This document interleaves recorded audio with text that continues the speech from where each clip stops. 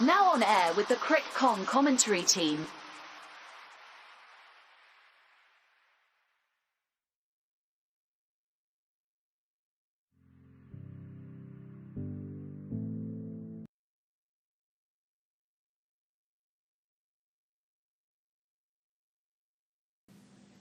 Right, it is the fifth and the final T20I, and I have no shame or no qualms in admitting that I never expected, even in my wildest dreams, that we are going to have a decider in this series. And by saying this, I mean no disrespect to the West Indies, but it's just that India was so strong when we saw the squad on paper as compared to the West Indies that this is going to be probably 3-1.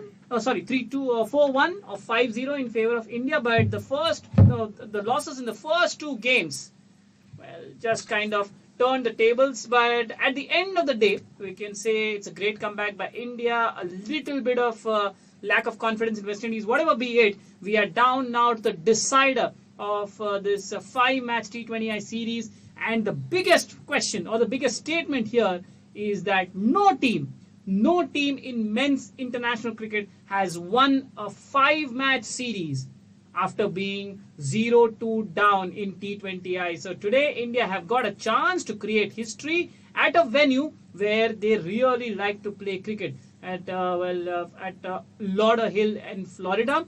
The first few matches of the series, of the ODIs, of the Test matches, and the T20Is were played on sluggish pitches in the Caribbean. But now the last two T20Is are going to be played on flat decks. So even though we might say that certain batters like to play only on flat decks, have got to admit that India start as firm favourites. That is reason number one. Reason number two, with two back-to-back wins, that is in the third and fourth T20, the momentum is firmly with India, and the previous match was just 24 hours back, even less than 24 hours back, and it was a crushing win for India as they just gunned down a total of 179 with consummate ease. Well, this is Karthik and Dhanush to take you through the fifth T20I between West Indies and India at the Lauderhill Stadium in Florida, where we expect a batting track nevertheless, but a track which might just slow down a bit because it is the same pitch which hosted yesterday's match, and there are a few dark spots on that pitch which might just make it slower and lower, and it might get the spinners into play. But these are all other things. First up, Dhanush, well, what is your take? Did you expect the series to be leveled at 2-all entering the fifth T20I when you initially looked at the squad sheet before the first T20I? Definitely not, I will say, because the whole tour has been Team India dominating and making sure that they are pretty ahead of what West Indies are at the current scenario. Even though that second ODI, definitely they gave heartbreaks to India in the ODI series, but India came back strong, scoring 351 in that third ODI, and just cementing that one off day is what that second ODI was. When it comes to the T20Is, I felt the Indian team will going to dominate because Hardik Pandya led India squad over the last 1 year. I can say that they have managed to dominate the opposition. They managed to dominate New Zealand. They managed to dominate Sri Lanka. They managed to dominate New Zealand once again at home. So I felt they will do it once again here. But I was taken by surprise in the first T20I that I was covering with Swapnil. 150 was the target the Team India needed, and I felt they will do it in 15 overs, and they ended up losing that match by 4 runs. So I was surprised by the way West Indies came back. And then to back that victory, they managed to win once again in the second T20I as well and get a 2-0 lead. It was just making me feel that this West Indies side, irrespective of whoever is playing, when it comes to T20 format, they kind of get themselves together. And then, the third and fourth T20I is basically saying when the batting tracks are good, there is no better batters than the Indians, because the third T20I was dominated by Surya Kumar Show, and the fourth T20I yesterday was just terrific because two youngsters in Yashasvi Jaiswal and Shubman Gill, who are considered as the next superstars of the Indian cricket, just had a terrific partnership out there. 165 runs, which is the joint highest score for the first wicket for India in T20Is, is what they did yesterday. And this was just a tremendous match for India as they managed to win it by 9 wickets. So we are here for the decider of this tour and decider of this series and the final match of this tour in West Indies. And after this, it is going to be the Ireland series that's going to be starting next Friday. So toss has happened, and the Indian team captain Hardik Pandya yesterday was frustrated losing the toss. Today, he was happy to win the toss, and immediately he said, "We are going to bat, mate." And this is a great opportunity for once again to the Indian batters out there to come out and post a big total. No changes in the Indian squad. Looking into the playing 11, Jaiswal, Gill opening with Surya. Tilak Verma is a very good introduction into T20 format. What a player he has been. Hardik Pandya, the captain. Sanju Samson, the wicket-keeper. Aksar Patel went expensive yesterday, but he will be hoping to have a better game. Kuldeep Yadav has been terrific. Chahal has been good as well. Arshdeep Singh and Mukesh Kumar are going to be the lead pacers, completing the playing 11 for the Indian side. Looking into the West Indies, it is Brandon King opening with Myers. They were just on song, but could not convert their good starts into big scores. Sai Hope making his comeback after 16 months into T20Is was really good, scoring 45. Nicholas Puran and Roman Powell did not have a good start, but Hetmyer managed to bring them back 61 with the bat. And then the rest of the team, if we say 2 changes is what they have made. They have brought in Roston Chase and they have brought in Alzari Joseph into the 11 in place of Odean Smith and Obed McCoy. So let us see how Alzari Joseph and Roston Chase are going to bring into this game. Spinners had a say yesterday, so Roston Chase will play a role in today's game. Yesterday there was only Akil Hussain, the solo spinner. So I feel today with two spinners, will they try to kind of make the batter's job a bit tough? That is something only time will tell for us. Yes, but and looking at West Indies team yesterday, I think they kind of panicked after losing that third T20I because they made three changes. Of course, two were forced because Shai Hope was injured and Jason Holder was injured, so both came back into the side, and hence they made those two changes. But I don't think Alzari Joseph need to have gone out of the side at all, even though he was not quite amongst the wickets in the first couple of matches. Sometimes what happens is, if you are in the playing 15 or playing 11 rather, not playing 15, you kind of get the feeling that if you don't perform in a couple of matches, you're going to be dropped. And that's not a great thing to have, especially if you are a youngster, because your career is just developing. As important is it to bred youngsters, it is equally important to give them enough opportunities. Of course, you don't give them opportunities for a lifetime, but you give them at least 10 matches, 15 matches, or whatever it is. And talking about India and T20I series deciders, they have played 15 matches and they have won 12 out of those 15, and they have lost only 2. And one was a no result. So it's almost like India stepping up when the pressure situation is on. And that's exactly the attitude which has helped them come the semi-finals, quarter-finals, or the finals of mega events. But talking from India's point of view, well, let's accept this. Winning or losing the series was never the motive. The motive was always to try out youngsters. And in the entire, at least for the T20Is, that is, you have tried out Ravi Bishnoi only for one game. And, well, the first ball LBW appeal from Nicholas Pooran. The umpire says not out.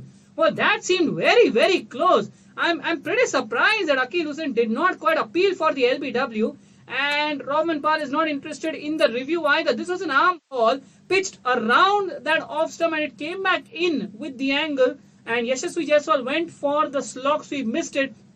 The DRS timer is done, but we would like to see all the other other points. That's the ultra edge, etc., etc., and where the ball hit. But the next ball, slog sweep, reverse sweep rather, and it's got it over cover for a flying start.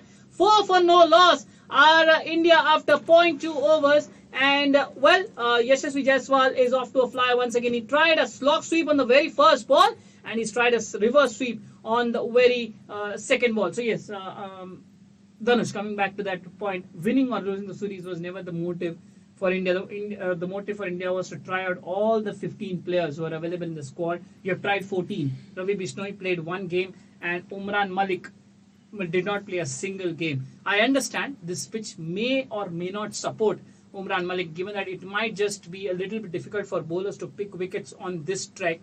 But given that, the ODI World Cup is around the corner, he might be picked for the next year's World Cup, T20 World Cup as well. Could Umran Malik and Ravi Bishnoi have been given more matches? Yes, definitely it was an opportunity, is what the whole tagline was in a way. What is this whole tour meant for Team India? It is opportunity for the youngsters across the three formats, Test, ODI, T20. We saw Mukesh Kumar debut for India in all the three formats. We saw Yashasvi Jaiswal debut in Test and here in T20s. So I'll definitely come back to that answer as Shubman Gill is on strike right now. Yep, 5 on a short delivery punched away towards point. And looking at the pitch, it is a little bit darkish in color. Normally when a pitch is darkish in color, it means that the ball might just come a little bit slowly. It might stay a little bit low, beg your pardon, and it might turn. So that means your spinners are going to come into effect, or could come into effect in this series. In the air and taken! That's the first wicket down for the Indians. It's Akil Hussain who has struck with the new ball. It's a fractionally short.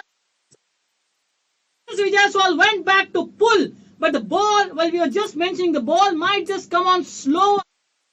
The ball came on way too slower than his anticipation, and he's played his shot way too early. The ball has gone not on the middle of the bat, but not on the edge either, off the face of the bat, straight back to the bowler, and Akil Hussain makes no mistake. The first wicket down as Yashasvi Jaiswal departs for 5, 6 for 1 are India in the very first over. हाय, मेरा नाम है बाबाशीष Nanda.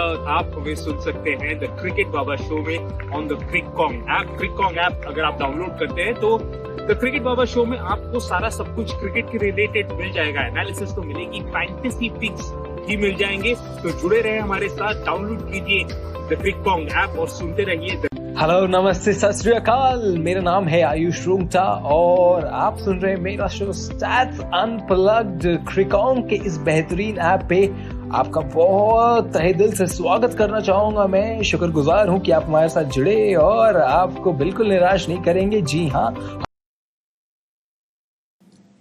Surya Kumar Yadav is the new batter in at number 3, and Akil Hussain spins straight away, making an impact in the very first over of this match. And Akil Hussain left arm round the wicket to Surya Kumar Yadav with a slip in place. Short ball, punch straight to the man at cover. It's Shai Hope. End of the first over. Not a bad start for West Indies. They conceded a boundary of the very second ball, but have ended up with the wicket of Yashasvi Jaiswal at the end of the first over. 6 for 1 India after electing to bat first. हाय, मेरा नाम है बाबाशीष नंदा। आप हमें सुन सकते हैं the cricket Baba show में on the क्रिककॉन्ग app. क्रिककॉन्ग app अगर आप डाउनलोड करते हैं तो द क्रिकेट बाबा शो में आपको सारा सब कुछ क्रिकेट के रिलेटेड मिल जाएगा। एनालिसिस तो मिलेगी, फैंटेसी पिक्स भी मिल जाएंगे। तो जुड़े रहे हमारे साथ, डाउनलोड कीजिए द क्रिककॉन्ग ऐप और सुनते रहिए। हेलो, नमस्ते, सत श्री अकाल। मेरा नाम है आयुष रूंगटा और आप सुन रहे हैं मेरा शो स्टैट्स अनप्लग्ड क्रिकॉन्ग के इस बेहतरीन ऐप पे। आपका बहुत तहे दिल से स्वागत करना चाहूंगा। मैं शुक्रगुजार हूं कि आप हमारे साथ जुड़े और आपको बिल्कुल निराश नहीं करेंगे। जी हाँ, हम देते रहेंगे आपको ऐसी चटपटी खबरें, ऐसी ऐसी बातें बताएंगे जो आपके होश उड़ा देंगी, आपने कभी नहीं सुनी होंगी। और अगर आप फैंटेसी लीग्स में एक्टिव है तो वहां पे भी जानने को मिलेंगे आपको बहुत अच्छे राज। तो फिर देर किस बात की, जुड़े रहिए हमारे साथ क्रिकॉन्ग के ऐप पे और मेरे पर्सनल पॉडकास्ट पे जिसका नाम है stats unplugged. This is your host, आपका दोस्त Ayush Rungta. Thank you. Hello and नमस्ते। मेरा नाम है यश पाठक। क्रिककॉन्ग पर आप सभी का स्वागत है। इस ऐप पर दोस्तों आपको मिलेगा आंखों देखा हाल, क्रिकेट की दुनिया में क्या चल रहा है उसका हम सिलसिला बताएंगे आपको एक अलग अंदाज में। पॉडकास्ट से लेकर लाइव पॉडकास्ट भी हम कवर करेंगे आपके लिए। तो क्रिकेट की दुनिया का भंडार है इस ऐप पर। और अगर आपको न्यूज चाहिए डेली, वीकली, मंथली, तो मेरे एक मसालेदार अंदाज में मैं आपको पेश करूंगा। थोड़ा ऊट पटांग सा ही होगा लेकिन मजा जरूर आएगा। तो जुड़े रहेगा मेरे पर्सनल पॉडकास्ट पर जिसका नाम है कॉन्ग्स बज और मेरा नाम है यश पाठक। तो thank you so much for ads कितने अनोइंग होते हैं ना, but do you know what's not annoying?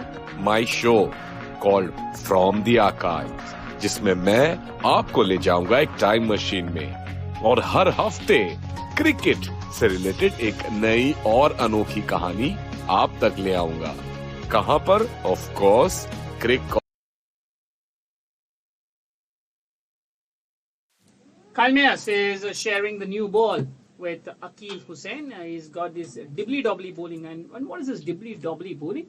Well, it kind of, we used to give this term to bowlers like Chris Harris of New Zealand. He used to come in, and even Chris Gaines, to a little bit Hansi Cronje, the late Hansi Cronje. He used to pitch the ball and then make it to nibble either in or away from the batter. And that's what Kyle Mayers usually does. Usually bowls only 1 or 2 overs with the new ball, and then if we can get a wicket well enough. He's done that against teams like Bangladesh and even sometimes against New Zealand, where he has struck with the new ball getting the outside edge. As far as Shubman Gill is concerned, well, the last time Shubman Gill got batted in a T20I series decider, he scored his maiden T20I 100, and that was at his favourite stadium, that is Narendra Modi Stadium in Ahmedabad, and that was against New Zealand. So he would definitely hope to do a repeat. And but as of now, India have lost an early wicket from one of the ends that I can see.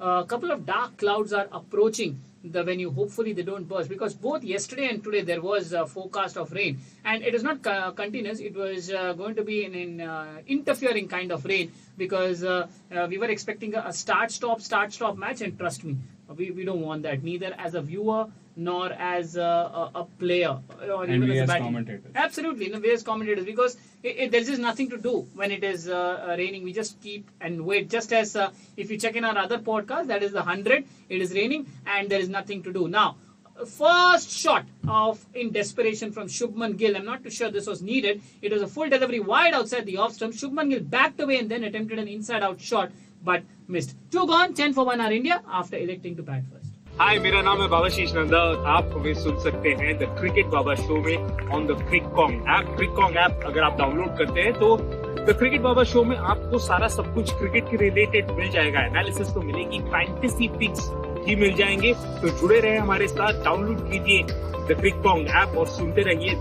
Hello, नमस्ते, सत श्री अकाल। मेरा नाम है आयुष रूंगटा और आप सुन रहे हैं मेरा शो स्टैट्स अनप्लग्ड। क्रिकॉन्ग के इस बेहतरीन ऐप पे आपका बहुत तहे दिल से स्वागत करना चाहूंगा मैं।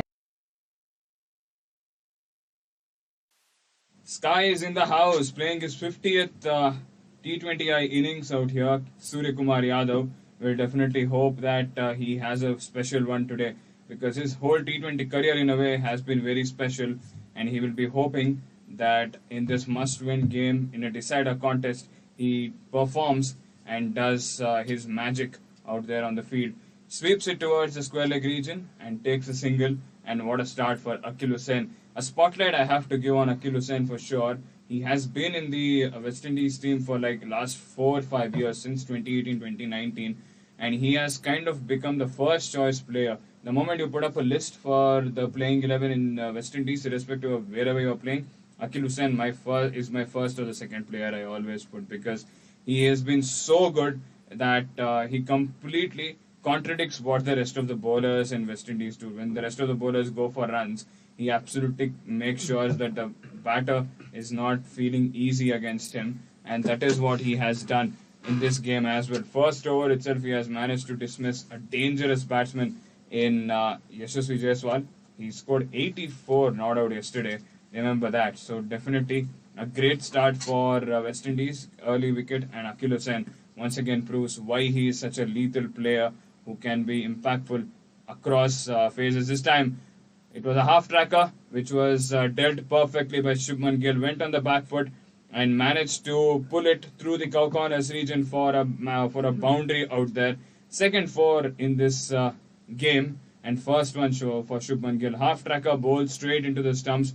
He went into the back foot and just pulled it to perfection over the cow corners region. One bounce and it goes past the boundary ropes. The score is currently 17 for 1 at 2.3 overs, and this is definitely now an opportunity for Shubman Gill to play a big innings. Yesterday he scored 77, but he got out for a very simple shot, which I feel was a mistake by himself. It was a lapse of concentration or on a hurry, moreover, by himself to finish off the game, and that resulted in his wicket, because India had a chance to win a match by 10 wickets for the second time. Yes. They kind of lost that opportunity that they had, and also it was a joint highest first wicket partnership, which could have been the highest first wicket partnership if he had shown a bit of patience. This time, good comeback by Akil Hussain. Gives a bit of width, bowls full, and Shubman Gill goes behind and tries to cut it straight to the covers, fielder out there.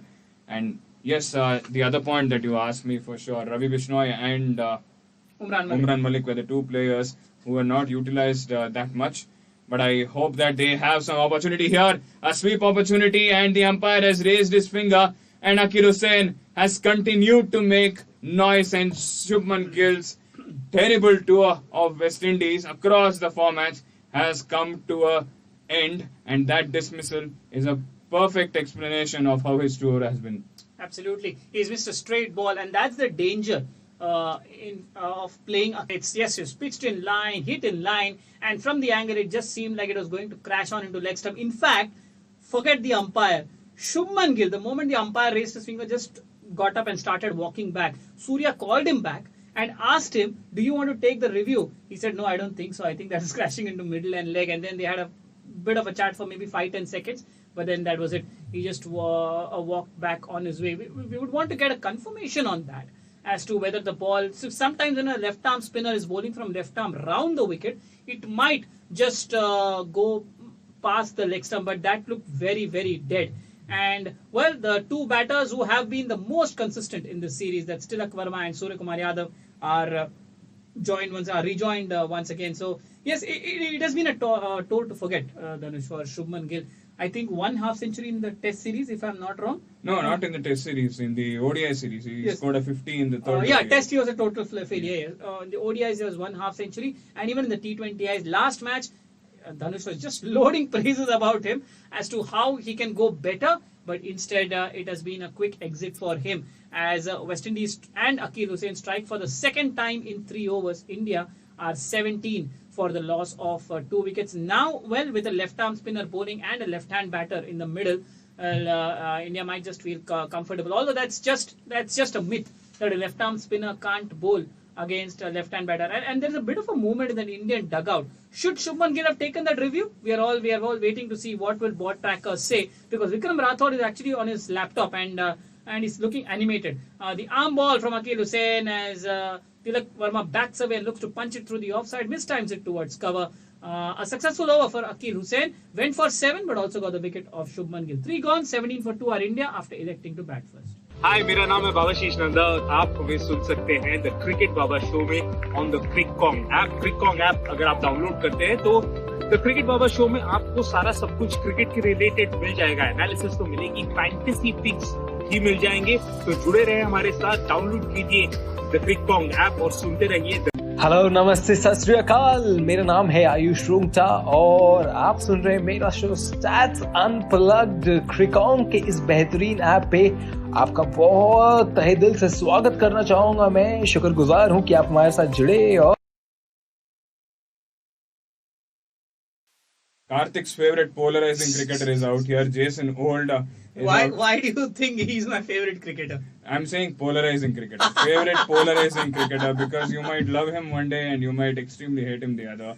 So definitely this is... Right now I'm hating the rain because it's pouring down out there. Yes, it is pouring down and I don't know how long the players will be out there, and this could have been an opportunity that could have definitely gone in Shubman Gill's favor, because he went for a sweep. The ball came and hit his pads and he did not want to take a review because he thought the ball would be hitting the leg stump. No, it is missing the leg stump by quite a mile, and that would have been such a easy decision for the umpire to change over the decision.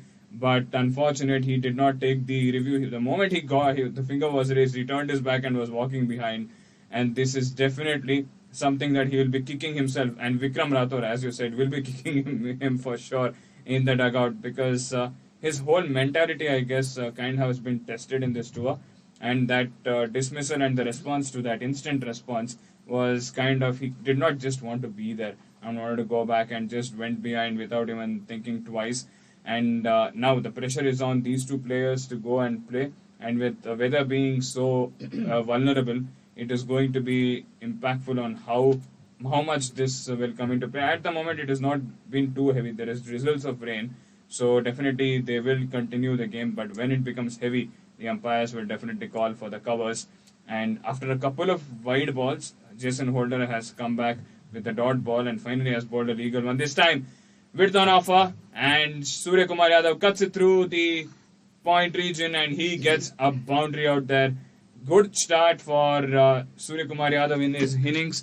This time width was there, the ball did not have pace, length delivery over that, and it was easy pickings for Surya Kumar Yadav as he dealt it through the point region for a 4. And yes, sky is clear, it's going to rain is what the weather forecast is, but that weather forecast says the rain will be in the form of 6s, not the literal droplets. Absolutely. And which is why we might see a rainbow here. Only the rainbow will favor the Indians, or the West Indians will come to know in a couple of hours' time. Short ball! Has that been taken at mid-wicket? No, it was not even a catch. It just landed in front of Shimran Hetmaya at mid-wicket. And I can understand what is going through Vikram Rathod's mind. And he's looking at that laptop. Vikram Rathod is the batting coach of India. He's looking at the laptop and fuming as if to say, why didn't Gill take that review? There are a couple of things which we need to understand here. Let's be honest. Both me and Dhanush sitting over here, we were watching from a straight angle. We thought from the angle that Akil Hussain was bowling, that looked out. That looked plumb. So that was one thing which even we felt that looked dead plumb.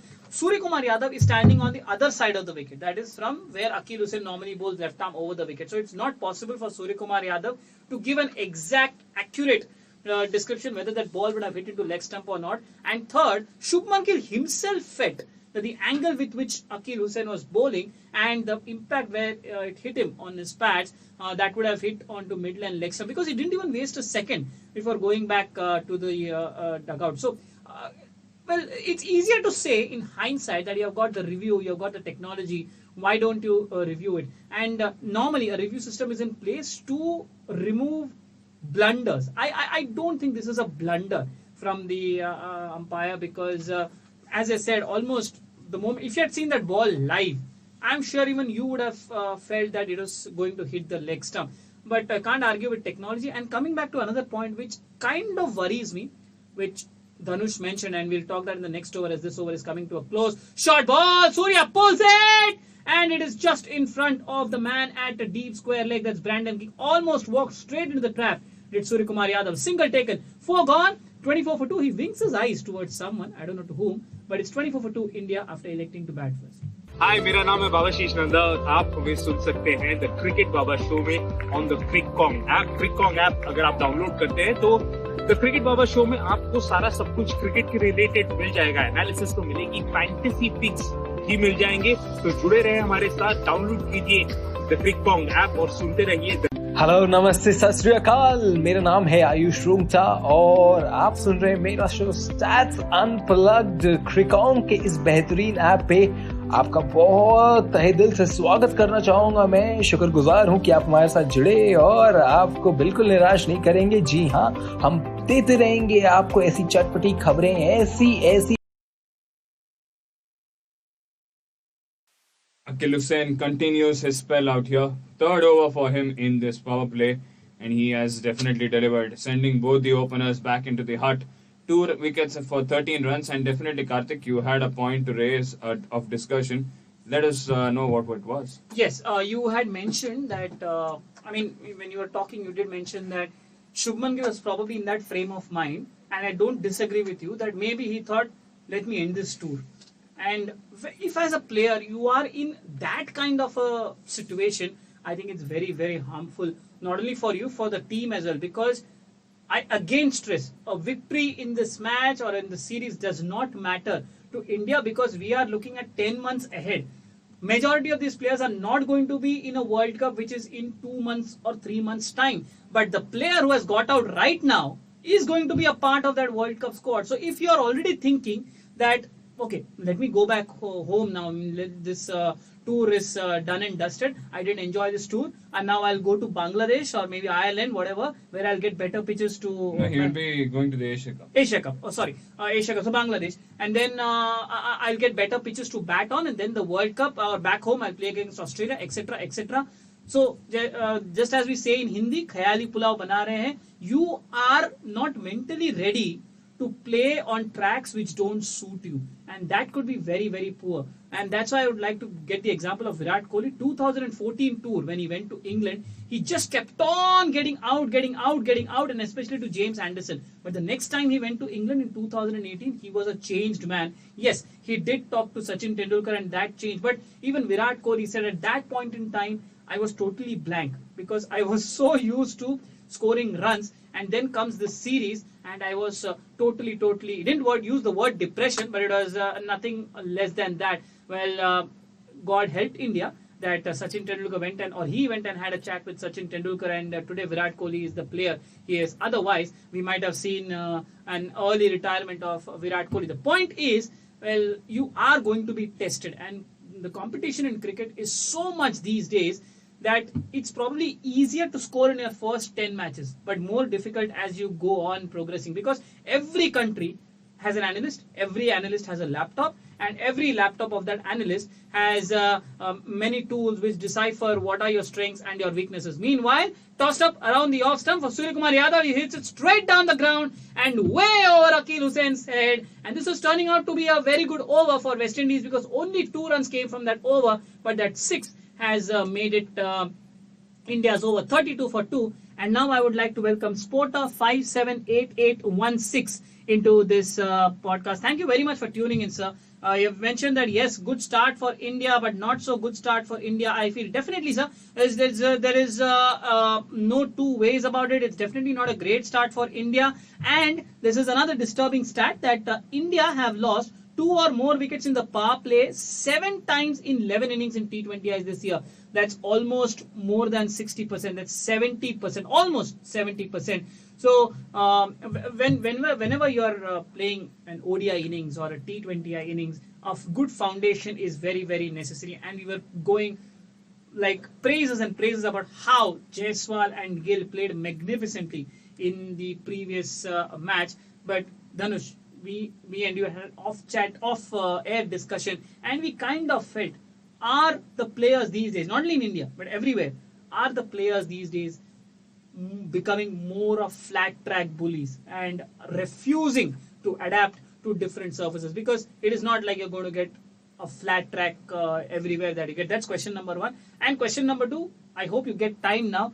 Please give your views on the exclusion of Umran Malik and Ravi Bishnoi. Yes, that topic we can definitely talk. We have the whole game out here for that specific topic. But at this point, at this juncture, at this score, 32-2, with 2 promising talents that have gone back into the hut in the form of Shubman Gill and Yashasvi Jaiswal, who had 165 run partnership, remember, not even 24 hours ago. So immediately what happened today, why did they not had a good game? Because they got out to a spinner in the form of Akil Hussain, and they made bad decisions also, where Jaiswal got into a shot way too early and Shubman Gill did not even think of taking a review out there. And looking into the perspective of how the Indian team has performed, I will definitely say that the stat that you said, in this year we have got out 7 out of 11. Lost 2 wickets in the first 6 overs, 7 out of 11. And if you see those 7 out of 11, you will see Shubman Gill and Ishan Kishan being repeated. Correct. Because they are the 2 openers that have been opening in the Indian team in T20 format this year. They did it in the Sri Lanka series, New Zealand series, and now in this West Indies tour. And I remember being in the broadcast at that time and doing that series. And the moment spinners came, Ishan Kishan was dancing around on that crease, did not know what he was doing out there. But someone who is knowing what he is doing is Tilak Verma here. A boundary towards the mid-wicket in the previous ball, and this time it was a short pitch delivery, which was down the leg, and he manages to pull it towards the square leg region for a maximum. This was a off-cutter being bowled by Alzari Joseph, who is bowling his first over, and he has been taken into the cleaners by Tilak Verma out there. He is a different breed altogether in this series. What an introduction it has been for him, over 150 runs in this series, and he has just been terrific so far, and an opportunity for him that he has come out so early to bat. 11 of 7 already, a boundary and a 6 in the last 2 deliveries. Coming back on that discussion, Ishan Kishan having issues with spin. Shubman Gill also, if you take that 126 and if you take the 77 from yesterday, in the remaining 9 games, if you total it up, it comes around 80 to 82. There also, if you look into the dismissals column, you will find spinners there. So, the topic of batters becoming flat trackish is because the Indian T20 league or the franchisee league that they are playing, it is not just these 2 players that are players all over the world, is more of a focusing towards bringing in people. And how do you bring people? It's through fours and 6. It is through batsmen celebrating their knocks. You mean the audience? Yeah, audience. It is basically that. And also, to get more viewers, you need to have those kind of conditions out there. But in this current condition, Tilak Verma is just playing a different game altogether, because this over has been just outstanding. 3 boundaries and a 6. In total, we have seen 18 runs, and India have completed 50 runs within the power play. Yesterday also, they scored 66 in the power play. Today, they have scored 50 in the power play. It's a great batting track. It is just that you need to time well and you need to place well. And if you do so, you will get runs. And Tilak Verma is presenting that out there brilliantly. And as I said, in order to gain viewers and bring in audience, I kind of feel that the franchisee leagues have gone towards focusing flat track pitches, and batters of current day and age are practicing way too much on those conditions. If you see the Ranji cricket also, they score 300, 400 with ease, and they get selected into the squad. But every other game, there will be some wicket, like a Lucknow wicket, like a wicket from in Kanpur or a wicket in Chennai, which is not going to help you. And there they are going to definitely fail and won't score runs. but the immediate next match, it might be somewhere in Hyderabad, somewhere in Bangalore, somewhere in Mumbai, where the ball will come onto the bat really well. And the moment they score there, well, the previous bad performance is being forgotten. And that is what has happened all over the world. It's not just with these two players or with these new players. Especially Indian players will have an extra amount of spotlight being put on them. And every time you see them not performing in outside in other conditions and only performing in favorable conditions, you are going to question whether they have the quality in them to adapt to various places. So I feel that yes, it is becoming flat trackish over the period of last couple of years. But I feel that in order to players to have longevity in their careers, they need to be capable of playing in different conditions. And if you ask me Shubman Gill's story, I will say he would have thought I will have a great series, I will have a great tour, I will be getting opportunities in 3 formats, and I will be playing a team who are definitely not in the best of their forms. They are coming off from a very disappointing qualifiers in the ICC World Cup qualifiers where they failed to qualify to the World Cup. So he thought he might have had a positive intention of coming and doing well here, but unfortunately nothing of that sorts have happened, and he will be really feeling bad for himself. And it has kind of been exposed also in the social media that the talks have definitely screw up. Like, he only plays in Ahmedabad, he only plays in flat track conditions like in Bangalore. If you look into the numbers as well, it kind of gives you that feel only, because if you look into his numbers in Lucknow or Chennai or in those conditions, it's not been so good. And here, with the wickets being sluggish, it will not come onto the bat easily, and he has failed, unfortunately. So I feel that he has been kind of given a litmus test way too early in his career. Like Virat Kohli got it 6 years down his career, but Shubman Gill is like 3rd year into his career, and he has faced this litmus test, unfortunately, unexpectedly moreover, where now he needs to go back and work on his technique. Sometime, if a technique issue happens, and if you don't rectify it, you are going to be caught like anything. And first signs, definitely, it will spur you up that you have the potential to play. Even Tilak Verma, I'll say, he is just 5 matches into his career now.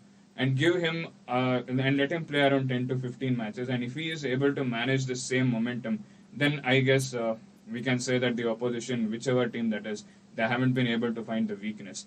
But if the performance slides down, then there will be some weaknesses that will come out glaringly out there, and it is going to be a challenge for Tilak Verma himself to make sure that those mistakes are rectified. Someone that made sure that even after 50 matches, there is no weaknesses to be found is Surya Kumar Yadav, because he has played consistently over the last couple of years like no one else. Yes, there is that issue of playing against left-arm spinners for him, but that is in ODI cricket moreover than in T20 cricket. So I feel that it depends on the player on how he keeps his performance, how he showcases his strengths and weaknesses. If he is able to hide his weaknesses and work on his strengths, make his strengths his best part, then he can manipulate the oppositions and score runs like how Surya Kumar Yadav is doing. But if your negatives are being exposed, it's your opportunity to make sure it is rectified as early as possible. And this time, Surya Kumar Yadav lofts it straight over the long on region, and that's a brilliant fielding effort done by not Kyron Powell, that is Roman Powell, the captain, as he jumped and pulled the ball back into the playing field, because the ball would definitely go beyond the ropes, and he has kind of stopped 4 runs for the West Indies side. That was brilliant effort out there by the West Indian captain. बिल्कुल, हम just देख रहे हैं कि क्या यहाँ पर रॉबमन पाल की बाया पैर जो है वो क्या रोप्स पे गिरा था. उन्होंने कैच पकड़ा, लैंड हुए बाउंड्री के अंदर ही, और उनका जो बाया जूता, हाँ वो जो बाया जूता है वो रोप्स के कितने पास है, ये थोड़ा यानी ये करना मुश्किल है, क्योंकि उन्होंने रिलीज तो कर दिया बॉल, लेकिन जब बॉल उनके हाथ में था, क्या उनका जूता जो है रोप्स को टच हुआ था क्या? थर्ड अंपायर वही चेक कर रहे हैं. अभी तक इस ओवर में 2 रन आए हैं, 53 रन 2 विकेट के नुकसान पर. जी हाँ, बहुत ही अच्छा एफर्ट, बहुत ही बढ़िया एफर्ट रॉबमन पाल का. 5 रन सेव किया है. जी बिल्कुल, 5 रन सेव किए. लेकिन आपने जो इतनी अच्छी एक्सप्लेनेशन दी, और चलिए ये भी दोनों कोइंसाइड हो गए, तो रॉबमन पाल के एफर्ट और धनुष का वो जो वंडरफुल एक्सप्लेनेशन था कि भारत क्या पूरे इस विश्व का जो युवा पीढ़ी है, क्या वो फ्लैट ट्रैक बुलीज ही बनते जा रहे हैं? कारण वो नहीं है, कारण मैनेजमेंट है, और मैनेजमेंट को शायद यहाँ पर एक रियलिटी चेक मिल गया है।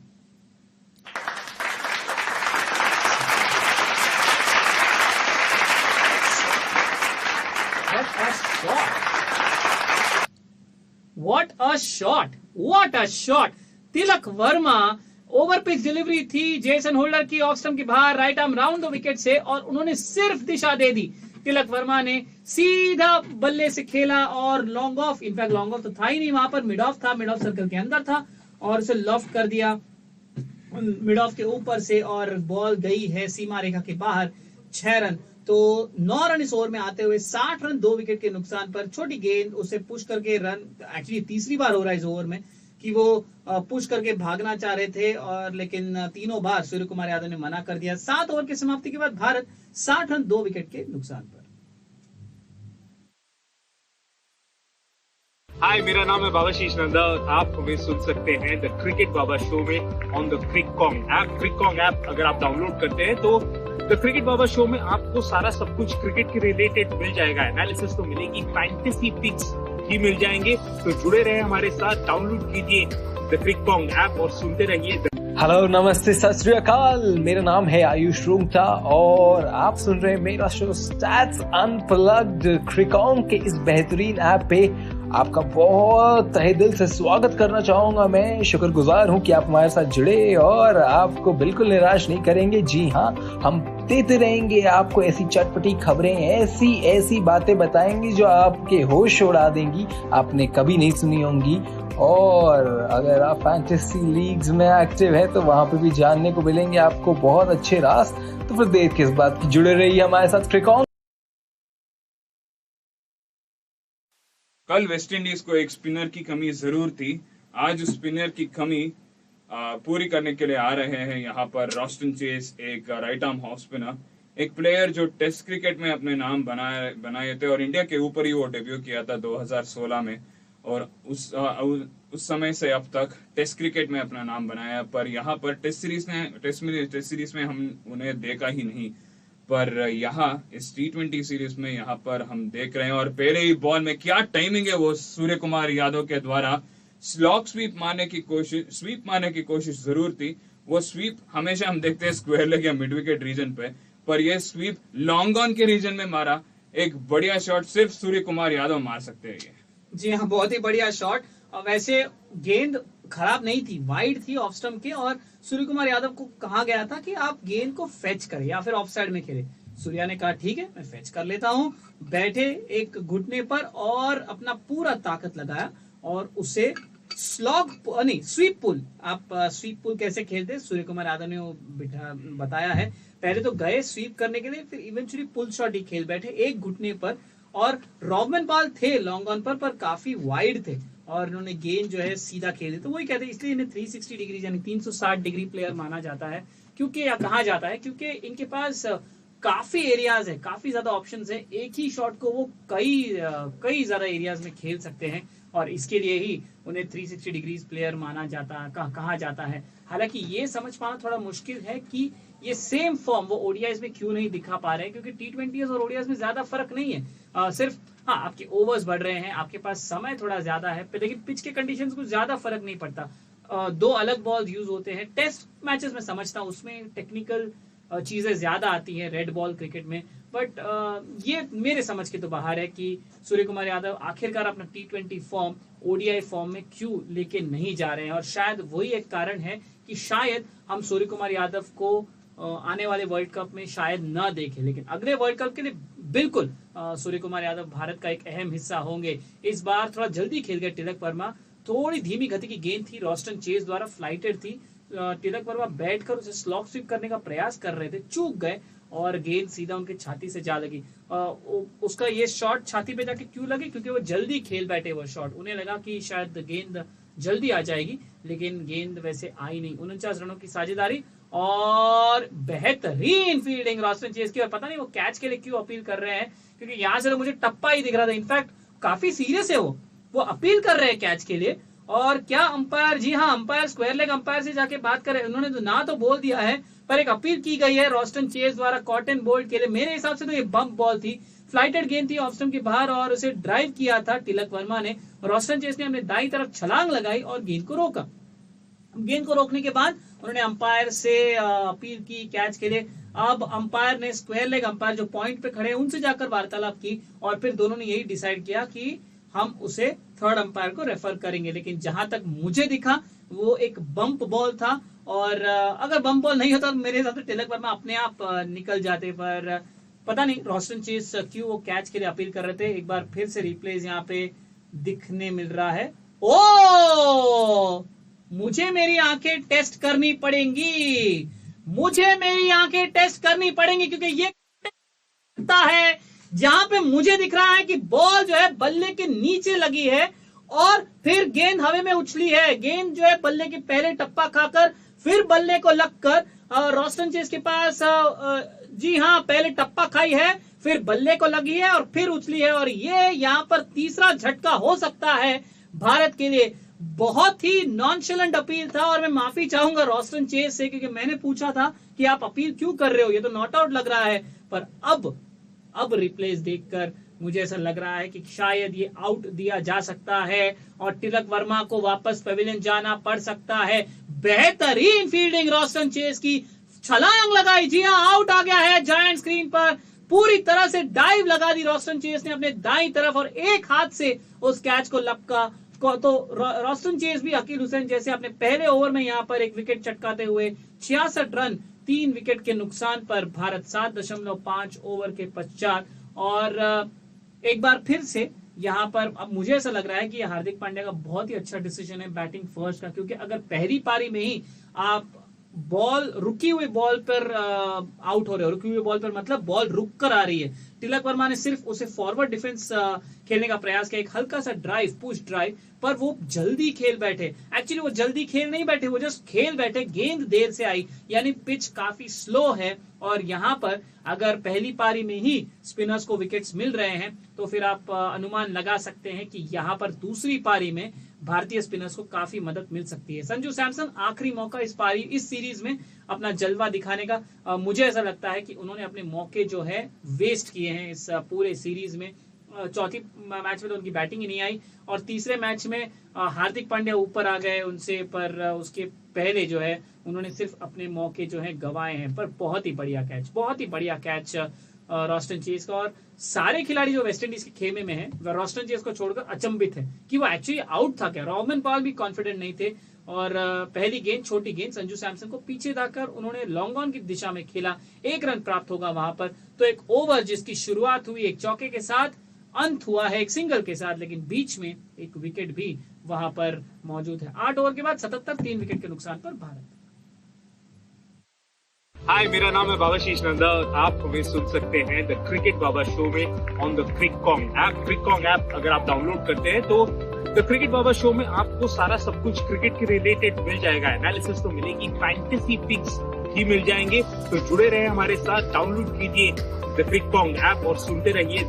हेलो, नमस्ते, सत श्री अकाल। मेरा नाम है आयुष रूंगटा और आप सुन रहे हैं मेरा शो स्टैट्स अनप्लग्ड। क्रिकॉम के इस बेहतरीन ऐप पे आपका बहुत तहे दिल से स्वागत करना चाहूंगा। मैं शुक्रगुजार हूं कि आप हमारे साथ जुड़े और आपको बिल्कुल निराश नहीं करेंगे। जी हाँ, हम देते रहेंगे आपको ऐसी चटपटी खबरें, ऐसी बातें बताएंगे जो आपके होश उड़ा देंगी, आपने कभी नहीं सुनी होंगी। और अलजारी जोसेफ वापस आ रहे हैं। पहले ओवर में 19 रन वहां पर मारा था तिलक वर्मा ने उनको। और अभी तिलक वर्मा की गैर हाजिरी में, अनुपस्थिति में, क्योंकि वो आउट हो चुके हैं पिछले ओवर में, और एक बढ़िया सी कॉटन बॉल रॉस्टन चेज के द्वारा। अच्छा, आपको लगा था वो आउट है? मतलब नेकेड आई में मुझे नहीं लगा था, मुझे भी ऐसा ही लगा था कि बॉल उनके सामने आकर एक टप्पा लेकर उनके हाथ में आई। पर यहाँ पर तो एक सॉफ्टेस्ट डिसमिसल बोल सकते हैं इसको, जो रॉस्टन चेज ने तिलक वर्मा को आउट करने के लिए किया। और बेहतरीन फील्डिंग एफर्ट वहां पे रॉस्टन चेज के द्वारा। और स्पिनर्स को जरूर यहाँ पर बड़ी हेल्प मिलती हुई, और इसी कारण वेस्ट इंडीज क्रिकेट अभी एक लेग स्पिनर को डेवलप करने में टाइम लेना पड़ेगा और ढूंढना पड़ेगा, क्योंकि उनके पास प्लेयर्स जरूर होंगे पर उनको अच्छी तरीके से एक अपॉर्चुनिटी या परफॉर्मेंस बैकिंग दिया जाए तो, और कोचिंग दिया जाए तो जरूर वो एक स्पिनर की यूसेज कर सकते हैं। और यानिक कैरिया एक लेग स्पिनर है। यानिक कैरिया एक लेग स्पिनर है, हेडन वॉल्श जूनियर जी है, जी हेडन वॉल्श जो भी एक लेग स्पिनर है, पर उनको मौका मिलना चाहिए और कंसिस्टेंटली मौका मिलना चाहिए। एक दो मैच खिलाकर आप उनको टीम से निकाल नहीं सकते अगर वो रन्स पे मारा दिया जाए। पर यहाँ पे सूर्य कुमार यादव कुछ नहीं सोच रहे हैं, कोई भी आए कोई भी जाए, मैं तो यहाँ मेरी बैटिंग करूंगा, मेरा जो परफॉर्मेंस है मैं दूंगा। मेरा 50वां इनिंग्स है ये T20 इंटरनेशनल्स में, और मुझे एक बढ़िया स्कोर बनाना पड़ेगा यहाँ पर इंडिविजुअली। वो भी ये सोच रहे हैं और उसके साथ टीम को भी अच्छा स्कोर बनाने की सोच यहाँ पर होगी। 72 रन हो चुका है 3 विकेट के नुकसान, और अभी ये 9वीं ओवर चल रही है, तो इंडिया का जो स्कोरिंग रेट है वो बहुत ही अच्छा है, पर विकेट का जरूर यहाँ पर कुछ ज्यादा ही, 1-2 विकेट ज्यादा ही पतन होता हुआ। और अभी संजू सैमसन को एक बड़ा गोल्डन अपॉर्चुनिटी, इस सीरीज के बाद वो आयरलैंड में 3 मैच खेलेंगे, उस टीम का प्राइमरी विकेट कीपर हो गया, क्योंकि उस टीम में संजू सैमसन और जितेश शर्मा है जो विकेट कीपर्स के रोल में निभाते होंगे। और मुझे नहीं लगता कि जितेश शर्मा को वो वहाँ पे अपॉर्चुनिटी मिलेगी। संजू सैमसन को 3 अपॉर्चुनिटी मिलेगी उस सीरीज में परफॉर्म करने के लिए, और वो होगा उनकी आखिरी परफॉर्मेंस और आखिरी अपॉर्चुनिटी T20 क्रिकेट में। और यहाँ पे लॉफ्टेड शॉट मारने की कोशिश, और Kyle Mayers extra covers region पे टाइम नहीं कर पाए। कैच की अपॉर्चुनिटी जरूर थी, पर वहां पर बारिश की वजह से, क्योंकि ड्रिजलिंग हो रहा है यहाँ पर, और उसके साथ ये ऐसा ड्रिजलिंग है कि धूप भी है और ड्रिजलिंग भी हो रहा है यहाँ पर लॉडर हिल में, और जरूर यहाँ पर बॉल के नीचे आ नहीं पाए काइल मेयर्स, और एक अपॉर्चुनिटी मिस होता हुआ। अल्जारी जोसेफ एक इम्पोर्टेंट क्रिकेटर है वेस्ट इंडीज क्रिकेट में, पर आज बहुत सारे रन दे चुके हैं, और वो भी अपने शोल्डर्स को ऑलरेडी 10 बॉल के बाद ही डाउन कर चुके हैं, और उनके पास कॉन्फिडेंस दिख नहीं रहा आज, क्योंकि 19 रन खाए थे तिलक वर्मा के ओवर में। और अभी संजू सैमसन ने भी एक चौका मार दिया है यहाँ पर पॉइंट रीजन पे, और जरूर अभी अल्जारी जोसेफ को वो कॉन्फिडेंस में जो डेंट डाला है आज इंडियन बैटर्स ने, वो दिखता हुआ यहाँ पर। जी बिल्कुल, और अल्जारी जोसेफ जो है कॉन्फिडेंस के बहुत कम लग रहे हैं, आज ही नहीं इस पूरे टूर में। मुझे वो याद है एक बार शायद पहला या दूसरा T20I था वो, तिलक वर्मा ने पैट किया पॉइंट की तरफ, और वहां से अल्जारी जोसेफ कह रहे थे नो वो फील्डर को, लेकिन वो फील्डर ने फेंका स्टंप्स पर, स्टंप्स तो मिस कर गए, लेकिन 4 ओवर थ्रोज दे दिए उन्होंने मिड विकेट के। और अभी भी वो अपना क्या नाम है काइल मेयर्स से बहुत नाराज है, क्योंकि उनको लगता है कि वो बेहतर एफर्ट कर सकते थे। लेकिन to be honest, to be fair, एक तो बारिश का रीजन तो था ही, और दूसरा काइल मेयर्स गेंद तक पहुंचे ही नहीं, तो गेंद उनके काफी दूर जाके गिरी। पर ये सब एक फास्ट बॉलर को कौन समझाए। फिलहाल वो कहावत है ना हिंदी में, अगर धूप भी है और बारिश भी है तो कहीं ना कहीं गधों की शादी हो रही है। चलिए हम उम्मीद करते हैं फिलहाल यहाँ पर मैच में कुछ अच्छी बात हो। 9 ओवर के बाद 78 3 विकेट के नुकसान पर भारत। हाय, मेरा नाम है बाबाशीष नंदा और आप हमें सुन सकते हैं द क्रिकेट बाबा शो में ऑन द क्रिककॉन्ग ऐप। क्रिककॉन्ग ऐप अगर आप डाउनलोड करते हैं तो द क्रिकेट बाबा शो में आपको सारा सब कुछ क्रिकेट के रिलेटेड मिल जाएगा। एनालिसिस तो मिलेगी, फैंटेसी पिक्स भी मिल जाएंगे, तो जुड़े रहे हमारे साथ। डाउनलोड कीजिए द क्रिककॉन्ग ऐप और सुनते रहिए। हेलो, नमस्ते, सत श्री अकाल। मेरा नाम है आयुष रूंगटा और आप सुन रहे हैं मेरा शो स्टैट्स अनप्लग्ड। क्रिकॉन्ग के इस बेहतरीन ऐप पे आपका बहुत तहे दिल से स्वागत करना चाहूंगा। मैं शुक्रगुजार हूं कि आप हमारे साथ जुड़े और आपको बिल्कुल निराश नहीं करेंगे। जी हाँ, हम देते रहेंगे आपको ऐसी चटपटी खबरें, ऐसी बातें बताएंगे जो आपके स्पिन के लिए एक अच्छा दिन है आज, जरूर हम बोल सकते हैं, क्योंकि अकील हुसैन 2 विकेट लिए हैं, रोस्टन चेस 1 विकेट लिया है अपने पहले ही ओवर में। और अब जब इंडिया बॉलिंग करने आएगी जरूर वहां पर 3 स्पिनर्स है, अक्षर पटेल, कुलदीप यादव और युजवेंद्र चहल। यहाँ पर एक जरूर एक अपॉर्चुनिटी है संजू सैमसन के लिए रन्स बनाने के लिए, और वो दोनों हाथ में ले रहे हैं। दूसरी बाउंड्री यहाँ पर मिलता हुआ संजू सैमसन को, विड्थ था इस डिलीवरी में और फुल टॉस गेंद थी ये शायद मीडियम पेस डिलीवरी बोल सकते हैं हम रोस्टन के चेस के द्वारा, और आसान सा शॉट डीप एक्स्ट्रा कवर्स के रीजन पे एक चौका मिलता हुआ यहाँ पे संजू सैमसन को, और रन स्कोरिंग बढ़िया हो रही है यहाँ पर टीम इंडिया के लिए। अगर एक साझेदारी हो जाए तो जरूर 200 की तरफ देख सकते हैं। और जब सूर्य कुमार यादव है वहां पर ब्लेस यू, जब सूर्य कुमार यादव है यहाँ पर वहां पर और धूप भी खिली हुई है, तो फिर आप डेफिनेटली 220 तक भी रुख कर सकते हैं। क्योंकि अगर हम डेविड लॉयड की फिलॉसफी या फॉर्मूला के हिसाब से चलें तो आप जो भी फॉर्मेट खेल रहे हैं लिमिटेड ओवर्स में, अगर 60% ओवर में आपने जो रन्स बनाए हैं, आपके पास विकेट्स हाथ में है, तो आप उनका डबल कर सकते हैं। फॉर एग्जाम्पल 50 ओवर के मैच में 30 ओवर के बाद आपका जो भी स्कोर है, अगर आपके पास विकेट्स हाथ में हो काफी ज्यादा 7 या 6 उस हिसाब से, तो आप डबल कर सकते हैं। सिमिलरली T20 क्रिकेट में 12 ओवर के बाद आपका जो भी स्कोर हो वो आप डबल कर सकते हैं, प्रोवाइडेड आपके पास विकेट्स हैं कम से कम 6 या एटलीस्ट 7। फिलहाल 83 3 विकेट के नुकसान पर। और फ्लोरिडा की बात करें तो पिछले 10 मैच में एवरेज फर्स्ट इनिंग स्कोर जो है वो 171 रहा है। जिस हिसाब से भारत बल्लेबाजी कर रही है, आराम से 190 या 200 तक तो पहुंच ही जानी चाहिए। प्रॉब्लम वेस्ट इंडीज को हो सकती है, क्योंकि अगर पहली पारी में ही आपको धीमी पिच पर विकेट्स मिल रही हैं, तो फिर सेकंड इनिंग्स में बल्लेबाजी बहुत ही मुश्किल हो सकती है। अगली गेंद यहाँ पर लेग स्टंप पर, उसे हल्के से हाथों से खेल दिया शॉर्ट मिड विकेट की तरफ, जहां पर रॉबन पाल वहां पर फील्डिंग करेंगे। 85 3 विकेट के नुकसान पर। और ये ड्रिंक्स ब्रेक के पहले ये आखिरी गेंद 9.5 ओवर के बाद 85 3 विकेट के नुकसान पर। और अंपायर जो है ग्रेगरी बैथवेट काफी आराम से संजू सैमसन कान में कहते हुए कि प्लीज आप पिच से जरा हटकर भागिए। पोलाइट वार्निंग था वो, फ्रेंडली वार्निंग, ऑफिशियल वार्निंग नहीं है। अगर एक और ऑफिशियल वार्निंग मिल गई तो 2 ऑफिशियल वार्निंग के बाद बैट्समैन को आउट तो नहीं करार देंगे, लेकिन 5 रन घटा दिए जाएंगे। फिलहाल एक सिंगल लॉन्ग ऑन की तरफ 10 ओवर के बाद 86 3 विकेट के नुकसान पर हम बढ़ रहे हैं एक ड्रिंक्स ब्रेक की तरफ। हाय, मेरा नाम है बाबाशीष नंदा और आप हमें सुन सकते हैं द क्रिकेट बाबा शो में ऑन द क्रिककॉन्ग ऐप। क्रिककॉन्ग ऐप अगर आप डाउनलोड करते हैं तो द क्रिकेट बाबा शो में आपको सारा सब कुछ क्रिकेट के रिलेटेड मिल जाएगा। एनालिसिस तो मिलेगी, फैंटेसी पिक्स भी मिल जाएंगे। तो जुड़े रहे हमारे साथ, डाउनलोड कीजिए द क्रिककॉन्ग ऐप और सुनते रहिए। हेलो, नमस्ते, सत श्री अकाल। मेरा नाम है आयुष रूंगटा और आप सुन रहे हैं मेरा शो स्टैट्स अनप्लग्ड। क्रिकॉन्ग के इस बेहतरीन ऐप पे आपका बहुत तहे दिल से स्वागत करना चाहूंगा। मैं शुक्रगुजार हूं कि आप हमारे साथ जुड़े और आपको बिल्कुल निराश नहीं करेंगे। जी हाँ, हम देते रहेंगे आपको ऐसी चटपटी खबरें, ऐसी बातें बताएंगे जो आपके होश उड़ा देंगी, आपने कभी नहीं सुनी होंगी।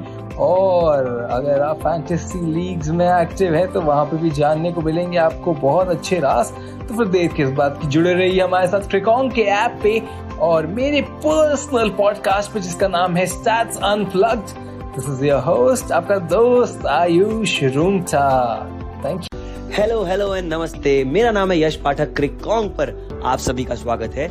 इस ऐप पर दोस्तों आपको मिलेगा आंखों देखा हाल, क्रिकेट की दुनिया में क्या चल रहा है उसका हम सिलसिला बताएंगे आपको एक अलग अंदाज में। पॉडकास्ट से लेकर लाइव पॉडकास्ट भी हम कवर करेंगे आपके लिए। तो क्रिकेट की दुनिया का भंडार है इस ऐप पर। और अगर आपको न्यूज चाहिए डेली, वीकली, मंथली, तो मेरे एक मसालेदार अंदाज में मैं आपको पेश करूंगा।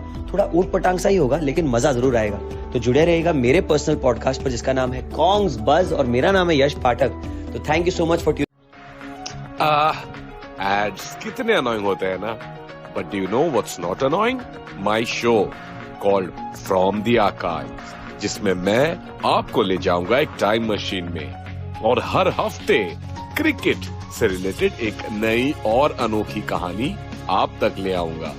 कहां पर? ऑफ कोर्स क्रिककॉन्ग ऐप पर, जहां आपको मिलेगा क्रिकेट से रिलेटेड सारे के सारे latest updates, news, scores and much more. Anyways, continue to enjoy what you will. क्या आप फैंटेसी क्रिकेट खेलते हैं और जीत नहीं पा रहे? वेल, क्या आप ठीक से तो प्लेयर्स रख रहे हैं ना? ये फैंटेसी क्रिकेट है मेरे दोस्त। यहाँ लक और तुक्के के साथ साथ you also need the best playing 11। क्या आप सोच रहे हो ऐसी कौन सी जगह है जहां आपको बेस्ट फैंटेसी 11 मिल जाए और आपकी रिसर्च और स्टडी बहुत इजी हो जाए?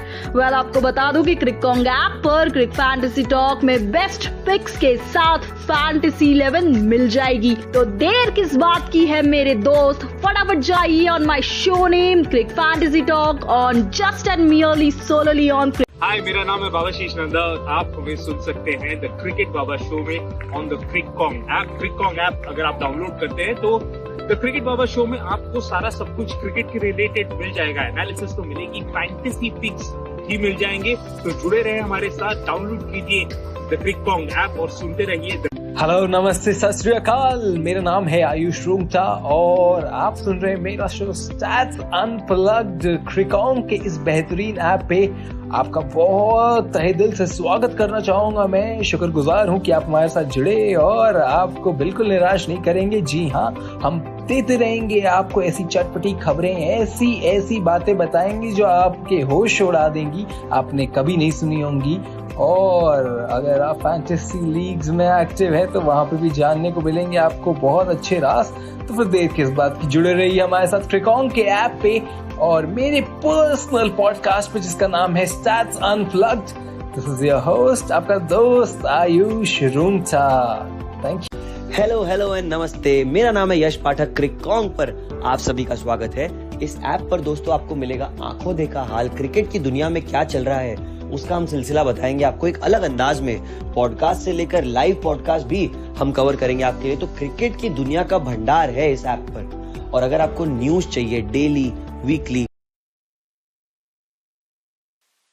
Half of the innings is done, 86 for 3. The score is for Team India, and they definitely will be hoping to score 114 more, which will take them to 200.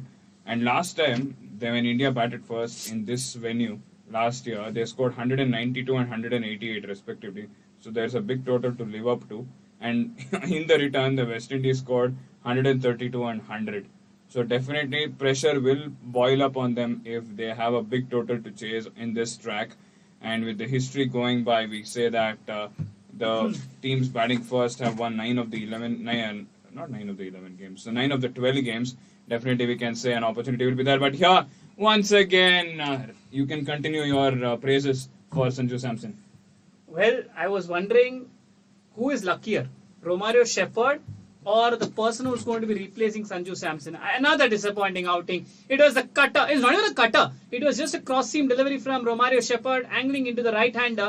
Sanju Samson just poked at it without moving any feet, got a thick outside edge, and Nicholas Pooran dived to his right to take a decent catch. Well, Sanju Samson, sadly, Dhanush just informs me that he is going to go to Ireland, but I don't think any performance in those two matches is going to make any difference to his comeback in the T20I format, at least. You undermine Ireland there itself with a 3-match T20I series. Okay. No, but jokes apart, I mean, your heart does go out to Sanju Samson because we are constantly telling that this Indian team is so strong that you won't get opportunities, and then when you get opportunities like these, you're just squandering it away. We say again that come the World Cup, in fact, after 3-4 months, you're going to see 5 to 6 players return to the side. One is Shreyas Iyer, one is KL Rahul, the other is Ruturaj Gaikwad, who's going to come into the side as a permanent player. Then you got, okay fine, Mohammad Shami is probably on his retiring ways out after the World Cup, but Jasprit Bumrah is going to come back in. Then there are a couple of others also who are waiting in the wings, who are already eager. They talk about Test cricket. There is Abhimanyu Easwaran, there is Priyank Panchal as well. There are plenty of cricketers back home in India who are eager to grab that spot. And at least for them, I think Sanju Samson has just kind of pushed the door open with consistent failures. And talking about Romario Shepherd, I always felt that he's a better batter than a bowler, and I still feel that. I with due respect to Romario Shepherd, I don't think he bowls anything else other than slower balls. there is that he has got a sharp bouncer which he can bowl, but that's only on helpful pitches, not on any kind of pitch. And then with the bat he can tong this big sixes. But he has proved me wrong time and time again, right from that second ODI where he used that slower bouncer to great effect. He took this form into the third ODI and he has taken that form with the ball in the T20I series as well. It's with the bat rather what we have seen him perform so well in the CPL Caribbean Premier League. But as far as West Indies are concerned, they have developed another all-rounder in Romario Shepherd. So, 87 strikes for India, 13 short of 100 as they lose their fourth wicket. 3 runs, 1 run of 3 balls so far. The fourth ball to skipper Hardik Pandya, has faced a second of this innings, comes forward and pushes it down to long off for a single. 88 for 4. You see any kind of opening for Sanju Samson in the future post the Ireland series? I don't feel so because I myself have been not a supporter of him for a long period of time because his Indian T20 League performance was pretty evident that he always comes with expectations. Every Indian T20 League comes up every year. The first 3 games, if you see, he has a very good performance.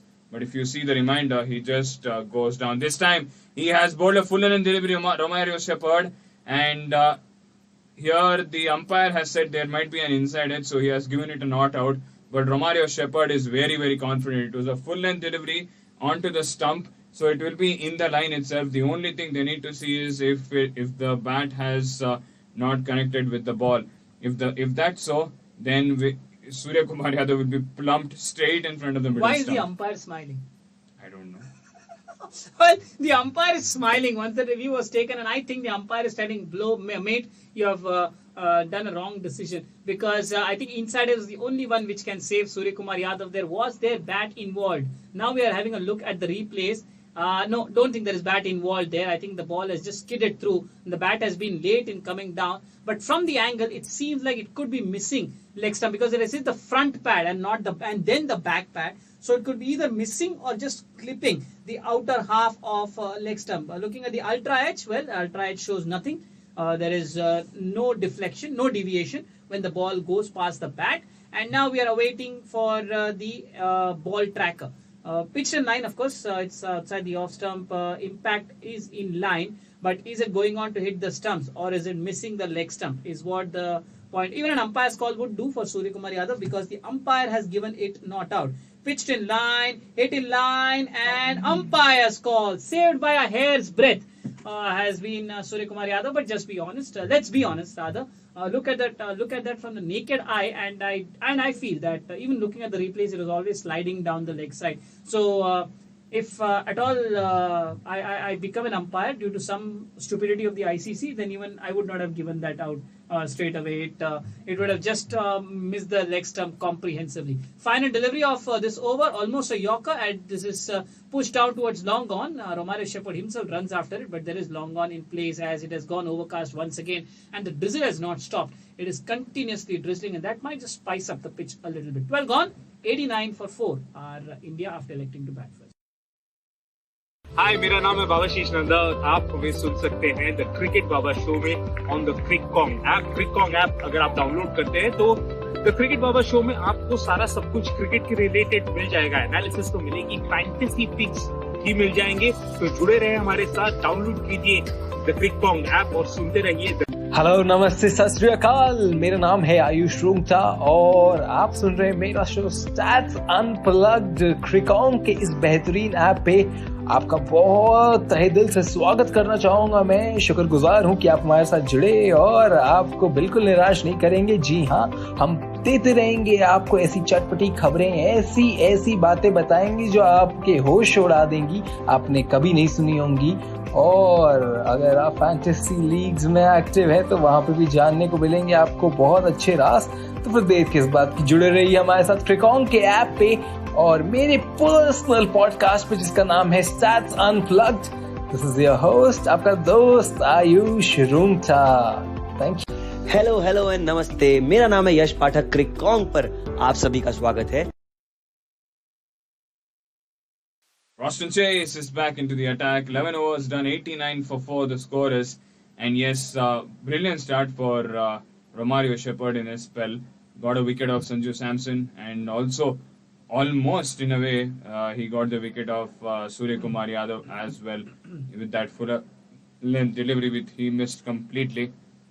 But yeah, Hardik Pandya definitely, after taking up the captaincy, the big talk has been his underperformance, because before the captaincy he was just beautiful slogger who would be in that number 6 position, come out there at whichever position it might be, and he would do his duty of swinging and getting I would sixes and want to fours. hear those two words again: beautiful and slogger.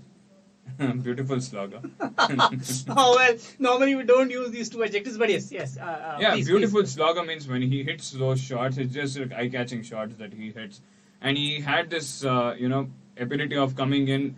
It didn't matter whether he would come in the 8th over or he would come in the 18th over. He had this normal tendency of coming in, seeing a couple of balls, and then smashing.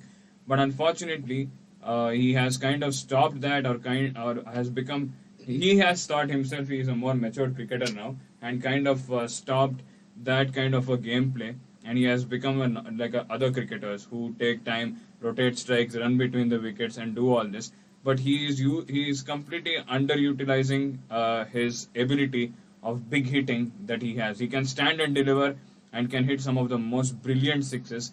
But he used to be a cricketer whom I feel, if he would be a normal Hardik Pandya, he would see a couple of balls of Roman power, and the third ball he would hit a straight six over the long one region and completely unsettle him. But here he would play two dot balls. The third ball he will just push it towards and take a single. So the whole mindset of the opposition has become like, oh, this guy has become more like a defensive cricketer, and he's an E. And if we put pressure on him and if we bowl dot balls, he's going to succumb to pressure. Is what the talk has been. What do you say about it? Is what I want to hear about. 12 overs are done and dusted. 94 for 4. Team India out here.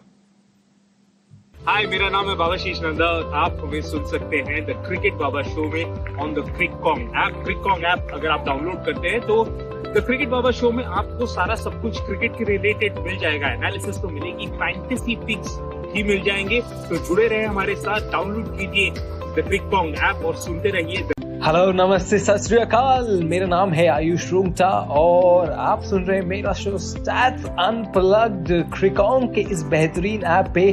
आपका बहुत तहे दिल से स्वागत करना चाहूंगा। मैं शुक्रगुजार हूं कि आप हमारे साथ जुड़े और आपको बिल्कुल निराश नहीं करेंगे। जी हाँ, हम Valid point raised by Dhanush in the previous over, and after an age it seems like Aqil Hussain is back on, and this is probably to test both Surya and Hardik against spin, because if West Indies can get the fifth, Especially left arm spin. yes, especially left arm spinners, if West Indies can get that fifth wicket before India reach 100, they can put real pressure on India, because remember, India's batting lineup is not that deep. There's one more batter to come, that is Akshar Patel, and after that it's going to be all bowlers. So to have if India aim to get to that score of 190-200, then this partnership has to go big. Mind you, having said that, the pitch looks slow, so anything in excess of 170 would be good enough on this deck. But in terms of batting performance, India would want that this pair fires, and then Akshar Patel comes out in the last 3 or 4 overs. Yes, coming back to that Hardik point, I think this has started to happen ever since the time the franchise called Gujarat has come in the Indian T20 League, because he was anointed the captain from the very first season, and it kind of gives us the feeling that maybe Hardik Pandya is trying to take too much responsibility upon himself, or maybe he feels that he is the captain of the team and he cannot throw his wicket away, because if he goes for those big shots, as Dhanush rightly mentioned, and he gets out, then it is like people will start questioning his responsibilities, his maturity, and sometimes that can take players into a shell. In fact, 3 or 4 innings I remember in this recently concluded Indian T20 League itself, where he played the entire quota of overs, and yet his team just crossed 130. And one match they lost, one match they won. But that was not because of him. That was because of the bowling that they won. And in one match that they lost, it was because of his batting. Because another 20 runs that they got, they would have got. So that fear, or can I use the term fear? I don't know with Hardik. But maybe that thought of me failing if I go big consistently, and then letting the team down is probably wearing him down, wherein he's mixing the two roles. These are two different things, captaincy and batting. The greatest of captains are on the field, not with the bat. When you bat, you're performing that one single role, you're a batter. You play a ball on its merit, not because as a captain, because the ball is not going to behave differently if you're Steven Smith, or it's not going to behave differently if you're Sachin Tendulkar. It's going to behave the same way as it always is. But it's how you treat it in your mind, and maybe Hardik Pandya is kind of that overthinking on his own abilities, wherein he feels that he needs to play more defensively just to ensure that there is not a collapse in the batting order. Something we saw with Rohit before the start of this year, wherein he was playing way too slowly just because he is the captain. Just because you are a captain doesn't mean your batting needs to be affected. It just means that you have the responsibility of leading a team onto the field. 13 gone, 97 for 4 as Hardik misses a few scoring opportunities in this over. हाय, मेरा नाम है बाबाशीष नंदा और आप हमें सुन सकते हैं the cricket Baba show में on the क्रिककॉन्ग app. क्रिककॉन्ग app अगर आप डाउनलोड करते हैं तो द क्रिकेट बाबा शो में आपको सारा सब कुछ क्रिकेट के रिलेटेड मिल जाएगा। एनालिसिस तो मिलेगी, फैंटेसी पिक्स भी मिल जाएंगे। तो जुड़े रहे हमारे साथ, डाउनलोड कीजिए द क्रिककॉन्ग ऐप और सुनते रहिए। हेलो, नमस्ते, सत श्री अकाल। मेरा नाम है आयुष रूंगटा और आप सुन रहे हैं मेरा शो स्टैट्स अनप्लग्ड। क्रिककॉन्ग के इस बेहतरीन ऐप पे आपका बहुत तहे दिल से स्वागत करना चाहूंगा। मैं शुक्रगुजार हूं कि आप हमारे साथ जुड़े और आपको बिल्कुल निराश नहीं करेंगे। जी हाँ, हम देते रहेंगे आपको ऐसी चटपटी खबरें, ऐसी बातें बताएंगे जो आपके होश उड़ा देंगी, आपने कभी नहीं सुनी होंगी। और अगर आप फैंटेसी लीग्स में एक्टिव है तो वहां पे भी जानने को। रॉस्टन चेस आ रहे हैं यहाँ पर अपने आखिरी ओवर बॉलिंग करने के लिए, और एक बढ़िया स्पेल होता हुआ अकील हुसैन का, जो 4 ओवर में 26 रन देके 2 विकेट लिया। दोनों विकेट भारतीय ओपनर्स यशस्वी जायसवाल और शुभमन गिल, जो कल एक बढ़िया पारी खेली थी, आज जल्दी ही आउट हो चुके हैं क्योंकि अकील हुसैन एक बढ़िया बॉलिंग कर रहे थे वहां पर। और अभी जो स्कोर है यहाँ पर 98 पे 4, 13 ओवर हो चुका है और तकरीबन 4 ओवर हो चुका है कार्तिक पिछले बाउंड्री आकर। तो जरूर अभी ये दोनों बैटर्स जो बाउंड्री मारने में माहिर है, अपनी गियर चेंज करना पड़ेगा अभी। Well, yes, and probably I think what we said an over back, they are also thinking about the same thing. It's kind of basically an overthinking. The thought is, if 99 for 4 becomes 105 for 6, then forget 200, you won't even get to 150. That is probably the thought. So maybe both of them think that let's play for a couple of more overs, let's milk the bowling around, and both of us have the capability of going big in the last 5 overs, wherein we can score 70-75 runs. And even if we get out in the 16th, 17th over, we still have Akshar Patel to come and score those runs. And in that second match, was it? First match, where Arshdeep Singh also showed his batting skills as well. So there are certain options. I think that is the only thing. Sometimes cricket is not played on the field; it's played in the mind. And sometimes the opposition does not do anything to you. You do it to yourself, and you start overthinking. Wherein you don't play cricket as a normal ball game. You just start overthinking and do too much of maths into it. Full outside the off-stump, Hardik comes forward and drives it towards long off for a single. 101 for the loss of 4 wickets. And maybe not Hardik, but Surya Kumar Yadav can probably take that one calculated risk per over, that one boundary shot, and try and get to 8 to 10 runs per over consistently, so that by the 16th over, India are somewhere around the 125, 130 mark, and then in the last 5, they can go berserk to get to somewhere between 185 to 190. 14 gone.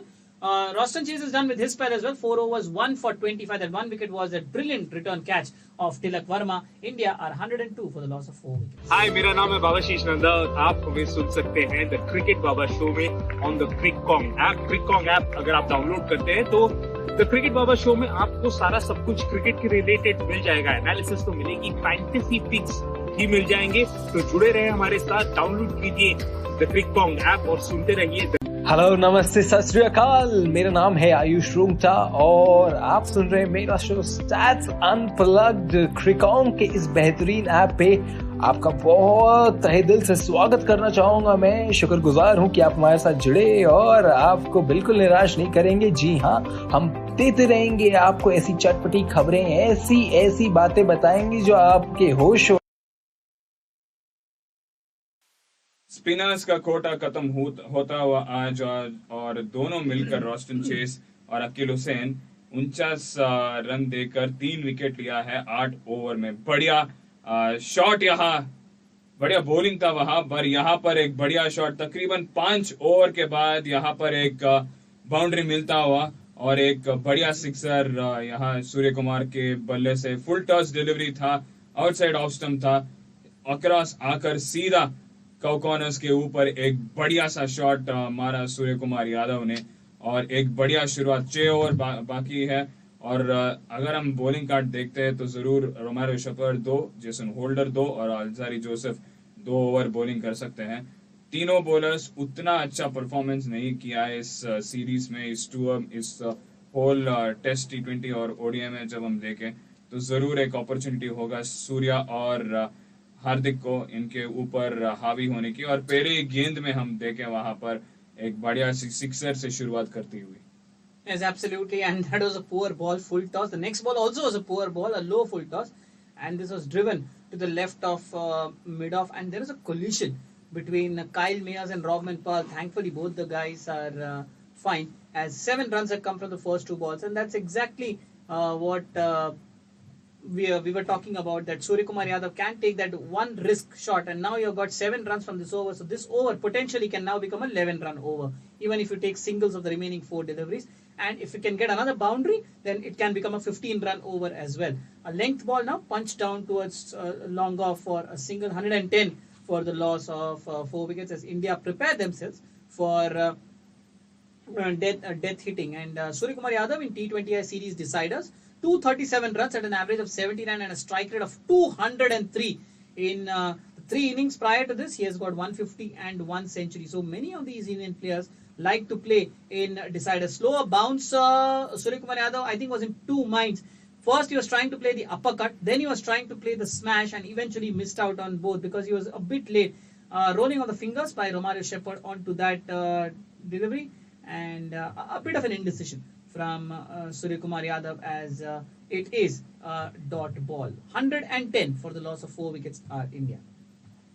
जी जरूर, एक बढ़िया delivery यहाँ पर, short pitch delivery, off cutter था और जरूर tennis shot मारने की कोशिश की है यहाँ पर सूर्या ने, पर अभी एक बड़ा सा वाइड डालते हुए और जरूर यहाँ पर एक बढ़िया इनिंग्स आता है इस डिसाइडर मैच में। और जब डिसाइडर्स हो तो सूर्य कुमार यादव एक अलग ही जोन में बैटिंग करता है, और मुझे पता है पिछला डिसाइडर जो उन्होंने खेला वो श्रीलंका के विरुद्ध खेला, एक बढ़िया सा शतक बनाया था राजकोट में, और वहां पर इंडिया ने तकरीबन 228 रन बनाए थे 20 ओवर में। पर आज 228 तो नहीं आएगा, पर सूर्य कुमार के बल्ले से एक और अर्धशतक देख सकते हैं। 50वां इनिंग्स खेल रहे हैं यहाँ पर सूर्य कुमार यादव, और मुझे लगता है इन 50 इनिंग्स में तकरीबन 1800 से ज्यादा रन बनाए हैं। अगर हम देखें तो पहले 50 इनिंग्स में कौन कौन बैटर्स कितने रन बनाए,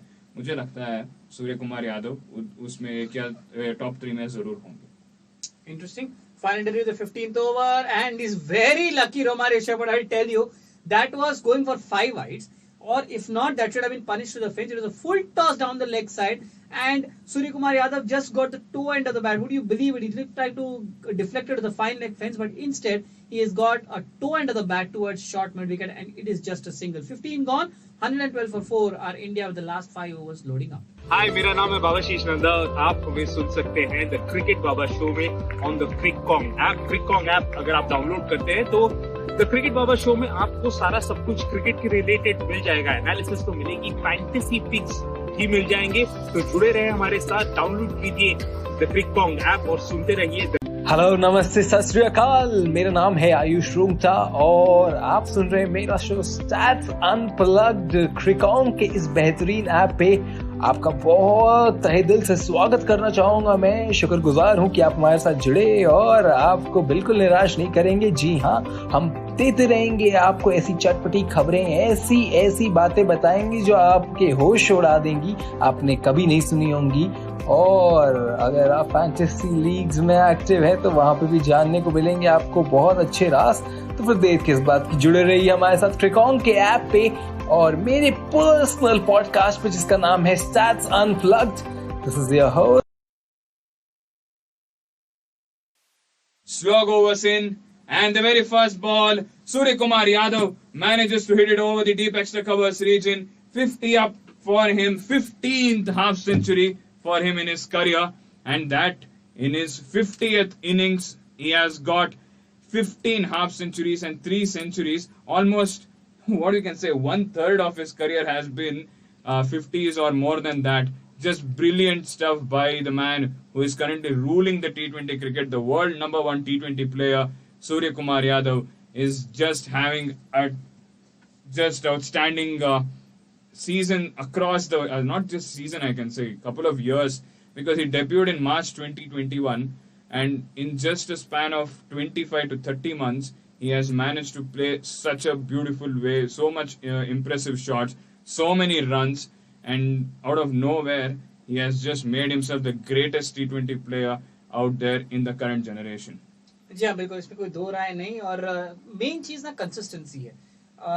कहते तो हैं कि वो थोड़े रिस्क खेलते, लेकिन उनके रिस्क भी ऐसे लगते नहीं कि वो रिस्क लेते हैं। और आज तो उन्होंने ऐसा कुछ रिस्क लिया भी नहीं है। पर उनकी स्कोरिंग रेट देखेंगे, 52 रन 38 गेंदों में, अब 53 रन 39 गेंदों में, यानी रफली आपका 125-130 का स्ट्राइक रेट ऐसे ही है, बिना कोई रिस्क लिए।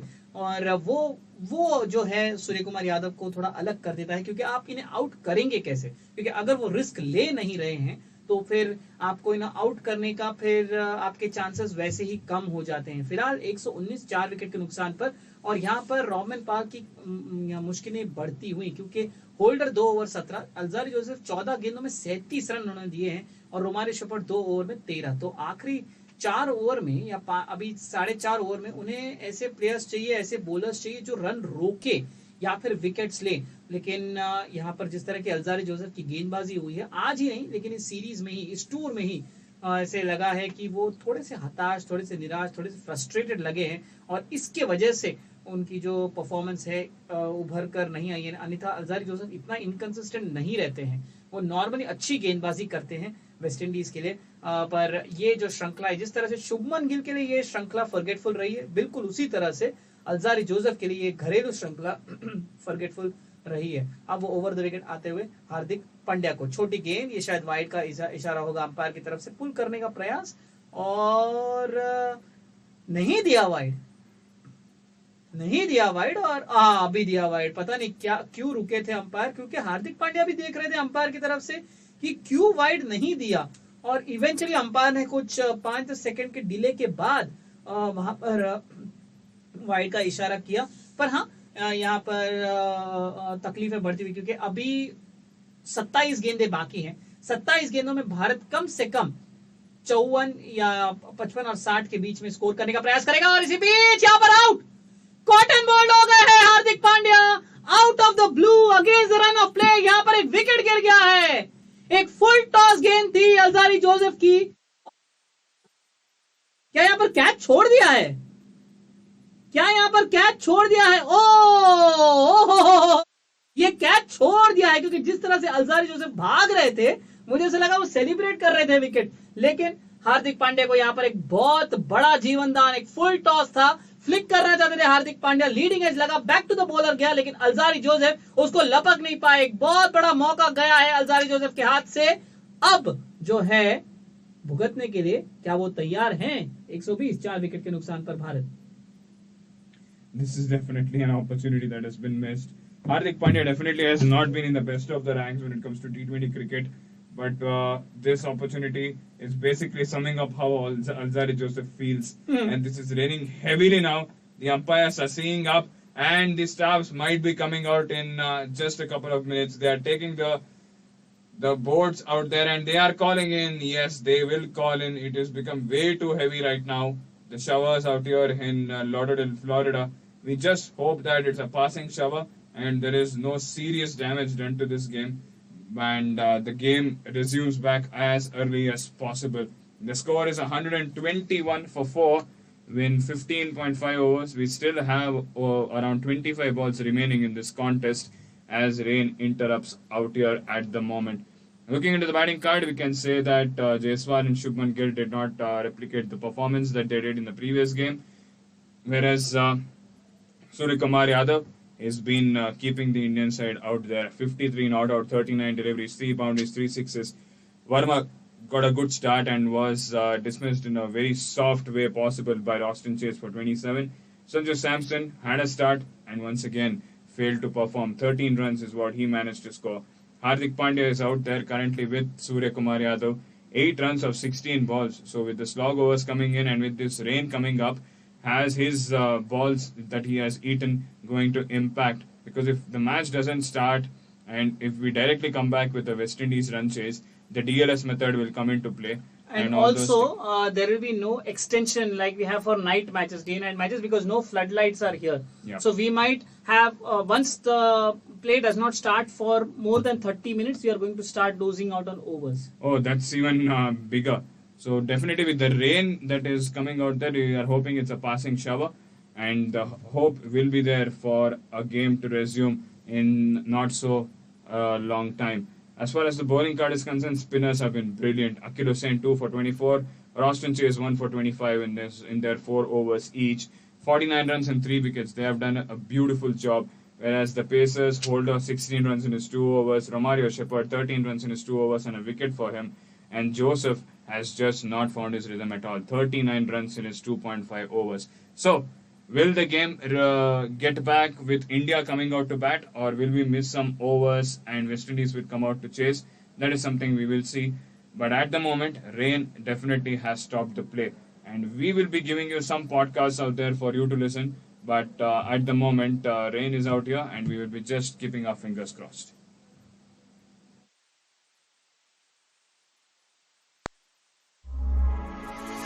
You are listening to Cricket Kong Podcast.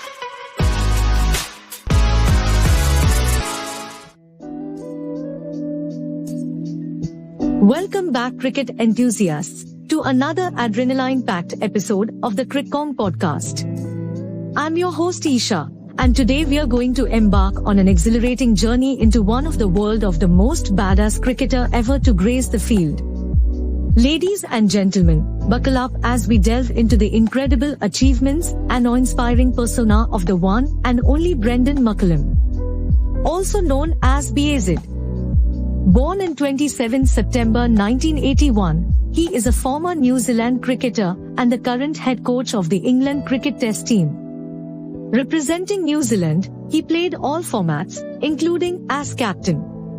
McCullum was renowned for his quick scoring, notably recording the fastest test century of all time. He is considered one of the most successful batsmen and captains of New Zealand cricket. As captain, he led New Zealand to the finals of the 2015 Cricket World Cup, where they lost to Australia by 7 wickets. He then retired from all forms of cricket in August 2019. Brendan McCullum's explosive batting prowess, which left bowlers trembling in their boots and fans on the edge of their seats. This maverick cricketer was a force to be reckoned with, possessing an uncanny ability to demolish bowling attacks with his ferocious hitting. McCullum etched his name in the annals of cricketing history by ranking among the top 5 players with the highest strike rates in one-day internationals, ODI. His ability to unleash a flurry of boundaries and sixes at will made him a nightmare for bowlers worldwide. McCullum's aggressive approach redefined the concept of power hitting in the limited overs format. While he terrorized bowlers in ODIs, McCullum's impact on T20 cricket was nothing short of legendary. He proudly holds the record for scoring the most runs in the history of T20s, cementing his status as an icon of the shortest format. His ability to single-handedly dismantle bowling attacks propelled him to the forefront of T20 cricket. But McCullum didn't stop there.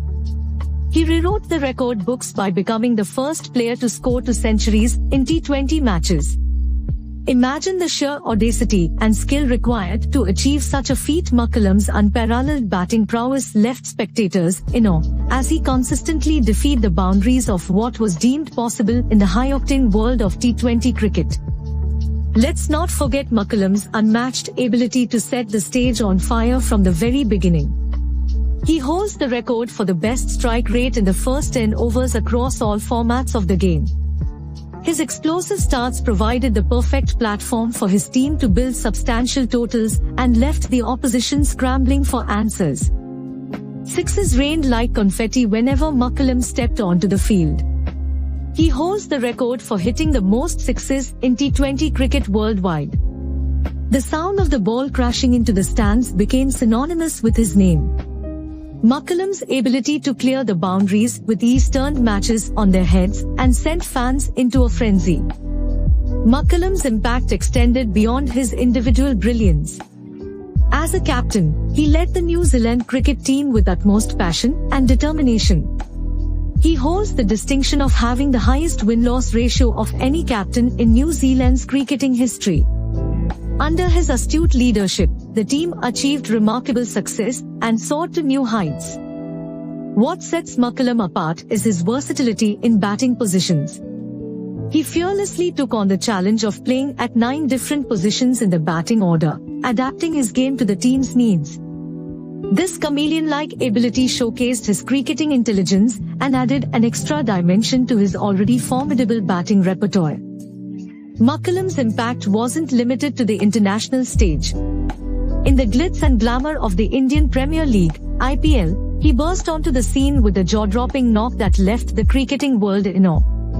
Who can forget his scintillating innings of 158 runs off just 73 balls in the inaugural match of the IPL?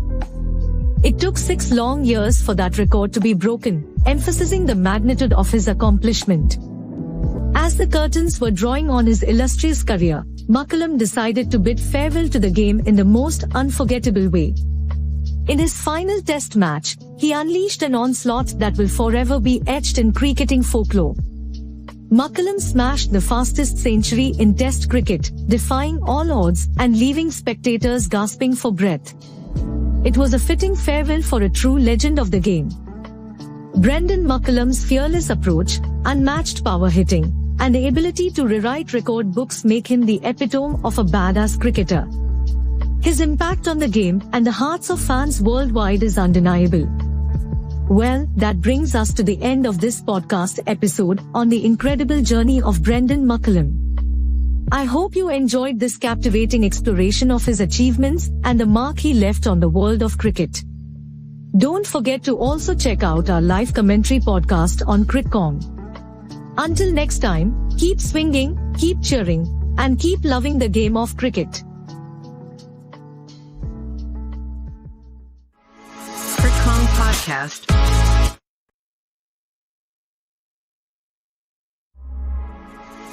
You are listening to CritCom Podcast.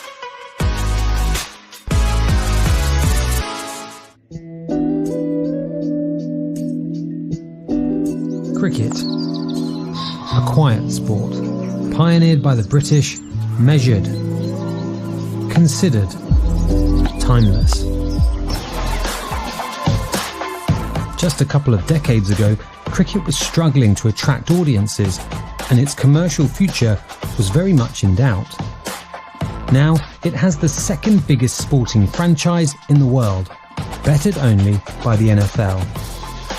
At the centre of its success is one country and its record-breaking tournament, the Indian Premier League. So there's been a revolution in cricket. Traditionally, what used to happen, when English cricket started, cricket in the rest of the world stopped. Now, such is the glamour of IPL, such are the riches IPL provides, that English cricket has to bow down to India. There are 74 games now in the IPL, and each one is valued at over £10 million for one game. There's no way that other formats of the game before could have commanded that sort of financial power or value.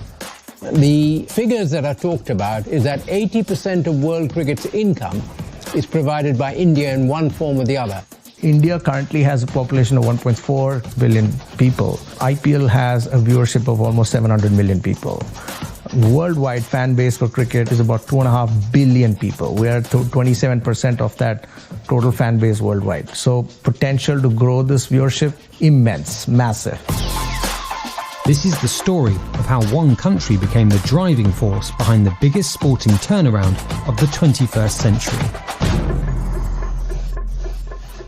Well, cricket is this unique English game. The English invented most of the sports, but cricket is probably unique in that the two sets of players are doing opposite things. One of them is playing with a bat, and the other one is playing with a ball. It's one of those kind of quite enigmatic sports to describe, I think. It's the battle between runs, the number of runs you can score versus the number of wickets. And a wicket is when a batter gets out. So it's a contest between runs and wickets. The overall aim of the game is to score more runs than the opposing team. A run is essentially a point, and it's given every time a batter runs between the wickets, which is possible after the ball has been bowled. 4 runs are given if the batsman hits the ball beyond the boundary of the pitch, with the ball having hit the ground. A 6 is given for batters who can clear the boundary without the ball hitting the ground. The fielding team bowls to the batting team. A fielder bowls in sets of 6 balls, which are called an over. After each over, the bowler changes. The best way to prevent the batting team from scoring is by getting the batsman out or taking wickets. This can be done in many ways: bowling, catching, or running out. Once 10 of the 11 batsmen are out, their innings finishes and they can't score any more runs. The same is true if they run out of time, which varies depending on the type of cricket game and is where the most revolution has taken place in recent years. Its most traditional format is multi-day cricket, so where it's played with a red ball and there are 3 results possible: win, lose or draw. So I know people are completely stumped by the fact that you can play a game for 5 days and still draw at the end of it. Cricket's complicated rules and long playtime meant it struggled to appeal to fans outside Commonwealth countries who had deeply historical ties to the game. Invented in England in the 1600s, cricket arrived in other parts of the globe during the late 17th and 18th centuries via British colonisers. The British took the game to different parts of the world as they expanded, as they went in search of trade, and then they acquired territories. They didn't tell people you have to play our sport. They played their sport, and the other people seeing the British play the sport was attracted by it. While a number of the Commonwealth countries adopted the game as their own, one managed to turn the sport into big business. I think the Indians, who've been given no chance at all, are likely to give a great deal more trouble than many people expect. When I was a very young boy, that was a long time ago, in the 50s, as a 5-year-old, I was taken in India, in Mumbai, to watch England play India. Mihir Bose, the BBC's first sports news editor, is one of cricket's best-known commentators. His most recent book, 9 Waves, The Extraordinary Story of How India Took Over the Cricket World, traces the country's rise from colonial dependency to global dominance within the sport. The money in cricket came through, and this was worldwide, came through people at the gates buying tickets. When a team came over in England, Australia, West Indies, New Zealand or whoever, they would be in the cities. स्वागत है आपका और ये बड़ी अच्छी बात है सारे क्रिकेट के प्रेमियों के लिए कि ये जो मैच है ये फिर से शुरू हो गया है। एक हार्डली 10 या 15 मिनट की रुकावट थी। एक्चुअली बारिश भी उतनी ज्यादा गिरी नहीं। जैसे ही वो लोग बाहर गए खिलाड़ी, तभी जब गिर रही थी तो बहुत जोर से गिर रही थी, लेकिन जैसे ही बाहर गए बारिश रुक गई थी। 2 कवर्स आए थे, फिर 2 कवर्स वहां पर डाल दिए गए और 5 मिनट के अंदर ही 1 कवर निकाल दिया और अगले 5 मिनट में दूसरा कवर भी निकाल दिया और फिर खेल शुरू होने वाला था। वहां पर बॉलर्स का जो लैंडिंग एरिया नहीं फॉलो थ्रू में, यानी लैंड करने के बाद जिस दिशा में जाते हैं वो एरिया ऑफ द पिच, एक साइड ऑफ द पिच पे ऐसे लग रहा था कि वो थोड़ा डैम्प है। तो अंपायर ने ग्राउंड स्टाफ से रिक्वेस्ट की कि आप प्लीज यहाँ पर थोड़ा सॉडस्ट डालिए ताकि बॉलर को लैंड करने, खास करके फास्ट बॉलर को लैंड करते टाइम या फिर फॉलो थ्रू में आगे जाते हैं दिक्कत ना हो। फिलहाल तो 4 ओवर बाकी है अभी, 4.1 ओवर अभी, ये लास्ट बॉल पे 2 रन दिए हैं, 16 ओवर 123 रन 4 विकेट के नुकसान पर। रोमारियो शेफर्ड डालेंगे 17वीं ओवर अपनी तीसरी ओवर, शॉर्ट गेंद, ये शायद वाइड का इशारा हो सकता है। हार्दिक पांड्या ने छोड़ दी गेंद अपने विकेट कीपर के लिए। तो हाँ, 4 ओवर तो अभी है, इसके बाद इनिंग्स ब्रेक होगा, तो इनिंग्स ब्रेक में ग्राउंड स्टाफ के पास थोड़ा और टाइम होगा, और ये एक साइड ऑफ द पिच से है, दूसरे साइड ऑफ द पिच से है नहीं, तो एक साइड ऑफ द पिच से शायद थोड़ी तकलीफ हो सकती है, क्योंकि जब भारत गेंदबाजी करेगा तो उन्हें भी अर्शदीप सिंह, मुकेश कुमार, हार्दिक पांड्या इनके फॉलो थ्रू के हिसाब से भी वो देखना होगा। और वो मोस्टली वो जो एरिया है वो राइट आर्म राउंड या लेफ्ट आर्म ओवर से होगा। और ये बढ़िया शॉट हार्दिक पांड्या का, क्या सीमा रेखा के पार गई है? जी हाँ, बिल्कुल सीमा रेखा के पार गई है, 6 रनों के लिए। ओवर पिच गेंद ऑफ स्टंप के बाहर, हार्दिक पांड्या ने उसे पूरा और इसे लॉफ्ट कर दिया लॉन्ग ऑफ के ऊपर से, 6 रनों के लिए। और 130 रन 4 विकेट के नुकसान पर यहां पर भारत का स्कोर है। और अगले अगले 23 गेंदों में अगर भारत कोशिश करेगा 45 से 50 रन यहां पर स्कोर करने के, और 180-185 के बीच में स्कोर करने के लिए। एक बार फिर से पैड्स पर, इस बार मिड विकेट की दिशा में, और इस बार आउट हो गए हैं।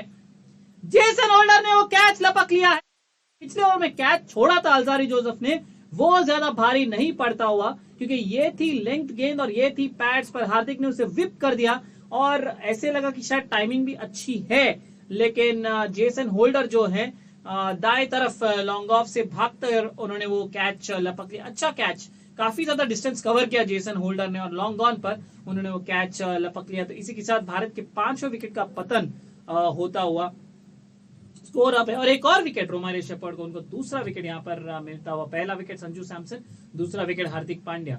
और हार्दिक पांड्या एक अजीब सा इनिंग्स खेलकर जाते हुए 18 गेंदों में 14 रन, शायद बहुत ज्यादा डिफेंसिव हो गए थे, पर जब जो है वो सो है, एक मुस्कुराहट के साथ वापस जा रहे हैं। और अब सूर्य कुमार यादव किस तरह की बल्लेबाजी करेंगे, क्या वो आने वाले बल्लेबाजों पर विश्वास जताएंगे और फिर भी 180-190 तक स्कोर पहुंचाने का प्रयास करेंगे, या फिर अगले 1-2 ओवर थोड़ा शांत रहेंगे। 130 5 विकेट के नुकसान पर है यहाँ पर भारत का स्कोर, और 22 गेंदें शेष है। 22 गेंदों में थोड़ा एग्रेसिव खेलेंगे तो 45 और 50 के बीच में रन आ सकते हैं, और अगर थोड़ा रुककर खेले तो शायद 180 की जगह पे 170 या 160 तक सीमित रह सकते हैं, 165 मान लीजिएगा तक सीमित रह सकते हैं। अक्सर पटेल आए हैं नए बल्लेबाज, 149 का स्ट्राइक रेट है, T20I में बेस्ट है 65, तो ऐसा नहीं कि ये बल्लेबाजी नहीं कर सकते, पर वो एक थोड़ा सा चिंता का विषय होता है। इसके बाद आने वाले ज्यादा कुछ खासा बल्लेबाज नहीं है, तो शायद मेरे ख्याल से 1-2 ओवर रुकना पसंद करेंगे यहाँ पर भारतीय बल्लेबाज, क्योंकि अभी एक विकेट खोया है और ये ओवर में रन आए हैं, 8 रन आए हैं 3 गेंदों में माफ कीजिएगा, और ये ओवर आसानी से 11-12 रन का ओवर हो सकता है, क्योंकि वो एक छक्का जो लग चुका है दूसरे गेंद पर।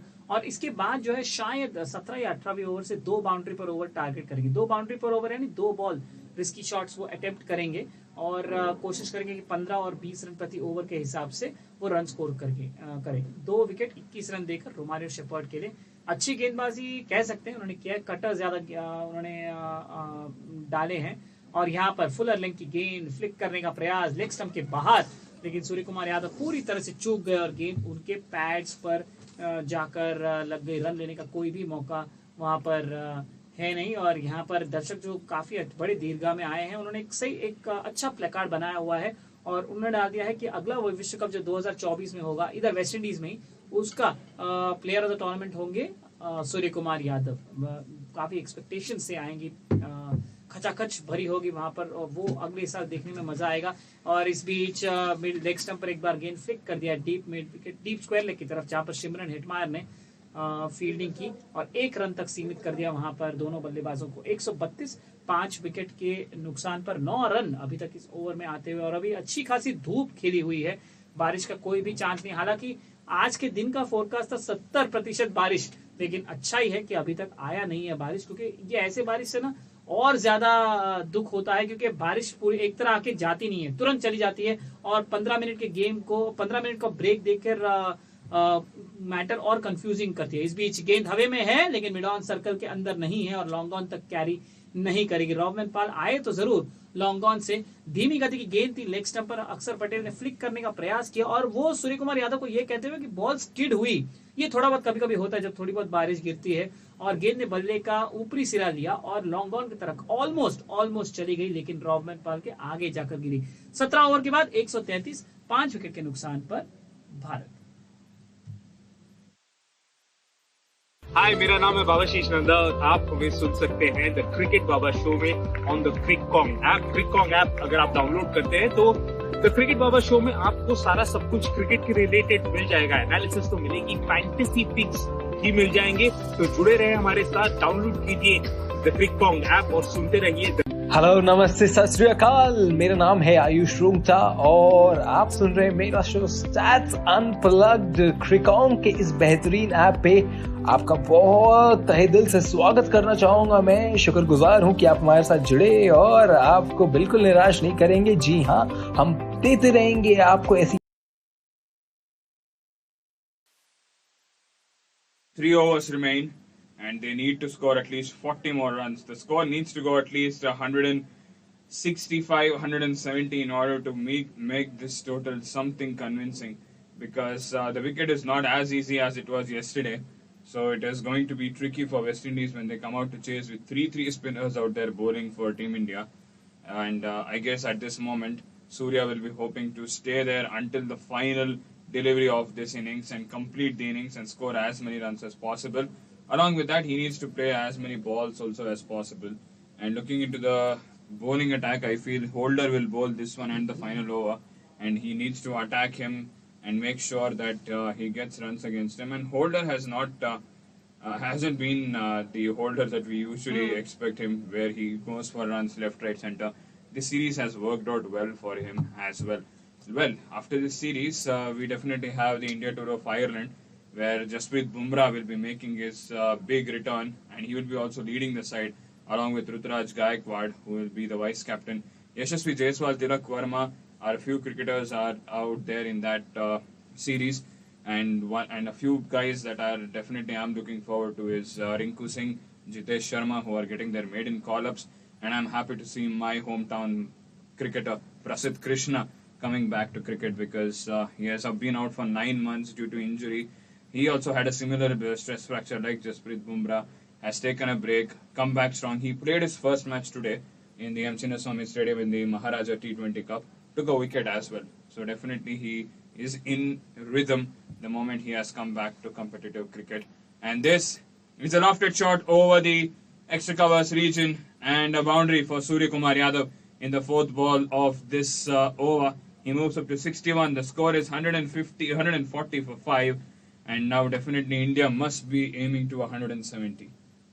बिना कोई शक के, क्योंकि 14 गेंदें शेष हैं, तो 14 गेंदों में आप 2 रन प्रति बॉल भी जोड़ दे तो भी 164, 165 तो आ ही जाता है, 140 तो आप 168 तो आ ही जाता है। तो क्लियरली 170 तो उन्हें जोड़ ही लेना चाहिए यहाँ से। और यहाँ पर एलबीडब्ल्यू अपील जेसन होल्डर की, अंपायर ना, मुझे ऐसा लगता है, हालांकि वो फुल टॉस था, सूर्य कुमार यादव बैट कर स्वीप करने गए और चूक गए। अब रॉबमैन पाल दूर से पूछ रहे हैं, लॉन्ग ऑन पे है वो, कि क्या बैट लगा है या नहीं, और उन्होंने इवेंचुअली एक एलबीडब्ल्यू का रिव्यू ले लिया है, क्योंकि वो सूर्य कुमार यादव है।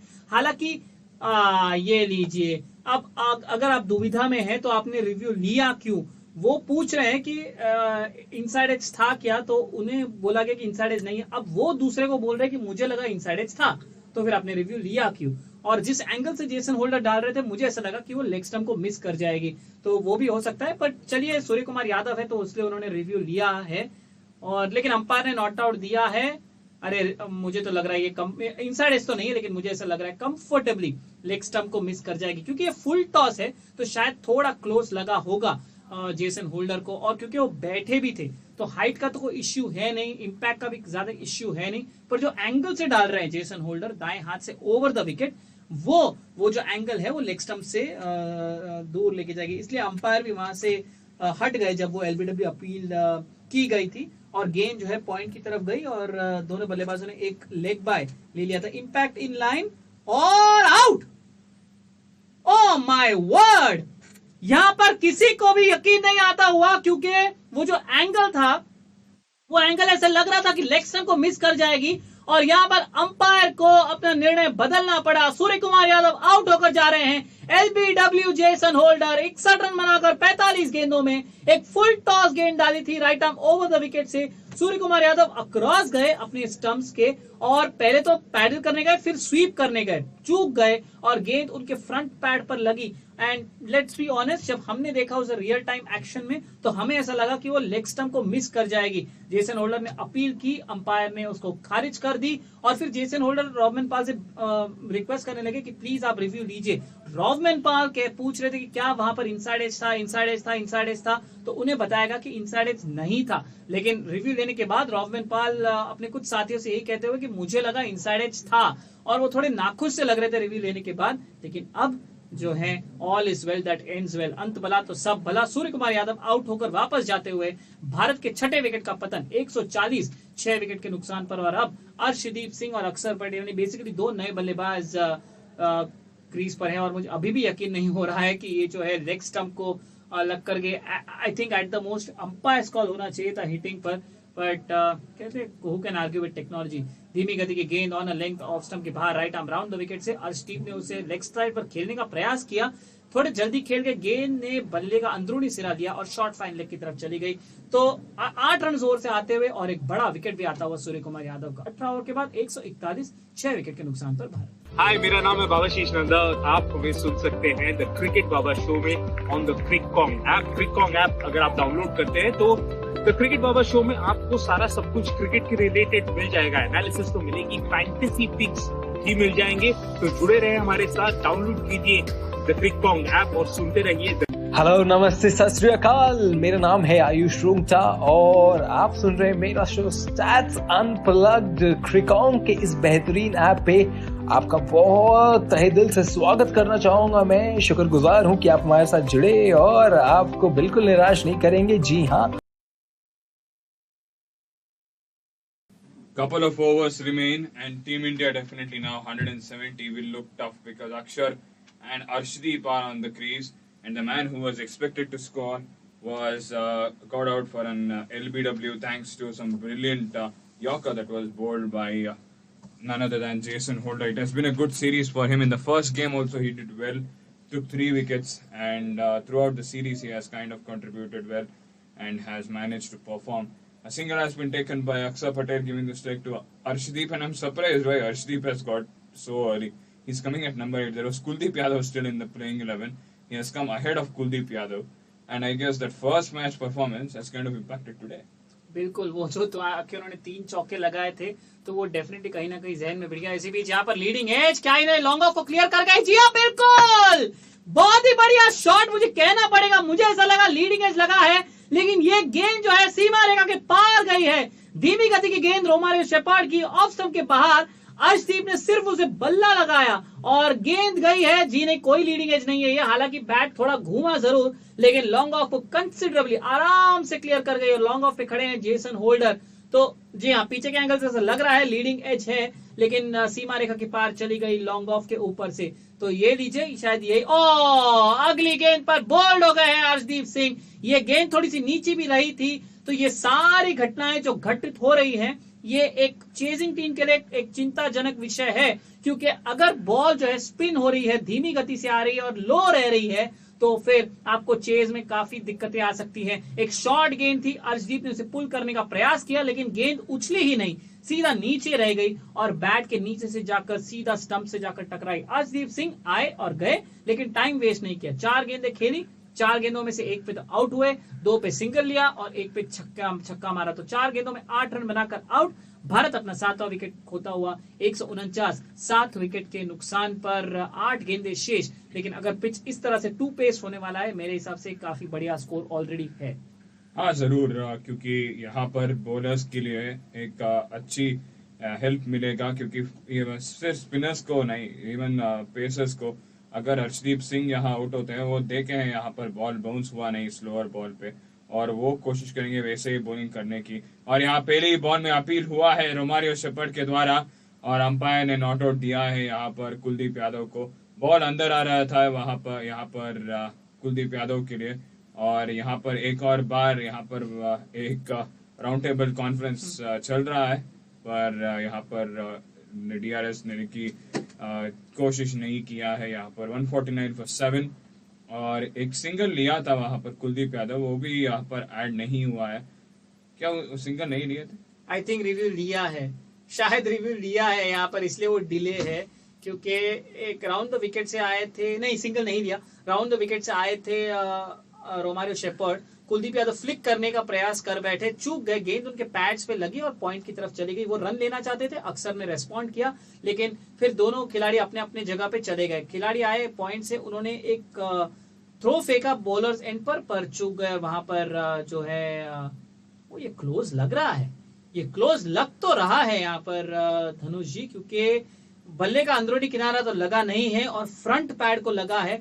और जहां तक हाइट का सवाल है, मुझे ऐसा लगता है कि ज्यादा ऊंची भी नहीं उछली है गेंद। अल्ट्रा एज क्या कहता है, क्या वहां पर अंदरूनी किनारा है? नहीं, अंदरूनी किनारा तो नहीं है। अब देखना पड़ेगा कि बॉल ट्रैकर क्या कह रहा है, क्योंकि कुलदीप यादव के फ्रंट पैड पर लगा है, पर वो ज्यादा आगे नहीं आए हैं। क्या ये स्टंप्स के ऊपर से होके जाएगी? क्या ये अंपायर कॉल होगा क्लिपिंग पर, या फिर ये स्टंप्स को लगेगी? ये देखना पड़ेगा। अब हम बॉल ट्रैकर का इंतजार कर रहे हैं। रनआउट से तो बच गए वहां पर अक्षर पटेल, और यहाँ पर LBW का रिव्यू लिया गया है कुलदीप यादव का। क्या ये गेंद जो है, जी नहीं, प्लम्ब इन फ्रंट। बढ़िया रिव्यू, जिसने भी रिव्यू लिया, क्योंकि कोई भी रिव्यू लेना ही नहीं चाह रहा था। रोमारियो शेपर्ड ने अपील की, फिर उन्होंने पता नहीं अंपायर ने ऐसे क्यों किया पहले, क्योंकि अंपायर ने तो नॉट आउट दिया था, तो मुझे भी समझ में नहीं आया अंपायर का वो सिग्नल, क्योंकि अंपायर ने रिव्यू खारिज कर दी और फिर आउट दे दिया। तो एक्चुअली अंपायर को सॉरी बोलना चाहिए और आउट देना चाहिए, बट जो भी हो, विकेट गिरा है यहाँ पर भारत का 8वां विकेट, और अचानक से रोमारियो शेपर्ड हैट्रिक पर आ गए हैं। और टू द नेकेड आई थोड़ा क्लोज लग रहा था, थोड़ा क्लोज डेफिनेटली लग रहा था ये, पर अंपायर को लगा कि शायद स्टंप्स के ऊपर से चली जाएगी। और अब रवि बिश्नोई, माफ कीजिएगा, युजवेंद्र चहल आए हैं बल्लेबाजी करने के लिए। बल्लेबाजी आते वक्त ही वो हंस के ही आ रहे हैं। ये एक ऐसे खिलाड़ी हैं जो हंसते भी हैं और दूसरे हंसाते भी हैं दूसरों को। तो अगर इनका क्रिकेट का करियर जब भी समाप्त होगा, जब ये वॉलंटरी रिटायरमेंट लेंगे, तो डेफिनेटली कॉमेडी शो में भाग ले सकते हैं, क्योंकि स्टैंड अप कॉमेडियन डेफिनेटली बन सकते हैं।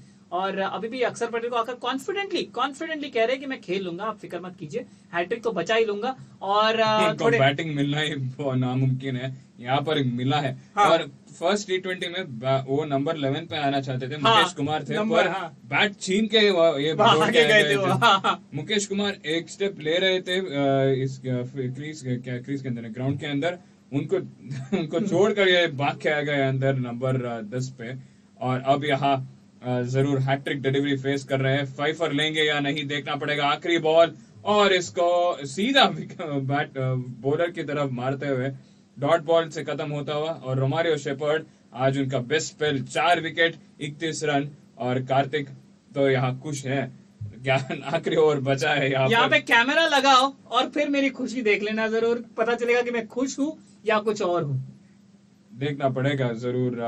19 ओवर हो चुका है यहाँ पर, 149 पे 8 टीम इंडिया। हाय, मेरा नाम है बाबाशीष नंदा और आप हमें सुन सकते हैं द क्रिकेट बाबा शो में ऑन द क्रिककॉन्ग ऐप। क्रिककॉन्ग ऐप अगर आप डाउनलोड करते हैं तो द क्रिकेट बाबा शो में आपको सारा सब कुछ क्रिकेट के रिलेटेड मिल जाएगा। एनालिसिस तो मिलेगी, फैंटेसी पिक्स भी मिल जाएंगे। तो जुड़े रहे हमारे साथ, डाउनलोड कीजिए द क्रिककॉन्ग ऐप और सुनते रहिए। हेलो, नमस्ते, सत श्री अकाल।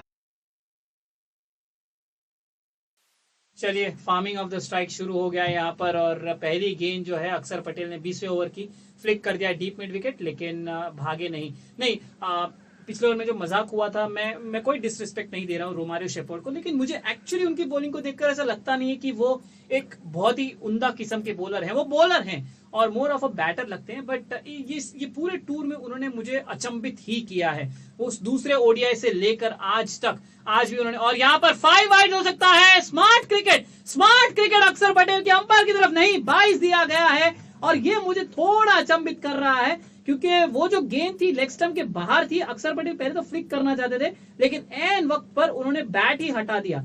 और ये लेग स्टंप से कितनी दूर थी? जी हाँ, बहुत ही पास से गई। और दिनेश, माफ कीजिएगा, निकोलस पूरन ने छलांग लगाई अपने दाएं तरफ, लेकिन चूक गए। और यहाँ पर 22 का इशारा है, पर अंपायर कह रहे हैं, माफ कीजिएगा, जेसन होल्डर कह रहे हैं कि गेंद अक्षर पटेल के पैड्स को लगकर गई। जी नहीं, बिल्कुल नहीं, अक्षर पटेल के पैड को तो बिल्कुल भी नहीं लगी। और रोमारियो शेपर्ड की बात करें तो उन्होंने इस सीरीज में 9 विकेट लिए हैं वेस्ट इंडीज के लिए, सबसे ज्यादा विकेट्स उन्होंने ही लिए हैं। तो उन्होंने एक तरफ से मुझे चुप ही कर दिया है उनके बॉलिंग के हिसाब से। और इसी बीच बारिश एक बार फिर से आती हुई, फुल टॉस, अक्षर पटेल ने लॉफ्ट कर दिया लॉन्ग ऑफ के ऊपर से, वहां पर अलजारी जोसेफ मौजूद जरूर थे लेकिन उस गेम को लपक नहीं पाए। जेसन होल्डर खुश नहीं है वहां पर। इंपॉर्टेंट रन आते हुए अब भारत जो है 160 के करीब पहुंच गया है और 3 गेंदें अभी भी शेष हैं इस पारी में। 159, 8 विकेट के नुकसान पर Bharat. This has been a good start, good shot played by Akshar Patel. Fuller and delivery straight over the bowler's head and a maximum. And this is much needed runs for the Team India side at this moment. 159 the score is, 3 balls remaining. How much will he get? He has it high in the air. This will not go the distance. Is anyone coming underneath it? No, it is not. In the mid-on region, there was an opportunity for a catch, but Roman Powell missed it completely, and Nicholas Poon is fuming because the throw was not right.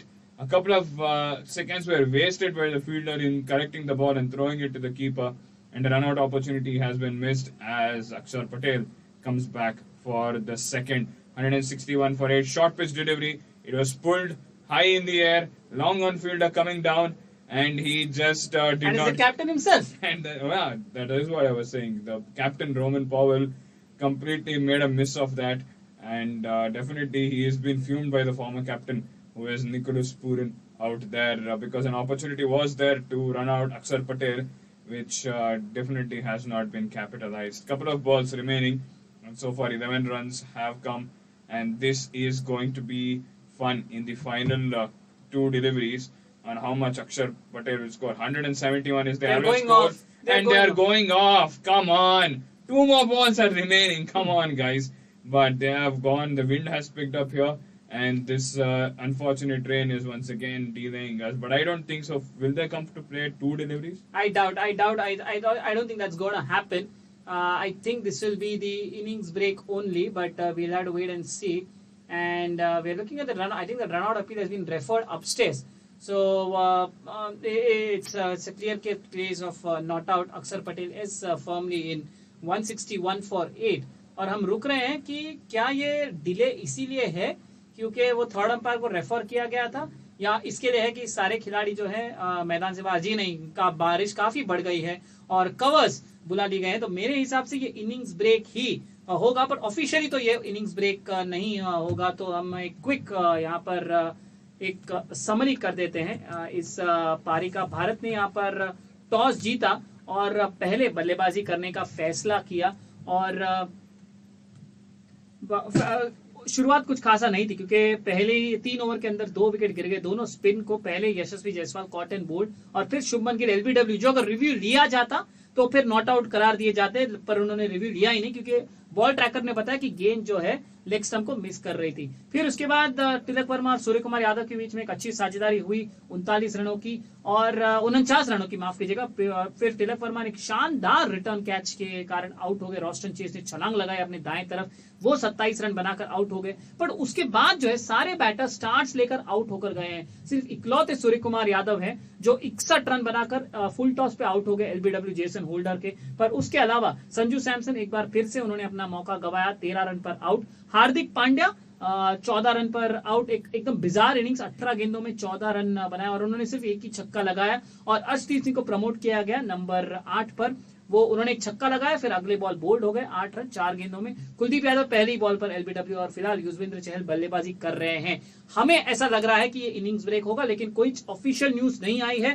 फिलहाल आप गेंदबाजी की बात करें धनुष। गेंदबाजी अच्छा है यहाँ पर वेस्ट इंडीज के बॉलर्स का द्वारा, क्योंकि अकील हुसैन जो 4 ओवर में 24 रन देकर 2 विकेट लिया और रॉस्टन चेस ने 25 रन देकर 1 विकेट लिया। स्पिनर्स ने अपना काम किया।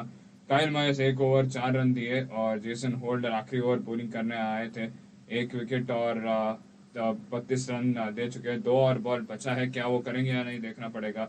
अलजारी जोसेफ का खराब दिन, क्योंकि 41 रन दिए हैं 3 ही ओवर में और रोमारियो शेपर्ड अपने करियर बेस्ट स्पेल करते हुए 4 विकेट 31 रन पे 4 ओवर में।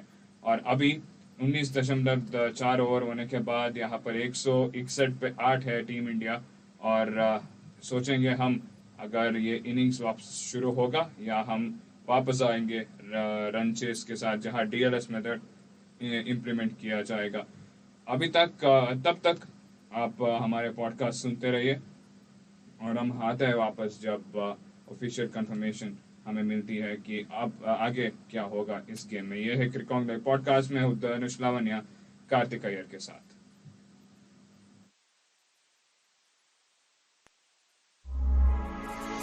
You are listening to CritCong Podcast.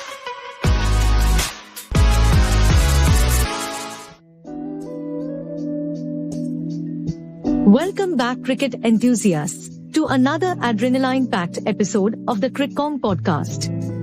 I'm your host Isha, and today we are going to embark on an exhilarating journey into one of the world of the most badass cricketer ever to grace the field. Ladies and gentlemen, buckle up as we delve into the incredible achievements and awe-inspiring persona of the one and only Brendan McCullum, also known as BAZ. Born on 27 September 1981, he is a former New Zealand cricketer and the current head coach of the England cricket test team. Representing New Zealand, he played all formats, including as captain. McCullum was renowned for his quick scoring, notably recording the fastest test century of all time. He is considered one of the most successful batsmen and captains of New Zealand cricket. As captain, he led New Zealand to the finals of the 2015 Cricket World Cup, where they lost to Australia by 7 wickets. He then retired from all forms of cricket in August 2019. Brendan McCullum's explosive batting prowess, which left bowlers trembling in their boots and fans on the edge of their seats. This maverick cricketer was a force to be reckoned with, possessing an uncanny ability to demolish bowling attacks with his ferocious hitting. McCullum etched his name in the annals of cricketing history by ranking among the top 5 players with the highest strike rates in one-day internationals, ODI. His ability to unleash a flurry of boundaries and sixes at will made him a nightmare for bowlers worldwide. McCullum's aggressive approach redefined the concept of power hitting in the limited overs format. While he terrorized bowlers in ODIs, McCullum's impact on T20 cricket was nothing short of legendary. He proudly holds the record for scoring the most runs in the history of T20s, cementing his status as an icon of the shortest format. His ability to single-handedly dismantle bowling attacks propelled him to the forefront of T20 cricket.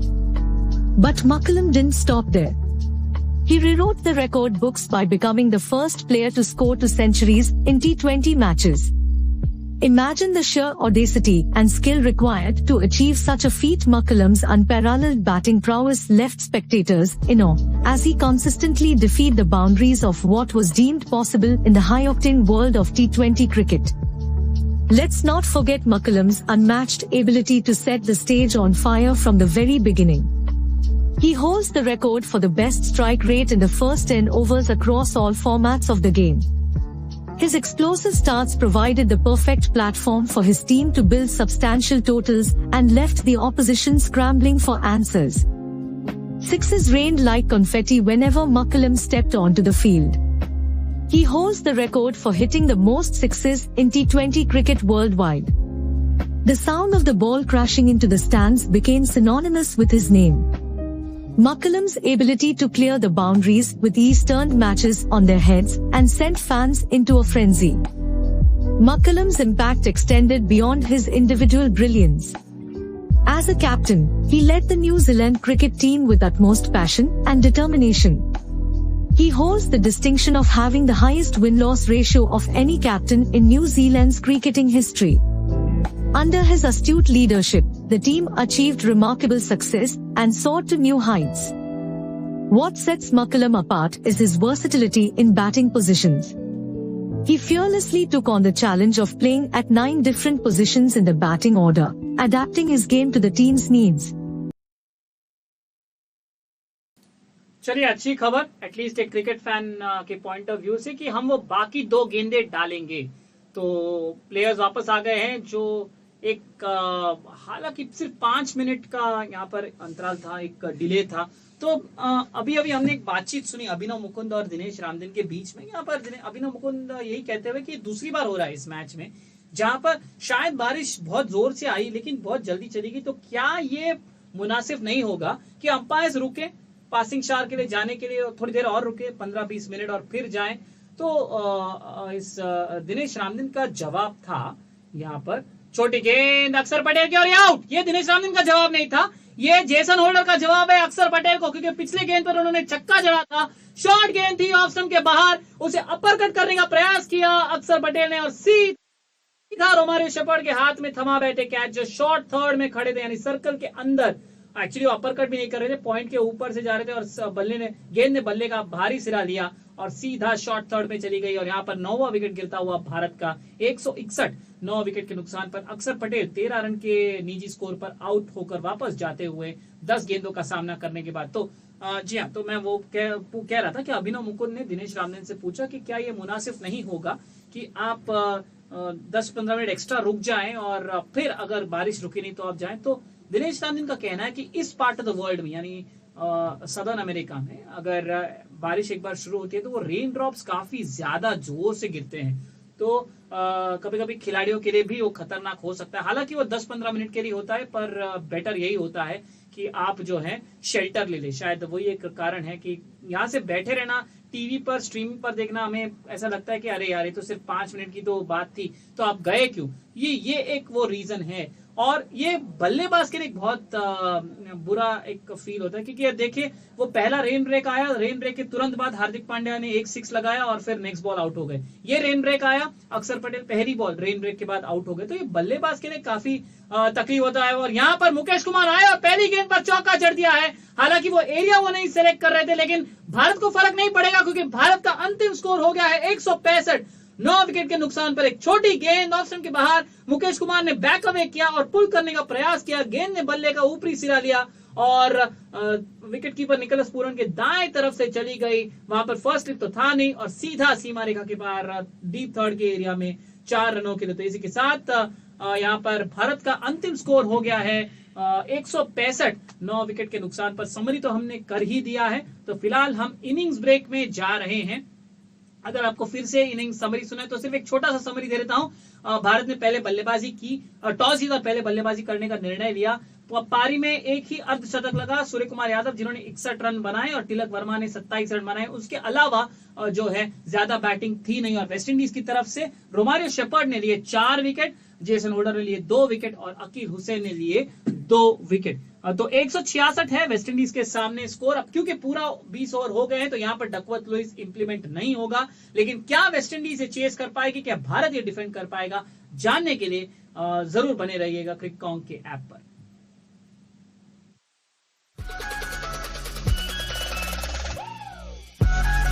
You are listening to Flash News, brought to you by CricCom.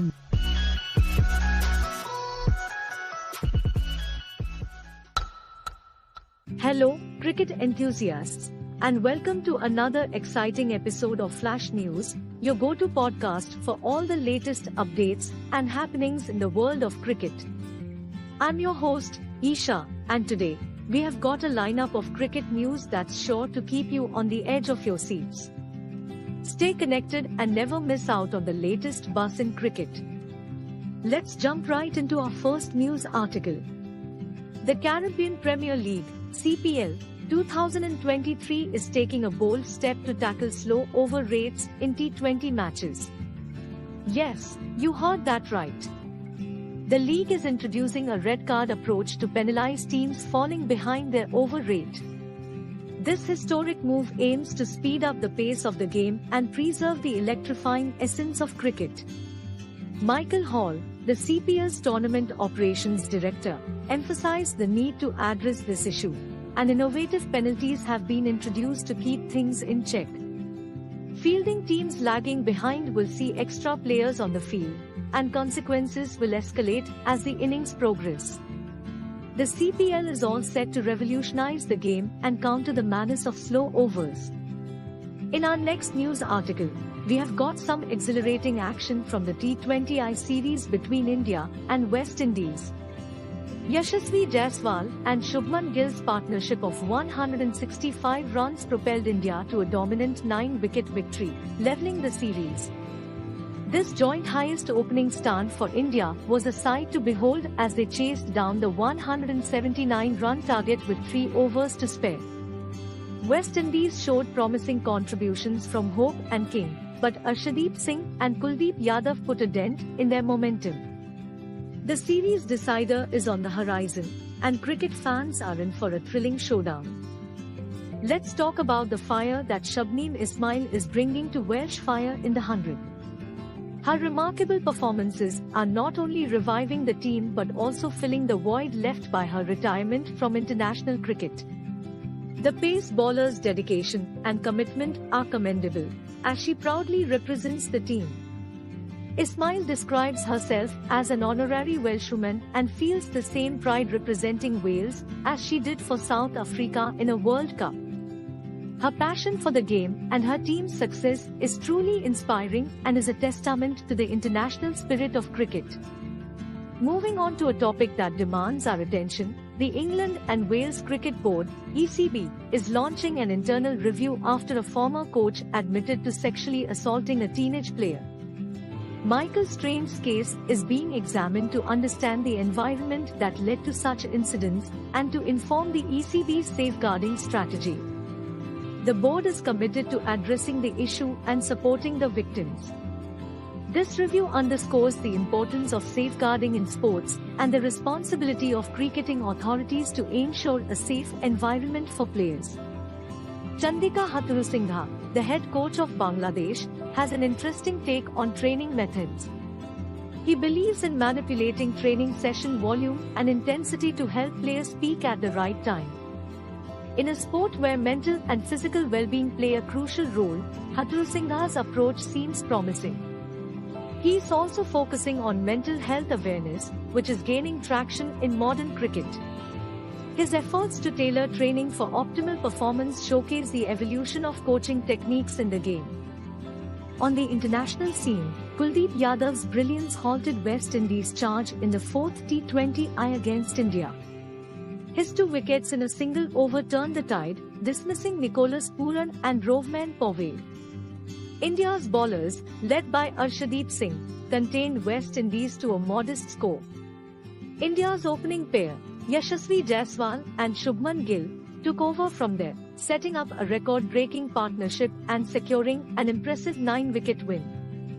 Elise Parry, a true sports icon, is shattering retirement speculations amidst knee injury concerns.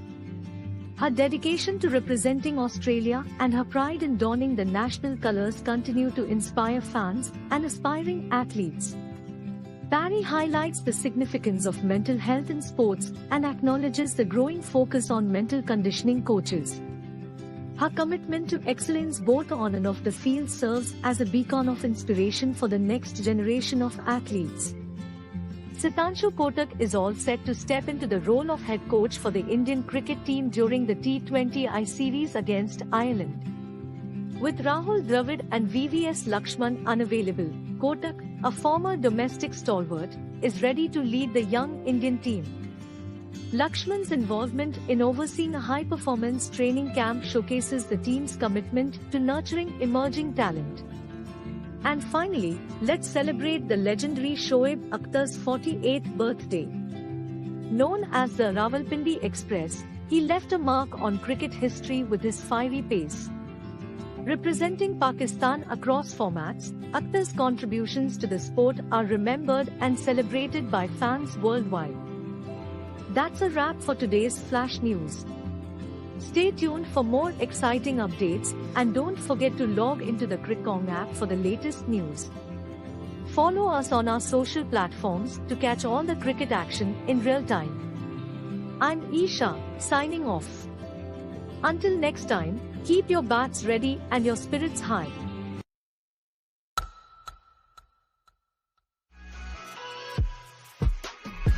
This is Flash News, brought to you by CrickKong.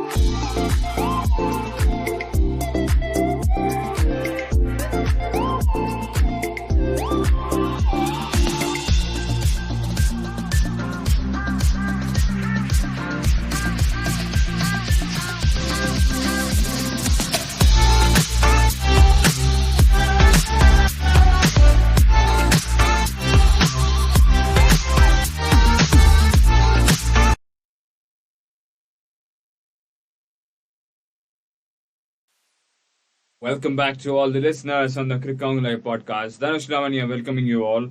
And the run chase for the West Indies is out here. 166 is what they require in 20 overs in order to seal this series and make it their own. Hardik Pandya has not lost the series until now under his captaincy, and he has taken the responsibility out here to bowl the first over itself. And it will be Kyle Mayers opening the batting with Brandon King for the opening pair here in the West Indies team. They both got good starts in the previous game, but unfortunately weren't able to convert it into big totals. 28 games for Kyle Mayers, over 500 runs, best of 73, has a good strike rate of 136, and with him is his partner, who is Brandon King, who is playing his 38th innings out here. 892 runs at a best of 68.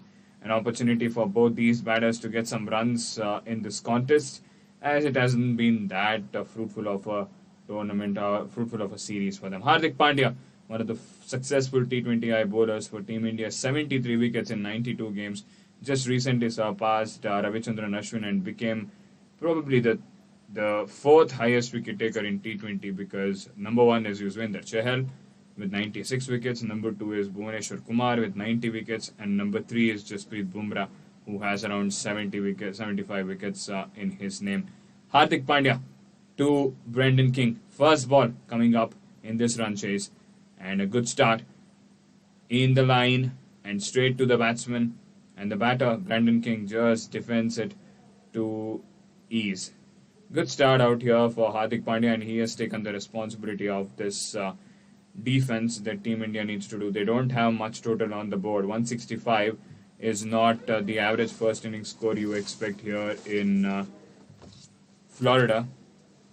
But today the wicket has not been good, and the weather also has not been good, resulting in the match being already interrupted twice, and that is the reason why now the run chase might even be challenging, because one thing that we saw in the previous innings when the Indian team were batting was that the spinners were having good help.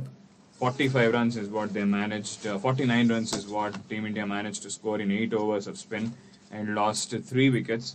Whereas in the later stages of the game, when the Pacers came out to bowl, they weren't getting the bounce that Team India were expecting them to get, and the ball was keeping low, and off-cutters were becoming very, very helpful, resulting in India being reduced to 165 for 9 at the end of 20 overs. Kyle Mayers playing his first ball, and he lofts it towards the backward point region. 1 bounce and a 4. No, it has gone beyond the boundary cushions, and it's a maximum. And I thought the ball pitched before going behind the boundary cushions, but no, it has completely sailed over to perfection. This was width on offer, a bit of length delivery as well, wide of off stump, and that was a big swing from Kyle Mayers, and he got that shot to perfection. No one out there in the backward point region, and the ball has gone beyond the boundary ropes for a maximum. Good start for Kyle Mayers. He has the intentions of going on big early on itself, and in order to stop him, you need to bring in spinners early. Will Akshar Patel come in the second over? That is something that I will be hoping. This time, he almost got an edge out there. Was half-heartedly going for a shot out there. At the end, decided to not attempt anything. But it just definitely missed the bat by a couple of inches out there. Good line and good length.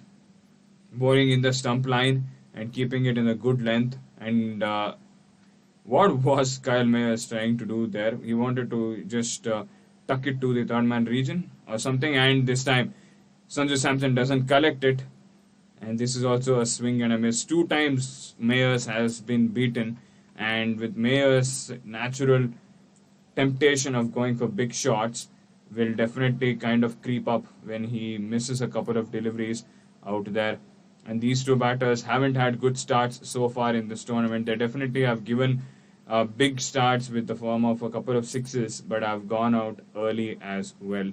So in this run chase, in this crucial match, they will be hoping to stay there and play a long innings.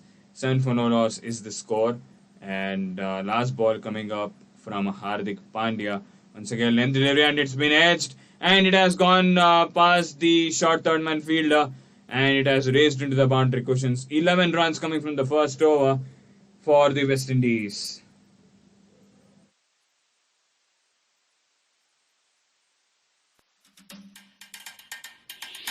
Don't be a mere spectator. Become an active participant in the thrill with Crick-On. Our podcast acts as your gateway into the cricketing universe, while our match predictions become your secret arsenal to intensify the excitement. Stay tuned, stay curious, and let Crick-On accompany you through every delivery, boundary, and game-changing moment. Embrace the delightful unpredictability of cricket matches exclusively on the Crick-On app. Prepare yourself to be engulfed in the grandeur of cricket with the Crick-On app. Immerse into our captivating podcast, coupled with live commentary covering an extensive spectrum of exhilarating matches. From international showdowns to heart-stopping leagues, our app boasts an extensive lineup. Join us as we guide you through an unparalleled cricketing expedition exclusively on the Crick-On app. Don't let the excitement pass you by. Unleash your inner cricket aficionado.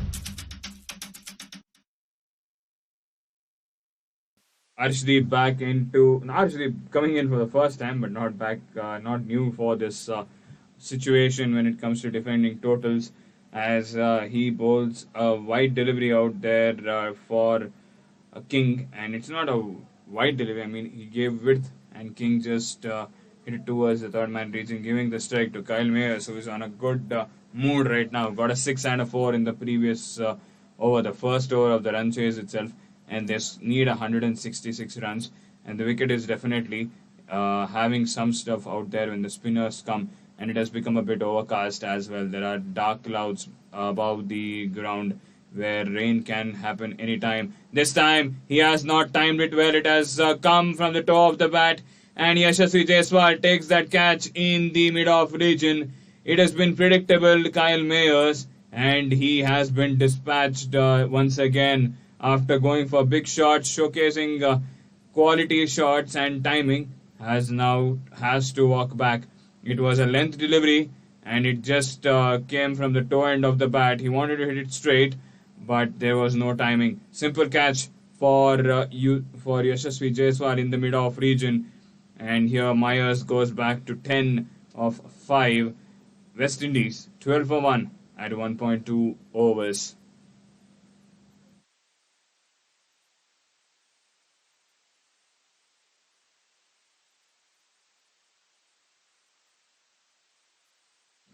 Unfortunately, this has been the case for Kyle Mayers in this whole series, in T20 series, I want to say, because he comes up, hits a boundary or two, looks very confident, and then gets dismissed. Last game, he scored 17, was smashed 2 boundaries and a 6. In the third T20I, he gave 25 runs. He gave a good start, but did not capitalize on that. In the second T20I, if we look where West Indies won, he got out for 15, and in the first T20I too, he gave good start. No, he got out for a single digit where he was definitely looking very, very perplexed against the spinners earlier on. Nicholas Pooran has come out to bat, 1,615 runs, 72 innings out there at a best of 74 not out. It is a game that is made for him, tailor-made for him, and how he is going to play in these conditions, because it's a bit overcast and the bowlers have some help. Will he lose the cool like his fellow partner Kyle Mayers, or will he make it big? Yesterday was a very, very tough game for him. He just got out for a single run, and he was completely dispatched in the first ball itself that he played against Kuldeep Yadav. He wanted to unsettle him, and he wanted to go for a big shot against him in the first ball itself, and held it straight onto the long gone fielder out there. This has been the dismissal so far against Kyle Mayers. Yesterday, it was a short pitch delivery, which Kyle Mayers wanted to go for a ramp shot. He missed it. Today also, it was a bit of short pitch only, but the bounce did not come so much, and Kyle Mayers hit it from the toe end of the bat, and a simple catch to Yashasvi Jaiswal in the mid-off region. Pooran is on strike at number 3, and he has taken this position today because at this moment they need some runs in the power play. Once again, short pitch delivery, and Pooran not getting the timing right. 2 back-to-back deliveries, he hasn't got the timing right itself in the first 2. How it will impact the confidence of his, because for a batsman, the first few deliveries, if he gets it from the middle of the bat, he's only going to feel good. This one, intentionally being a short delivery, comes and hits his stomach out there, and he will be hoping to get back and get a boundary in the remaining 2 deliveries, or at least get off strike and get his first run, because a batsman gets his first run, it will ease off his pressure. He this time good length delivery, which has been pushed towards the short mid-wicket region. Dot ball once again, and this has been a brilliant start from Arshdeep Singh in this contest. He took time to get used to the conditions for sure for the first couple of T20s, but after that he has been terrific. Yesterday he took 3 wickets out there and did brilliantly well, and today already has got a 1 wicket in the first over that he is bowling out here. Last ball coming up, how much he is going to concede, or will he end the over well out there? No, he has been whacked over the mid-wicket region for a humongous sixer by Nicholas Pooran. It was a length delivery outside off stump, and he swung across and got the pull shot to perfection. 18 for 1 after 2 overs are the Windies. Don't be a mere spectator. Become an active participant in the thrill with Crick-On. Our podcast acts as your gateway into the cricketing universe, while our match predictions become your secret arsenal to intensify the excitement. Stay tuned, stay curious, and let Crick-On accompany you through every delivery, boundary, and game-changing moment. Embrace the delightful unpredictability of cricket matches exclusively on the Crick-On app. Prepare yourself to be engulfed in the grandeur of cricket with the Crick-On app. Immerse into our captivating podcast, coupled with live commentary covering an extensive spectrum of exhilarating matches. From international showdowns to heart-stopping leagues, our app boasts an extensive lineup. Join us.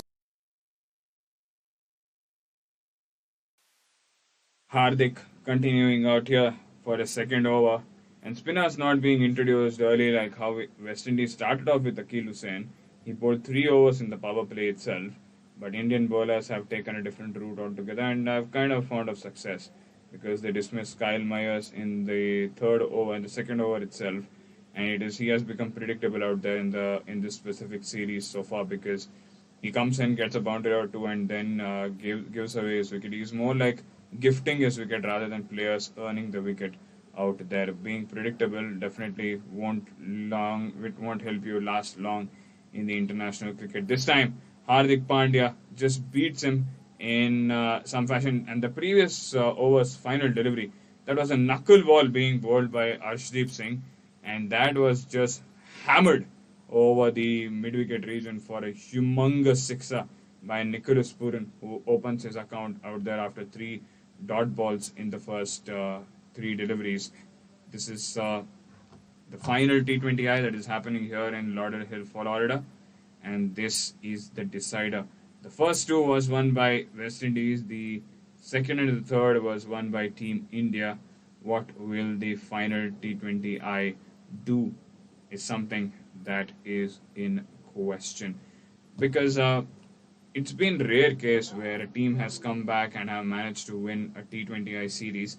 The last time I remember anything like this happen was back in 2021, the series where Surya Kumar Yadav debuted, where England came to India for a 5-match T20 series, 3 or 4 match test. In that series, did England start off the series well? Yes, they started off the series well, but it was more like one win. I will take a victory, you will take a victory, like that. But in this series, we have seen West Indies win the first two, and if India managed to win this, it will be one of the first times in the history of T20 cricket where a team will come back and win a series after being 2-0. This time he hasn't got the timing right, and that was an opportunity definitely in the mid-off region for Mukesh Kumar, and he has not been able to reach it. It was a half chance, but these half chances is what you need to convert. That was a difficult delivery, that was short. Nicholas Pooran went for the pull shot, did not get the timing right, went on late to that shot, and from the mid-off region, it was a big dive from Mukesh Kumar, and he just got his palms underneath it, but could not hold on to it. This is a half chance. These are the ones that needs to be converted, and it is being neck to neck so far. 19 runs have not been easy for West Indies in the 2.4 overs that they have played. Once again, length delivery, and he has smashed it over the cow corners region for a sixer once again. Nicholas Pooran is dealing with maximums. He is just dealing with maximums, and he's saying that we want to chase this, we want to win this series, and we want to stamp our authority, because it has not been good for West Indies cricket over the last couple of years, because last year they missed out the T20 World Cup, were knocked out in the round 1 of that series, of that World Cup itself. This time in the qualifiers they were knocked out, and they will be missing out the 50 over World Cup for the first time, and they want to make a statement. They lost the Test series, they lost the ODI series, they are in the verge of getting an opportunity of winning this, and Nicholas Pooran has taken this initiative in a way by smashing 2 sixes and making a statement that he is there. This time, once again, into the legs, and he once again clears the boundary line. 3 sixes out there for Nicholas Pooran, and he does not want to run or do anything. End of 3 overs, and it is 31 for 1 as a West Indies. Don't be a mere spectator. Become an active participant in the thrill with Crick-On. Our podcast acts as your gateway into the cricketing universe, while our match predictions become your secret arsenal to intensify the excitement. Stay tuned, stay curious, and let Crick-On accompany you through every delivery, boundary, and game-changing moment. Embrace the delightful unpredictability of cricket matches exclusively on the Crick-On app. Prepare yourself to be engulfed in the grandeur of cricket with the Crick-On app. Immerse into our captivating podcast, coupled with live commentary covering an extensive spectrum of exhilarating matches. From international showdowns to heart-stopping leagues, our app boasts an extensive lineup. Join us as we guide you through an unparalleled cricketing expedition exclusively on the Crick-On app. Don't let the excitement pass you by. Unleash your inner cricket aficionado. Don't be a mere spectator. Become an active participant in the thrill with Crick-On app. Our podcast acts as your gateway into the cricketing universe, while our match predictions become your secret arsenal. 31 run 3 over के बाद 31 run 1 विकेट के नुकसान पर यहाँ पर West Indies, वो कहते हैं ना, हिट आउट और गेट आउट वाली फिलॉसफी है, क्योंकि 31 में से 4 तो छक्के हैं और 1 चौका है, यानी 5 गेंदों में आपने 28 रन बनाए हैं और बाकी 14 गेंदों में आपने बनाए हैं 3 रन।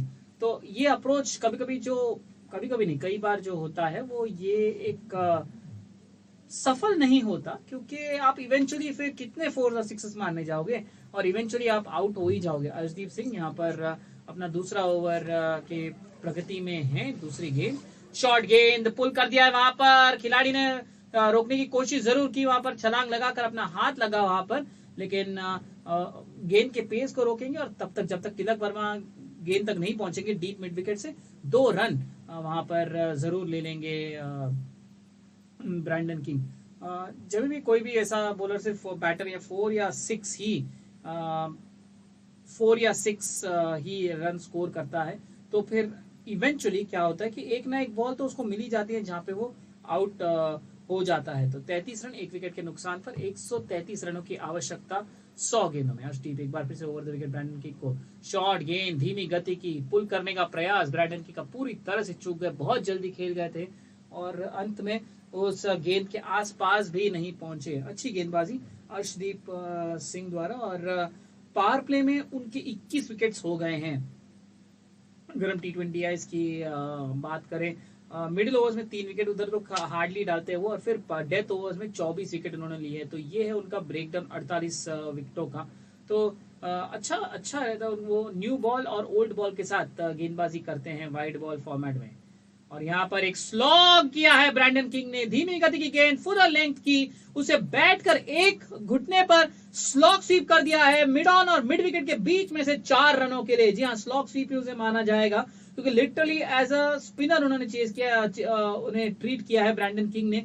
और जी हाँ, उंगलियां फेरी थी गेंद पर, इसलिए गेंद जो है धीमी गति से आई, लेकिन उस गेंद को पढ़ लिया था ब्रैंडन किंग ने और स्लॉग स्वीप कर दिया मिड ऑन और मिड विकेट की दिशा में के गैप में 4 रनों के लिए। 35 रन 1 विकेट के नुकसान पर वेस्टइंडीज 131 रनों की आवश्यकता, 98 गेंदों में 2 चौके और 4 छक्के लगे हैं अभी तक इस पारी में। और बाकी के जो 5 रन हैं वही सिर्फ भाग कर लिए गए हैं। तो सिंगल्स ज्यादा है नहीं क्योंकि एक तो 2 रन है और बाकी 3 रन है, तो रनिंग बिटवीन द विकेट ज्यादा रही नहीं है वेस्टइंडीज की। और यहाँ पर स्लोअर गति की गेंद और ये 6 रन, धीमी गति की गेंद, एक और स्लोअर बॉल अर्शदीप सिंह की, एंगल्ड अक्रॉस जा रही थी गेंद ऑफ स्टंप के और ब्रैंडन किंग को उस गेंद को रीच आउट करना पड़ा, लेकिन रीच आउट किया उन्होंने अच्छी तरह से और लॉफ्ट कर दिया मिड ऑफ के ऊपर से। और टाइमिंग तो देखिए, लॉन्ग ऑफ के ऊपर से चली गई है, वहां पर लॉन्ग ऑफ पे कोई खिलाड़ी था नहीं, लेकिन सीमा रेखा के पार चली गई है। और जो जैसे धनुष कह रहे थे अभी कुछ देर पहले, ऐसा लग रहा है कि बारिश गिरेगा और बारिश एक बार फिर से शुरू हो गई है। देखना होगा कि अंपायर्स कब तक प्लेयर्स को मैदान में रखते हैं क्योंकि बहुत जोर से गिर रही है अब बारिश, और से लग रहा है कि शायद पुल आउट कर ही देंगे कवर्स को और प्लेयर्स को, या फिर ये सोच भी हो सकती है कि ये शायद पासिंग शार हो क्योंकि भारतीय खिलाड़ी इतने कुछ स्ट्रेस्ड आउट नहीं नजर आ रहे हैं। पर ब्रैंडन किंग देख रहे हैं कि क्या अंपायर ग्राउंड स्टाफ को बुलाएंगे क्योंकि बारिश है थोड़ी, जी अभी तो काफी तेज हो गई है। एक बार फिर से अर्शदीप सिंह अपने ओवर समापन के लिए, जी हाँ अभी चलिए, अभी तो ब्रैंडन किंग कंप्लेंट ही कर रहे हैं कि मैं नहीं खेल सकता इस बारिश में, बहुत ज्यादा बारिश हो रही है। और क्या अंपायर्स, और अर्शदीप सिंह मुस्कुरा रहे हैं, अंपायर ग्राउंड स्टाफ की तरफ देख रहे हैं, अपने सहयोगी अंपायर की तरफ देख रहे हैं, क्या करना चाहिए, क्या हमें रुकना चाहिए, क्या पुल ऑफ कर देना चाहिए, कवर्स को बुलाना चाहिए। चलिए फिलहाल के लिए खेल रहे हैं अर्शदीप सिंह तीसरे ओवर का। एक बार फिर से चलिए रुकिए, नहीं ब्रैंडन किंग सही समझ नहीं पा रहे खेलना है नहीं खेलना है। चलिए अभी तो खेल ही रहे हैं, आखिरी गेंद इस चौथे ओवर की, ओवर द विकेट से अर्शदीप सिंह ब्रैंडन किंग को शॉर्ट गेंद पंच कर दिया ऑफ साइड में और एक क्विक सिंगल ले लिया वहां पर ब्रैंडन किंग ने। तो एक अच्छा ओवर वेस्टइंडीज के लिए बीतता हुआ 13 रन ओवर में आते हुए 4 ओवर के बाद 44, 1 विकेट के नुकसान पर 122 रनों की आवश्यकता, 96 गेंदों। Don't be a mere spectator. Become an active participant in the thrill with Crick-On.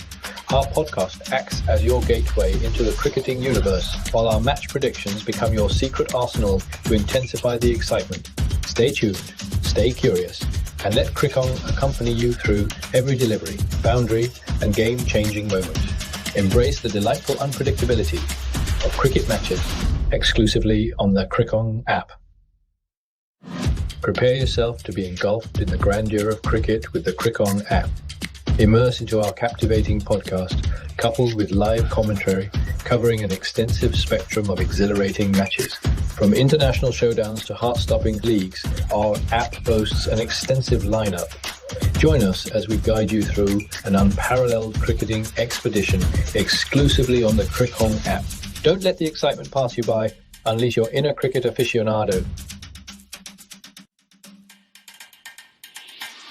Don't be a mere spectator. Become an active participant in the thrill with Crickong app. Our podcast acts as your gateway into the cricket.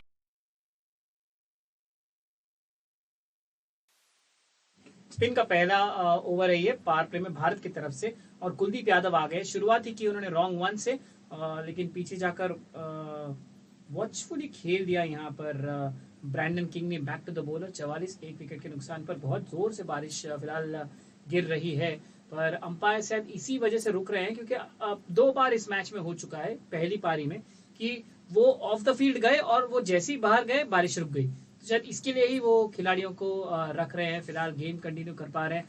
और यहाँ पर आगे आकर खेला उन्होंने, लेकिन शायद वहां पर निकोलस पूरन को गेंद लगी है। निकोलस पूरन को देखना पड़ेगा। जी हाँ, फुलर लेंथ की गेंद थी, आगे आकर प्रहार किया ब्रैंडन किंग ने मिड ऑफ की दिशा में, लेकिन सीधा निकोलस पूरन के हाथ पे लगी, और उन्होंने कुछ प्रोटेक्शन भी नहीं पहना है, आर्म गार्ड, तो उन्हें दर्द तो हो ही रहा होगा। और वो ब्रैंडन किंग ने सॉरी कह रहे हैं। एक्चुअली पूरन को उन्हें सॉरी कहना चाहिए, क्योंकि यहाँ पर उन्होंने ब्रैंडन किंग के 4 रन रोक दिए हैं। वहां पे मिड ऑफ पे कोई नहीं था और 4 रन निश्चित थे ब्रैंडन किंग के। दूसरी बात ये हो सकती थी कि गेंद जो है निकोलस पूरन को लग के लॉब करके कवर की दिशा में जा सकती थी, और अगर वहां पे कैच लपका जाता तो ब्रैंडन किंग की पारी वैसे ही समाप्त हो जाती थी। पर चलिए, अंत भला तो सब भला। वेस्ट इंडीज के लिए 2 डॉट गेंदे अभी तक, और 5 ओवर का गेम होना जरूरी है डीएलएस के इम्प्लीमेंटेशन के लिए। अगर ये पूरा गेम जो है खिलाना है तो छोटी गेंद इस बार पीछे जाकर धकेल दिया डीप मिड विकेट की तरफ, 1 रन। तो 5 ओवर के बाद अगर 1 विकेट खोया है वेस्ट इंडीज ने, तो उनका स्कोर होना चाहिए 36 रन डीएलएस पार के हिसाब से। तो शायद वो भी एक सोच हो सकती है अंपायर्स की कि अगर हम 5 ओवर तो कम से कम खिला दें तो ये गेम माना जाएगा। नहीं तो अगर इसके बाद हम खेल ही नहीं पाए, 5 ओवर के पहले तक अगर हम चले गए अंदर और वापस ही नहीं आए, तो ये गेम जो है नल एंड अबैंडन्ड मान दिया जाएगा। फिलहाल अब ये कॉन्टेस्ट पूरन वर्सेस कुलदीप 5 बार आउट किया है उन्होंने ओवरऑल करियर में, और इस सीरीज में बैक टू बैक 2 बार आउट किया, 4 बार आउट किया। 8 मैचों में 4 बार आउट किया है कुलदीप यादव ने निकोलस पूरन को। यहाँ पर पैड्स पर गेंद उसे वर्क कर दिया डीप मिड विकेट की तरफ, 1 ही रन मिलेगा वहां पर, और 1 ही रन ढूंढ रहे हैं दोनों ही बल्लेबाज। 46, 1 विकेट के नुकसान पर 120 रनों की आवश्यकता 92 गेंदों में, अभी भी बारिश गिरता हुआ। तो एक और रीजन है कि शायद अंपायर रुक रहे होंगे कि एक साइड ऑफ द ग्राउंड जो है ना, काफी एकदम वहां पर बादल बिल्कुल भी नहीं है, वहां पे ब्लू स्काई दिख रही है। तो शायद अंपायर यही सोच रहे होंगे कि ये पासिंग शार हो सकता है। ऐसा ना हो कि हम चले गए और फिर वापस हमें 10 मिनट के अंदर आना पड़ा। तो इसके लिए वो पहले तो ये 5 ओवर खत्म करवा रहे हैं, और उसके बाद शायद देखेंगे कि किस तरह से बारिश का असर है या गति है। छोटी गेंद, और यहाँ पर फ्लिक करने से चूक गए ब्रैंडन किंग। फ्लिक करना चाहते थे, गेंद उनके पैड से जाकर लगी और शॉर्ट फाइन लेग के दिशा में चली गई। 1 ही रन मिलेगा वहां पर, लेग बाय का इशारा अंपायर द्वारा। 47, 1 विकेट के नुकसान पर वेस्ट इंडीज, 119 रनों की आवश्यकता 91 गेंदों में। वो एक मिसाइल थी कुलदीप यादव द्वारा, क्योंकि बहुत फास्ट फेंकी गई थी गेंद और उससे चूक गए, नहीं तो अन्यथा वो गेंद खराब थी, डाउन द लेग साइड थी, उस पर चौका जड़ देना चाहिए था।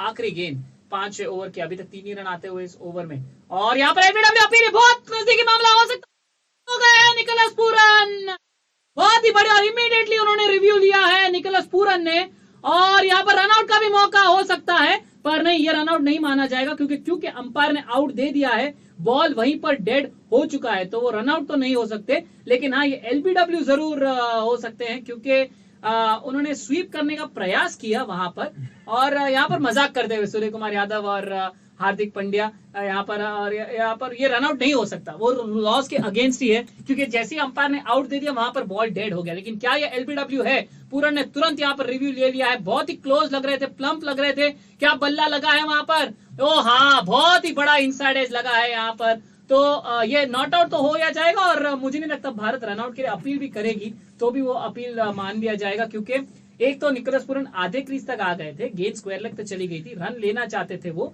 और फिर वहां से direct hit I strikers and पे, और सूर्य कुमार यादव ने मजाक मस्ती में अपील जरूर किया, लेकिन और पूरन का चेहरा थोड़ा उतर सा गया, पर ये आउट नहीं दिया जा सकता, और ये अंपायर अपना निर्णय जो है वापस लेंगे। अल्ट्रा एज दिखाते हुए एक बहुत बड़ा स्पाइक, जब बॉल जो है ग्लव्स के पास जाता हो, और रनआउट तो है नहीं क्योंकि जैसे ही अंपायर ने आउट दिया बॉल डेड हो गई थी, तो उसके बाद जो भी प्रतिक्रिया हो रही थी वो माना नहीं जाएगा। 5 ओवर के बाद 47 1 विकेट के नुकसान पर। तो अब जो भी हो ये मैच कंस्टिट्यूट हो गया है, क्योंकि 20 ओवर के मैच में रन चेज में कम से कम आपको 5 ओवर तो डालने हैं। अब जो है जो भी होगा इस मैच में, अगर ये मैच प्रॉपर तरीके से खत्म नहीं हुआ तो डीएलएस मेथड जरूर इम्प्लाई होगा और ये एक ऑफिशियल T20I माना जाएगा। 5 ओवर के बाद 47 1 विकेट के नुकसान पर बहुत ही बढ़िया ओवर कुलदीप यादव का, सिर्फ 3 रन देते हुए। और अब युजवेंद्र चहल गेंदबाजी करने के लिए आते हुए, और ये गेंद हवे में है, लॉन्ग ऑन, सिर्फ देखते रहेंगे उस गेंद को। स्वागत किया है युजवेंद्र चहल का एक शानदार तरीके से ब्रैंडन किंग ने। फ्लाइटेड गेंद थी लेग और मिडिल स्टंप पर, और ब्रैंडन किंग ने कदमों का इस्तेमाल किया, गेंद के पिच तक पहुंचे और उसे लॉफ्ट कर दिया लॉन्ग ऑन के क्षेत्र के ऊपर से 6 रनों के लिए। इसी के साथ वेस्टइंडीज के 50 रन पूरे, 53 रन 1 विकेट के नुकसान पर, 6 छक्के और 2 चौकों की मदद से, यानी उन्होंने 8 गेंदों में 46 रन बना दिए हैं और बाकी 23 गेंदों में सिर्फ 7 रन। तो एक बार फिर से बारिश की बूंदाबूंदी चल रही है, दोनों अंपायर एक दूसरे से बात कर रहे हैं। अंपायर शायद थर्ड अंपायर से भी कुछ विचार विमर्श कर रहे हैं, बॉल को ढूंढ रहे हैं वो, क्योंकि आगे चलिए बॉल तो मिल गई है। और क्या खिलाड़ी वापस जा रहे हैं डगआउट की तरफ? जी नहीं, वो बॉल को सिर्फ थोड़ा साफ करने के लिए, थोड़ा ड्राई आउट करने के लिए वो ब्रेक लिया गया था। पर अभी फिलहाल हम खेल को आगे बढ़ाएंगे, क्योंकि भले ही बारिश गिर रही हो, बारिश इतनी भी तेज नहीं है कि गेम को रोका जाए। और इसी बीच यहाँ पर निकोलस पूरन को एक आर्म गार्ड भी नहीं, वो एक रिस्ट बैंड है, क्योंकि जो एक शॉट लगा था ब्रैंडन किंग का वो उनके लेफ्ट फोर आर्म पे जाके लगा। और अगर 6 ओवर के बाद एक ही विकेट गिरता है तो डीएलएस पार स्कोर होगा वेस्ट इंडीज का, होना चाहिए 42 रन। तो फिलहाल 1 विकेट के नुकसान पर वेस्ट इंडीज 11 रन आगे है डीएलएस के हिसाब से, अगर विकेट नहीं गिरा तो कोई और। अगली गेंद युजवेंद्र चहल की over the wicket, Brandon King कुछ छोटी गेंद, उसे पीछे जाकर वर्क कर दिया है डीप मिड विकेट की तरफ, 1 रन आराम से मिल जाएगा। 54 रन 1 विकेट के नुकसान पर यहाँ पर वेस्ट इंडीज। ब्रैंडन किंग पहुंच गए 23 के व्यक्तिगत स्कोर पर, 112 रनों की आवश्यकता 88 गेंदों में। तो 5.2 ओवर के बाद यहाँ पर भारत का स्कोर तभी लगभग कुछ इतना ही था, क्योंकि पावर प्ले अच्छा कमबैक अच्छा किया था भारत ने, क्योंकि तभी तिलक वर्मा और सूर्य कुमार यादव जो है अच्छी बल्लेबाजी कर रहे थे। भारत के भी 2 विकेट जल्दी से गिर गए थे, 3 ओवर के अंदर 2 विकेट गिर गए थे। और अब यहाँ पर गीली गेंद है, तो यहाँ पर स्पिनर्स का किस तरह से यूज होगा वो देखना पड़ेगा। हार्दिक पांड्या किस तरह से उन्हें यूटिलाइज करते हैं, क्योंकि एक तरह की कप्तानी की दाद देनी पड़ेगी हार्दिक पांड्या की। वो हमेशा मैच सिचुएशन नहीं देखते, वो ये सोचते हैं कि अगर वर्ल्ड कप सेमीफाइनल, फाइनल या किसी भी बड़े मैच में मुझे ऐसे एक स्पिनर की जरूरत पड़े जिनको उन कठिन परिस्थितियों में गेंदबाजी करनी पड़े, तो क्या वो रेस्पॉन्ड कर सकते हैं कि नहीं। इसीलिए वो वैसे कैप्टनसी करते थे। जैसे कि आप सेकंड T20I में क्वेश्चन कर सकते हैं कि क्यों युजवेंद्र चहल को 4 ओवर नहीं दिया, तो उनका मत ये था कि उन्हें मुकेश कुमार को वैसे सिचुएशन में डालना था और उन्होंने उस सिचुएशन में डाला। कोई बात नहीं, मुकेश कुमार उस मैच में वो नहीं खेल पाए, लेकिन आगे के लिए वो प्रिपेयर्ड हो जाएंगे। 55 रन 1 विकेट के नुकसान पर वेस्ट इंडीज। यहाँ पर आपको दाग देनी पड़ेगी तकरीबन 3 ओवर यहाँ पर से मुझे इज्जत से लगा कि बारिश आ जाएगी और अभी शायद वो लोग ब्रेक में चले जाएंगे।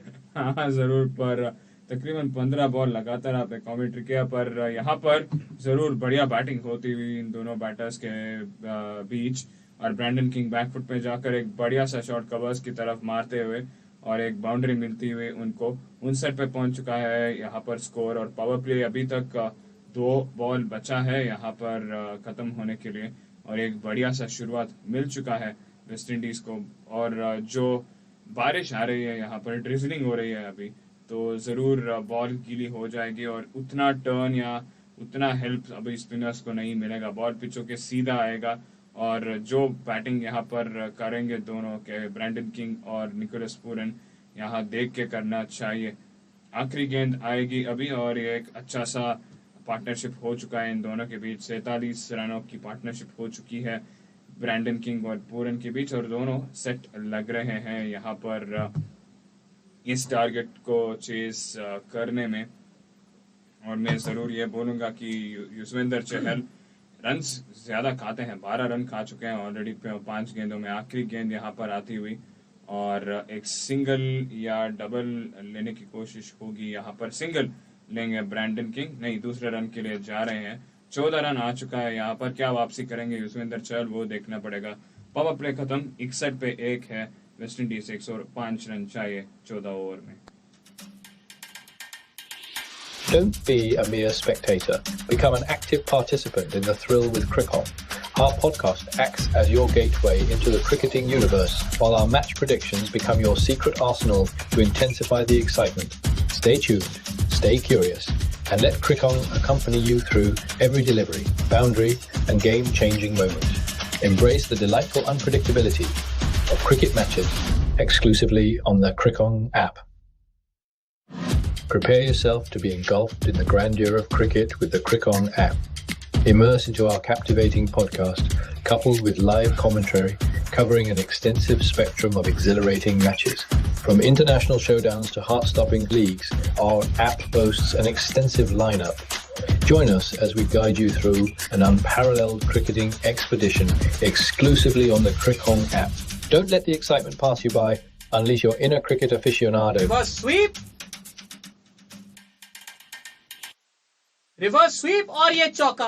तो ये एक कोशिश रही है वेस्ट इंडीज बल्लेबाजों की कि हर ओवर में पहले या दूसरे गेंद पर चौका या छक्का जड़ने का। रिस्की शॉट था निकोलस पूरन का, लेकिन जब तक बल्ला चल रहा है तब तक वो ये शॉट ट्राई करेंगे, क्योंकि मिडिल स्टंप पे थी गेंद और इसे रिवर्स स्वीप कर दिया to the left of short third, and he's got a boundary. 50-run partnership between Brandon King and Nicholas Pooran in just 25 balls, or 29 balls, beg your pardon. He goes down the leg side this time. Kuldeep Yadav, another reverse sweep attempted by Nicholas Pooran, and he gets a bottom edge this time. Reminds me of Phoebe Litchfield, who was just playing reverse sweeps after reverse sweeps in today afternoon's 100 game, which we saw, and sometimes you can get predictive, and once you become predictable, just as Kyle Mayers has become these days, it's very easy for the bowler to target you. But as of now, 5 runs of the first 2 balls, 66 for 1, and it's now 100 runs needed of 82 balls for the Windies, and it's Kuldeep Yadav now left arm over the wicket to Brandon King, and now a leading edge, but well, lucky is Brandon King that the leading edge did not go back to the bowler. This was the wrong one. He tried to flick it from outside leg stump, got a leading edge which went through mid-off towards long off for a single. 67 for 199 more needed from 81 balls. Definitely now West Indies are trying to get a boundary in every couple of first 3 deliveries itself, so that the pressure eases off in the remaining 5 deliveries of the over. The partnership is definitely going well, and Nicholas Pooran now just taps it towards the the fine leg region, and a couple of runs will be taken out there. And that is one of the stats thing that I will definitely say that we need to more focus on, like in T20 cricket especially, how much the team score when they get a boundary in the first 3 deliveries or the first 2 deliveries, and how much the team scores when their boundary comes in the final deliveries of the innings, or then when the wicket falls or something of those sorts, so that with the analysis even becomes more helpful, and the viewers also will be educated even more about the game. Also, in the last 1 year or so, we have been observing a pattern. Whenever a wicket falls, the new batter always tries to come out and score another boundary in that over, just to transfer the pressure back to the opposition and have a counter attack. Yeah, that is usually done for sure, but I always feel when a wicket falls, the team is sent on a back foot, and in order to not make that feel that the team is on a back foot, that is where they go for the counter attack, and sometimes it works, sometimes it doesn't, and when it works, it's fine, but if it doesn't, it is only going to hamper you even more. And here, coming back into the game, a leg bye has been given by the umpire as Nicholas Pooran takes a single. The rain is still going on. It is drizzling still, but they are managing to continue the game out there. Not many issues being interrupted for the players when it comes to the interruption of the rain at the moment. Last ball of the 7th over, and he just gently pushes it towards the point region for a dot ball. 7 overs done, 71 for 1. 95 needed in the remaining 13. Don't be a mere spectator. Become an active participant in the thrill with Crick-On. Our podcast acts as your gateway into the cricketing universe, while our match predictions become your secret arsenal to intensify the excitement. Stay tuned, stay curious, and let Crickon accompany you through every delivery, boundary, and game-changing moment. Embrace the delightful unpredictability of cricket matches exclusively on the Crickon app. Prepare yourself to be engulfed in the grandeur of cricket with the Crickon app. Immerse into our captivating podcast, coupled with live commentary covering an extensive spectrum of exhilarating matches. From international showdowns to heart-stopping leagues, our app boasts an extensive lineup. Join us as we guide you through an unparalleled cricketing expedition exclusively on the Crickon app. Don't let the excitement pass you by. Unleash your inner cricket aficionado. Don't be a mere spectator. Become an active participant in the thrill with Crickon app. Our podcast acts as your gateway into the cricketing universe, while our match predictions become your secret arsenal to intensify the excitement. Stay tuned, stay curious, and let Crickon accompany you through every delivery, boundary, and game-changing moment.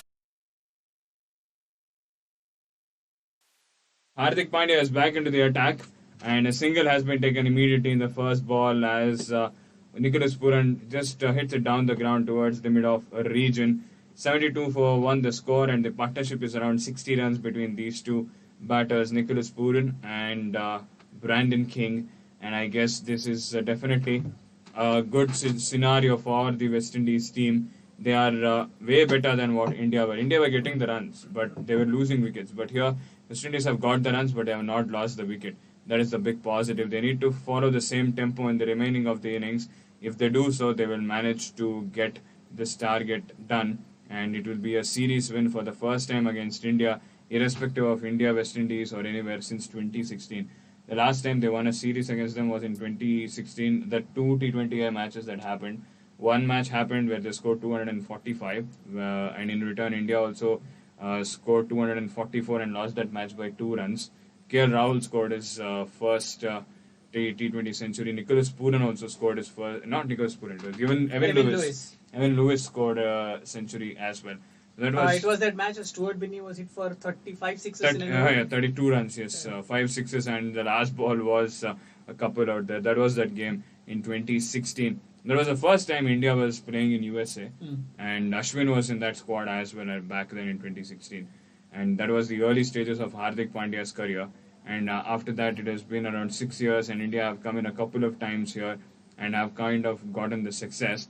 But today, looking at this decider game, I guess West Indies needs to take the W towards their home, because at the moment they are well poised at 74 for 1. Absolutely. They have kind of got the platform, 92 needed from 75 balls. But as we have seen in this series, time and time again, 1 wicket falls and then they start collapsing. Short ball outside the off stump, it is punched towards sweeper cover. In fact, one interesting thing happened before the start of this over. Yuzvendra Chahal was all ready to bowl the 8th over and he was adjusting his field. Then all of a sudden Hardik Pandya came, said, "Give me the ball."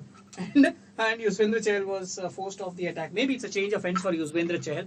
And Hardik Pandya is probably bowling a filler over, or Hardik Pandya feels that because of this rain, the pitch might have spiced up a little bit and he might get some movement or some extra bounce. So far, 5 runs in the 4 balls of this over. So far, par score, if the West Indies don't lose a wicket at the end of this over, is 56.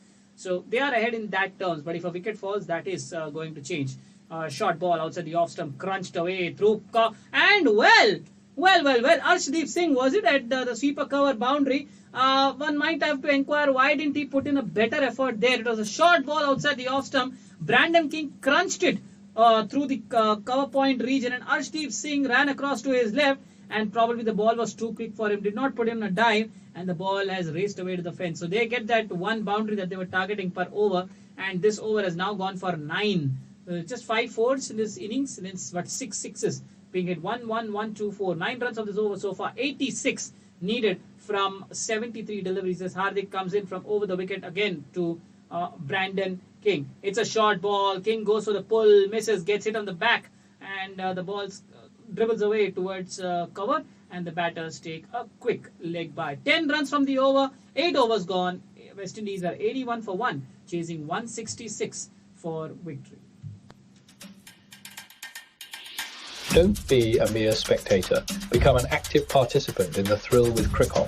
Our podcast acts as your gateway into the cricketing universe, while our match predictions become your secret arsenal to intensify the excitement. Stay tuned, stay curious, and let Crickon accompany you through every delivery, boundary, and game-changing moment. Embrace the delightful unpredictability of cricket matches exclusively on the Crickon app. Prepare yourself to be engulfed in the grandeur of cricket with the Crickon app. Immerse into our captivating podcast, coupled with live commentary covering an extensive spectrum of exhilarating matches. From Kuldeep Yadav is back into the attack, and not change of ends out there for Yuzvendra Chahal yet. And he will be bowling, Kuldeep Yadav will be bowling his third over on a trot. And surprisingly, Akshar Patel, who bowled like 3 overs in the power play itself in the previous game, has not even got the ball until now. I think that is because Nicholas Pooran is out there in the middle, and that logic, a left-arm spinner cannot bowl to a left-hand batter. Then what about Mukesh Kumar? Yes, Mukesh Kumar I think is saving him for the death. So this we witnessed in the last game as well, last to last game, wherein he is keeping Mukesh Kumar for those last overs, 14, 16, 18, 20, along with Arshdeep. Probably he reckons that Mukesh Kumar is is a better bowler in the death overs as compared to the middle or the power play. He has the most number of Yorker percentage also, like 30% of the Yorkers in slog overs is been bowled by Mukesh Kumar himself. So yes, I guess India are kind of developing, because Arshdeep Singh already is a proven customer in slog overs, and if Jasprit Bumrah doesn't work out in T20 cricket, they have a backup in the form of Mukesh Kumar, is what I can say. Yes, and which is why all our listeners who are listening, or all those people who are watching this match, please do not take the result of this match or situations of any particular match in this series as something which is related to the form of India. Plenty of things tried by Hardik Pandya in this series are a part of an experimentation process. So the question in that second T20I, why wasn't Yuzvendra Chahal given that fourth over, especially when he had taken 2 wickets in his over, that 3 wickets had fallen? Well, there was a reason to it. He wanted to throw the child into the swimming pool and wanted the child to learn swimming. And Mukesh Kumar has learned. He could not in that match, but he was brilliant in the next and the next to next. That's third and the fourth. So he is now developing a good death bowler for India. He has become a good death bowler along with Arshdeep as well. Now the only next thing probably what Hardik might do is maybe try and use Akshar when a left-hander batter is batting. That's one thing which I have been observing throughout the series. He's reluctant to use Akshar when there is Nicholas Pooran at the crease, or any left-hander for that matter. Yeah, that is one thing that unfortunately yesterday also, when Akshar Patel came in the power play, he was smashed 4 runs by Kyle Mayers. 17 runs is what he scored here. He scored 2 4s and 1 6. All of those was against Akshar Patel itself. So definitely, yes, the left-hand thing, especially these West Indies batters, kind of follow that well. And that is why Akshar Patel still hasn't bowled an over yet. Third over for Kuldeep. He hasn't got any wickets like the earlier games in this series. But definitely he is kind of found a resurrection in his career in 2023. Because ODI cricket has become a permanent fixture now.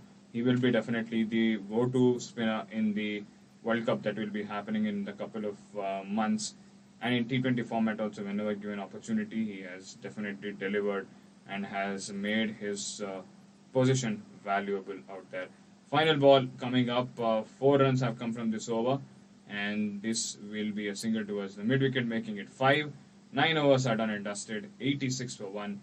West Indies require 80 more runs in the remaining 11 overs. Don't be a mere spectator. Become an active participant in the thrill with Crickon. Our podcast acts as your gateway into the cricketing universe, while our match predictions become your secret arsenal to intensify the excitement. Stay tuned, stay curious, and let Crickon accompany you through every delivery, boundary, and game-changing moment. Embrace the delightful unpredictability of cricket matches exclusively on the Crickon app. Prepare yourself to be engulfed in the grandeur of cricket with the Crickon app.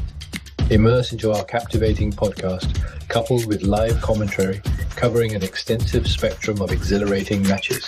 From international showdowns to heart-stopping leagues, our app boasts an extensive lineup.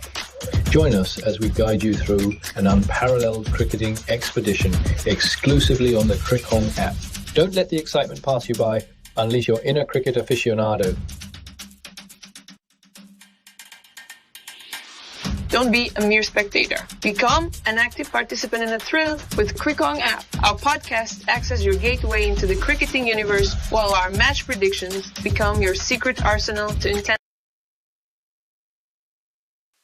हमने पूछ रहे थे और यहाँ पर आ चुके हैं मुकेश कुमार आ रहे हैं बॉलिंग करने के लिए पहली बार इस गेम में और ज़रूर एक बहुत ही लेट इंट्रोडक्शन होती हुई मैं सोच रहा था कि मुकेश कुमार और अर्शदीप सिंह यहाँ पर बॉलिंग शुरुआत करेंगे पर हार्दिक पांड्या ने शुरुआत की बॉलिंग अर्शदीप सिंह के साथ और मुकेश कुमार जो स्लॉग ओवर्स में ज़रूर यहाँ पर बिल्ड करने की कोशिश हो रही है जो एक बढ़िया एग्जाम्पल दिया था कार्तिक ने अगर मछली को बच्चे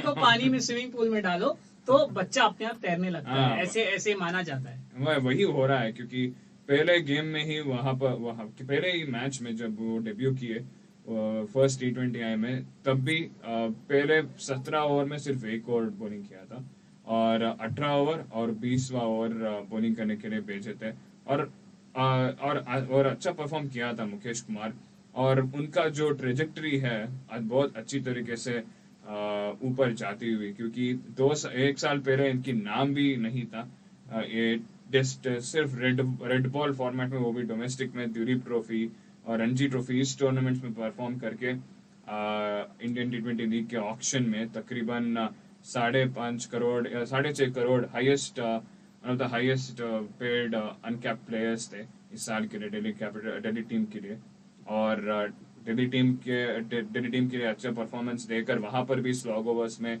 बॉलिंग करके क्योंकि वहां पर स्लॉग ओवर्स में एंड्रिक नोके थे और एंड्रिक नोके के पास वो परफॉर्मेंस आया नहीं इस साल तो इसी कारण उस समय स्टेप अप हुए थे मुकेश कुमार और वहां का परफॉर्मेंस है आज इस दौर में जो वेस्ट इंडीज का दौर आज किया है इंडिया ने टेस्ट में ODI में और T20 में तीनों फॉर्मेट में उनको भारत के लिए डेब्यू करने का मौका मिला और ये दूसरा खिलाड़ी है नटराजन के बाद जो एक टूर में तीनों फॉर्मेट में डेब्यू किया हो नटराजन ने 2020 में किया था ऑस्ट्रेलिया में और अब मुकेश कुमार बन जाते हैं दूसरा खिलाड़ी इस वेस्ट इंडीज दौरा में भारत के लिए डेब्यू करने के लिए तीनों फॉर्मेट में और आज एक बढ़िया मौका उनको जरूर मिलेगा यहाँ पर इस क्रूशियल मैच में परफॉर्म करने की यहाँ क्रूशियल विकेट की इम्पोर्टेंट है रिक्वायरमेंट है और विड्थ था बड़ी शॉट मारने की कोशिश ब्रैंडन किंग के द्वारा पर टाइमिंग भी नहीं हो पाई और नो मैंस लैंड में जाकर बॉल गिरी और just the difference between Natarajan and Mukesh was that Natarajan was used because India didn't have bowlers and that's why he made his debut in all 3 formats but here Mukesh Kumar was told that you're going to make these play these kind of games and hence he's been made so thoughtful provocation by the Indian management and second this ball which landed in no man's land Sanju Samson is telling Arshdeep that I'm yelling that the ball is coming in a direction but Arshdeep said I couldn't hear you that's because every time the ball goes in the air the crowd starts shouting and that's probably why Arshdeep Singh could not quite hear what Sanju Samson was shouting because he's standing right at the boundary ropes. I'm not saying that he could have taken that catch, but if maybe he had reacted a minute or two, not a minute, sorry, a second or two early, maybe he could have got to the ball. That's the only thing, and he might have pulled off a catch. 91 for 1 now is the score. 5 runs have come from this over so far.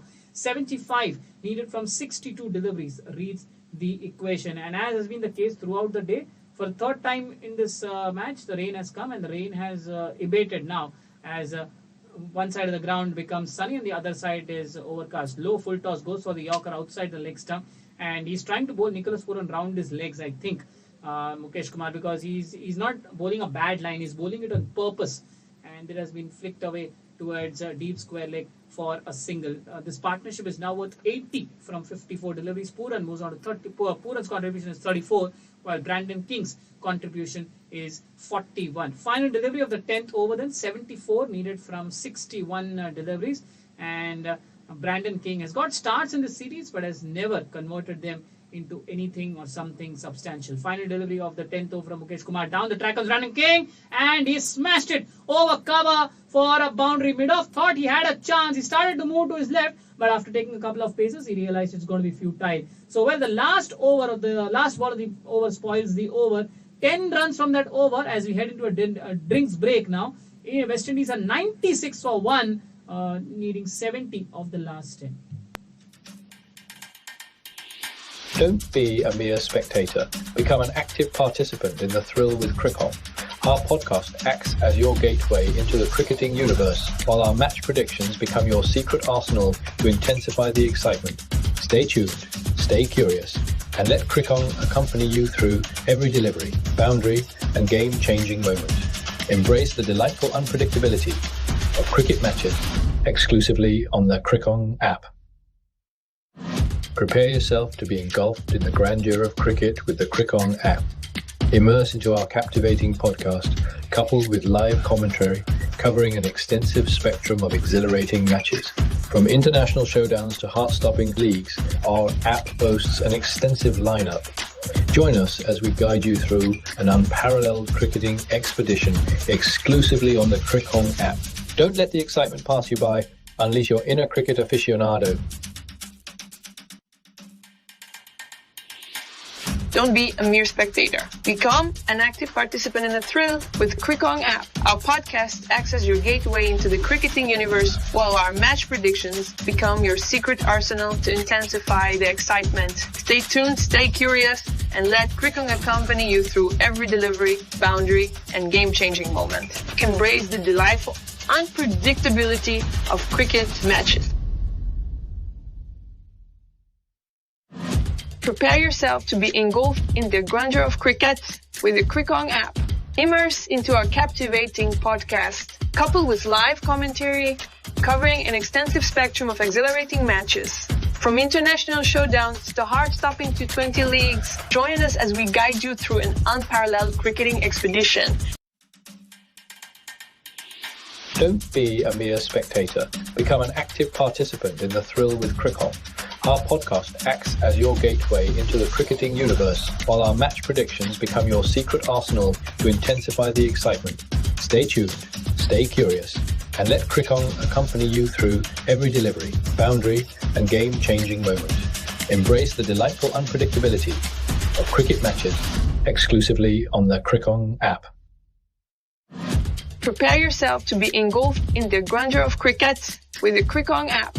Immerse into our captivating podcast, coupled with live commentary covering an extensive spectrum of exhilarating matches. From international showdowns to heart-stopping T20 leagues, join us as we guide you through an unparalleled cricketing expedition. Don't let the excitement pass you by. Unleash your inner cricket aficionado. Exclusively on the Crickon app. Prepare yourself to be engulfed in the grandeur of cricket with the Crickon app. Immerse into our captivating podcast, coupled with live commentary covering an extensive spectrum of exhilarating matches. From international showdowns to heart-stopping leagues, our app boasts an extensive lineup. Join us as we guide you through an unparalleled cricketing expedition exclusively on the Crickon app. Don't let the excitement pass you by. Unleash your inner cricket aficionado. Don't be a mere spectator. Become an active participant in the thrill with Crickon app. Our podcast acts as your gateway into the cricketing universe. तो आखिरकार युजवेंद्र चहल आते ही हुए वापस एक बार फिर से गेंदबाजी करने के लिए अपना दूसरा ओवर। पहले ओवर में 14 रन उनके ओवर में आए थे। पहली गेंद पर स्वागत किया था ब्रैंडन किंग ने छक्के के साथ, पर तभी बारिश भी गिर रही थी, गेंद गीली हो रही थी। अब बारिश नहीं हो रही है और गेंद जो है गीली तो जरूर होगी, लेकिन एटलीस्ट ग्रिप करने में उतनी तकलीफ नहीं देगी जितनी तब देरी होगी, क्योंकि तभी तो कंटिन्यूसली बारिश हो ही रही थी। दाएं हाथ से ओवर द विकेट, बाएं हाथ के निकोलस पूरन को पहली गेंद स्लॉग स्विप कर दिया है। वहां पर खिलाड़ी मौजूद हैं, लेकिन खिलाड़ी सिर्फ दर्शक बनते रहेंगे। वहां पर एक छोटी गेंद को बैठकर स्लॉग स्वीप कर दिया निकोलस पूरन ने डीप बैकवर्ड स्क्वायर लग के ऊपर से 6 रनों के लिए। ये पारी का ये 7वां छक्का और इसी के साथ वेस्ट इंडीज के 100 रन पूरे हो गए। लेग स्पिनर था लेकिन लेंथ बहुत छोटी थी मिडल और लेग स्टंप पर टप्पा खाई और निकोलस पूरन ने बैठ कर काफी आराम से उसे स्लॉग स्वीप कर दिया डीप स्क्वायर लेग की दिशा पर। 6 रनों के लिए खिलाड़ी मौजूद थे वहां पर, लेकिन सिर्फ दर्शक बन गए वो। तो पहली ओवर की पहली गेंद 6 रन, दूसरी ओवर की पहली गेंद 6 रन युजवेंद्र चहल के लिए। 64 रनों की आवश्यकता 59 गेंदों में, और ये निकोलस पूरन का 98 नंबर था छक्कों का। 98 sixes in T20I for Nicholas Pooran. और अगली गेंद फुलर लेंथ की गेंद थी, ऑफ स्टंप के बाहर उसे ड्राइव कर दिया स्वीपर कवर की तरफ। 2 रन लेने का वहां पर मौका था और 2 रन उन्होंने लिया भी। 104 एक विकेट के नुकसान पर। 62 रनों की आवश्यकता 58 गेंदों में, और अब दोनों ही खिलाड़ी ऑलमोस्ट बराबर पे पहुंच गए हैं। निकोलस पूरन 42 पर 25 गेंदों में, ब्रैंडन किंग 45 पर 32 गेंदों में, और युजवेंद्र चहल अपना दूसरे ओवर की प्रगति में 22 रन दिए हैं उन्होंने अभी तक 8 गेंदों में। अगली गेंद wrong one, googly off stump पर, उसे पंच कर दिया लॉन्ग ऑफ की तरफ। तो पहले 3 गेंदों में यही होता है, जब पहले गेंद पे आपने वो टॉपिक छेड़ा था लेकिन मेरे दिमाग से निकल गया क्योंकि काफी सारी चीजें हुई थी कि आप as a statistician, as an analyst ये देखना चाहते हैं कि कितने बार ये हो रहा है कि कितने टीम्स ने जो है ये कोशिश की है कि पहले हाफ में यानी फर्स्ट 1, 2 और 3 बॉल्स में एक चौका या छक्का जड़ा हो, या फिर कितने टीम्स ऐसे हैं कि लास्ट 2, 3, 4, 5, 6 बॉल्स में चौका या छक्का जड़ा हो। तो कई सारे एक फिलॉसफी ऐसे होती है कि अगर आप पहले बॉल पर ही 4 या 6 जड़ देते हैं तो इवेंचुअली आपका जो ओवर है वो 10 रन का ऐसे ही हो जाता है, अगर आप सिंगल्स ले लेंगे तो। और लास्ट बॉल पे आपका एक रिएक्शन होता है कि अगर आपने 5 बॉल में 2 रन या 3 ही रन बनाए हो, तब जाके आपका चौका या छक्का जड़ा तो फिर आपका एक अच्छा ओवर बन जाएगा। तो वो एक लॉजिक रीजन होता था। दूसरा रीजन ये होता था कि 90% बहुत कम बार आपको देखने मिलेगा कि बॉलर आके पहली गेंद पर आपको बहुत अच्छी गेंदबाजी करे। 90% आप चाहे कौन सी भी गेंदबाजी करे, कौन सी भी ओवर में फॉर्मेट में गेंदबाजी करे, आपका फर्स्ट बॉल जो है मोर और लेस एक लूजनर होता है। तो अगर वो बल्लेबाज रेडी हो और काउंटर अटैक करे तो उस पर 4 और 6 लगा देता है। अब तीसरा पॉइंट ऑफ व्यू ये है कि जैसे कि महेंद्र सिंह धोनी भी कभी कभी कहते हैं कि आप अपना पेशेंस, अपना आपा मत खोइए, पहले 2-3 बॉल हो जाने दीजिए, फिर आपको पता चल जाएगा कि बॉलर किस तरह की लय डाल रहा है और फिर आप अटैक कर सकते हैं 4th, 5th या 6th बॉल पे। तो ये एक रणनीति होती है। बट हाँ, आप बिल्कुल सही कह रहे हैं कि अलग अलग लोगों के लिए अलग अलग रणनीति होती है। अगर आपने पहले बॉल पर वो पुल ऑफ कर दिया चौका या छक्के में तो इवेंचुअली आपका ओवर बहुत अच्छा चला जाता है क्योंकि 10 रन आ जाते हैं ओवर में। और जैसे कि आपने ऑफ एयर में मुझे कहा कि गुजरात ने इस सीजन वो कई बार उन्होंने लास्ट ओवर में, माफ कीजिएगा, last ball of the over में वो विकेट खोते जा रहे थे। तो ऐसे केस में जो ओवर आपका अच्छा जा रहा हो वो आपका खराब जाता है, और जो ओवर अच्छा नहीं गया हो वो और खराब हो जाता है। या फिर ऐसे केस में जैसे कि अभी इस ओवर में निकोलस पूरन ने पहली गेंद पर 6 जड़ दिया था, तो उसकी वजह से इस ओवर में 11 रन आए। तो ऐसे 11 रन आने की वजह से काफी बढ़िया ओवर भी घटित होता है। तो दोनों हैं लाजमी अपने अपने हिसाब से कि लेकिन मुझे सबसे क्लोजेस्ट लॉजिक वो लगा कि नॉर्मली अमूमन बहुत कम बॉलर्स ऐसे होते हैं कि पहले ही गेंद से राइट ऑन द मनी गेंदबाजी करते हैं। तो इससे 9 आउट ऑफ 10 टाइम्स वो पहला गेंद जो है वो आपको एक लूजनर ही मिलेगा और उस पर आप अटैक कर सकते हो। तो 11 ओवर की समाप्ति के बाद यहाँ पर वेस्ट इंडीज का स्कोर है 107, एक विकेट के नुकसान पर 59 रनों की आवश्यकता 54 गेंदों में। रिक्वायर्ड रन रेट अभी 7 से भी कम है। एक याद दिलाना चाहेंगे कि 18 अगस्त से यानी लगभग अगले हफ्ते से ही कुलदीप यादव एक बार फिर से गेंदबाजी कर रहे हैं। अभी ये एक लेग स्पिनर थी, उसे वर्क कर दिया मिड विकेट की तरफ, रन लेने की कोशिश थी दूसरी, लेकिन नहीं मिलेगी, एक ही रन मिलेगा। 18 अगस्त से भारत का 3 T20I वाला टूर शुरू होगा आयरलैंड में, आयरलैंड के खिलाफ, और उसमें कप्तान होंगे जसप्रीत बुमराह, और वहां पर भी एक युवा टीम खिलाई जाएगी। तो ये भारत के फ्यूचर के लिए बहुत ही बड़ी बात है। हाँ जरूर। अभी आप टैलेंट पूल में देखते हो तो एक साथ आपको 40 प्लेयर मिलेंगे आसान से, लिमिटेड ओवर्स में टीम इंडिया को रिप्रेजेंट करने की कैपेसिटी रखते हैं, कैपेबिलिटी रखते हैं। तो उतना बड़ा टैलेंट पूल को मैनेज करने का जो एक रेस्पॉन्सिबिलिटी है वो बीसीसीआई के ऊपर है, और हर एक टैलेंट पूल को, हर एक टैलेंट को उनके कैलिबर की तरह परफॉर्मेंस अपॉर्चुनिटीज देना चाहिए, क्योंकि इस टूर में जब वो खेलेंगे आयरलैंड के सामने एक बड़ा अपॉर्चुनिटी होगा रिंकू सिंह के लिए, जो बहुत ही बढ़िया सीजन हुआ था उनका इंडियन T20 लीग में। शिवम दुबे भी वापस आ रहे हैं यहाँ पर, तकरीबन 2 साल हुए हैं वो T20 इंटरनेशनल खेल के, और शहबाज अहमद भी है स्क्वाड में, और उसके साथ एक और प्लेयर जो जितेश शर्मा को भी मिला है पहली बार इंडियन टीम में खेलने की, जो रिंकू सिंह और जितेश शर्मा जो पिछले 2 सालों से जो अच्छा परफॉर्म किया है इंडियन T20 लीग में, उसके कारण और उनके जो परफॉर्मेंस है डोमेस्टिक क्रिकेट में भी, वो सब मिलाकर वो यहाँ पर एक अपॉर्चुनिटी दिया है उनको इस आयरलैंड सीरीज में रिप्रेजेंट करने के लिए। और मैं ज़रूर देखना चाहता हूँ कैसा बॉलिंग करेंगे जसप्रीत बुमराह। तकरीबन 1 साल हो चुका है, उनका आखिरी गेम हुआ था 25 सितंबर को 2022 में, और तकरीबन 11 महीने के बाद अभी यहाँ पर आएंगे खेलने के लिए। टीम इंडिया जर्सी पहन के आएंगे, पहला कम्पिटिटिव मैच खेलेंगे और लीड करेंगे इंडियन टीम को उस मैच में जो डबलिन में होगा। और इनके साथ मैं हर बार मुझे अच्छा लगता है कि कर्नाटका से मैं आता हूँ और कोई कर्नाटका प्लेयर जब मैं देखता हूँ KL राहुल को छोड़कर, मुझे बहुत अच्छा लगता है, क्योंकि KL राहुल एक इम्पैक्टफुल प्लेयर, एक इम्पोर्टेंट प्लेयर बन चुके हैं। पर जो अदर प्लेयर्स है, स्पेशली फास्ट बॉलर्स उतना आए नहीं विनय कुमार के बाद कर्नाटका से। तो अभी प्रसिद्ध कृष्णा भी इस सीरीज से वापस आ रहे हैं खेलने के लिए इंडियन टीम में, और वो भी तकरीबन 1 साल मिस किया है क्योंकि वो भी इंजरी हुआ था, सेम इंजरी था उनको भी जो जसप्रीत बुमराह को हुआ था, उसी कारण वो भी तकरीबन 9-10 महीने रेस्ट किए, सर्जरी पे गए और अभी रिहैब करके वापस आए। आज एक गेम भी खेला महाराजा ट्रॉफी में और एक विकेट भी दिया, जो तो मैं ज़रूर ये देखने के लिए रेडी रहूँगा कि कौन कौन कैसे कैसे परफॉर्म करेंगे यहाँ पर। और इस ओवर में एक अच्छी कमबैक और एक अच्छा बॉलिंग और अच्छा स्पेल होता हुआ कुलदीप यादव का, सिर्फ 18 रन 4 ओवर में, और स्कोर होता है 109 पे 1 12 ओवर होने के बाद। Don't be a mere spectator. Become an active participant in the thrill with Crick-On.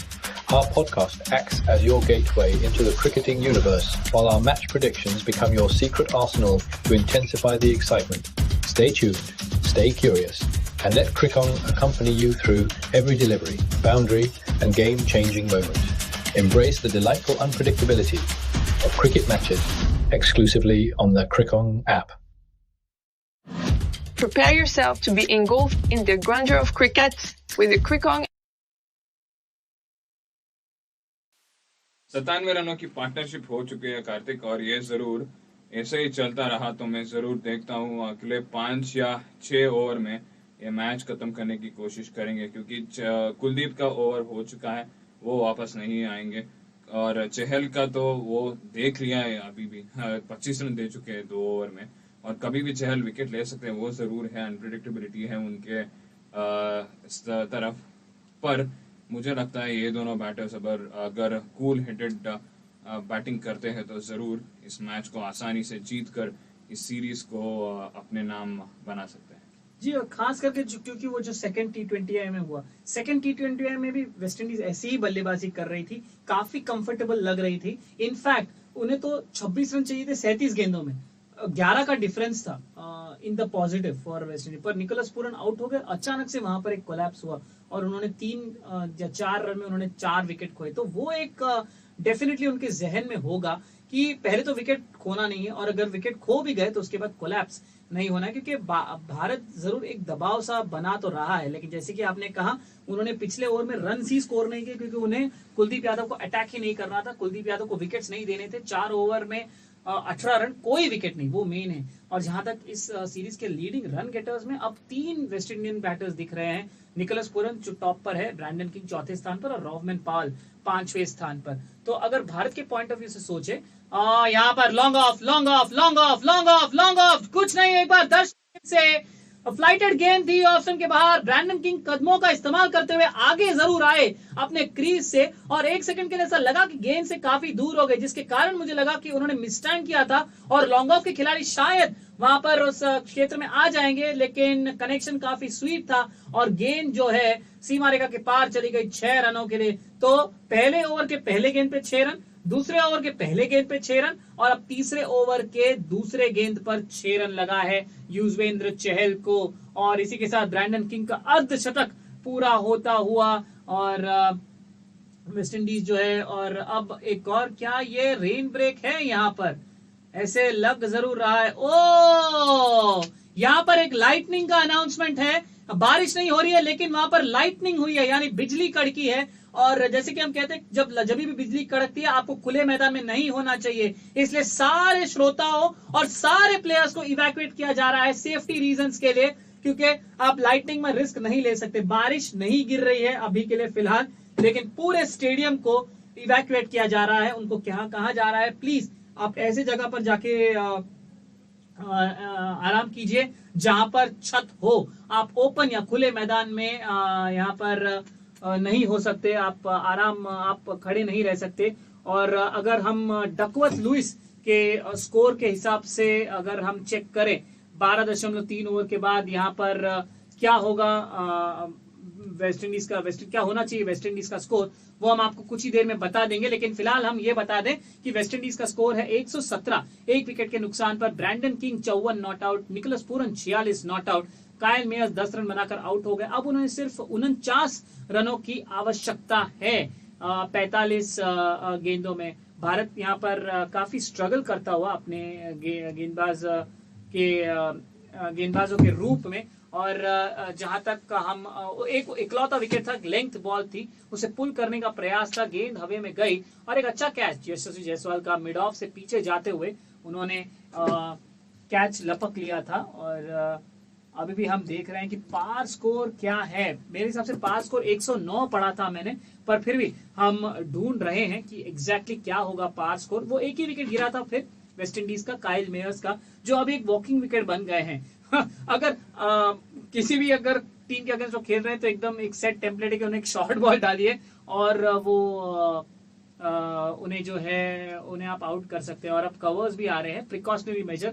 और पार्टनरशिप की बात करें, पहले विकेट के लिए 12 रन की साझेदारी और उसके बाद नाबाद 105 रनों की साझेदारी सिर्फ 70 गेंदों में। कोई चांस नहीं, कोई ड्रॉप कैच नहीं, कोई मिस टाइम नहीं।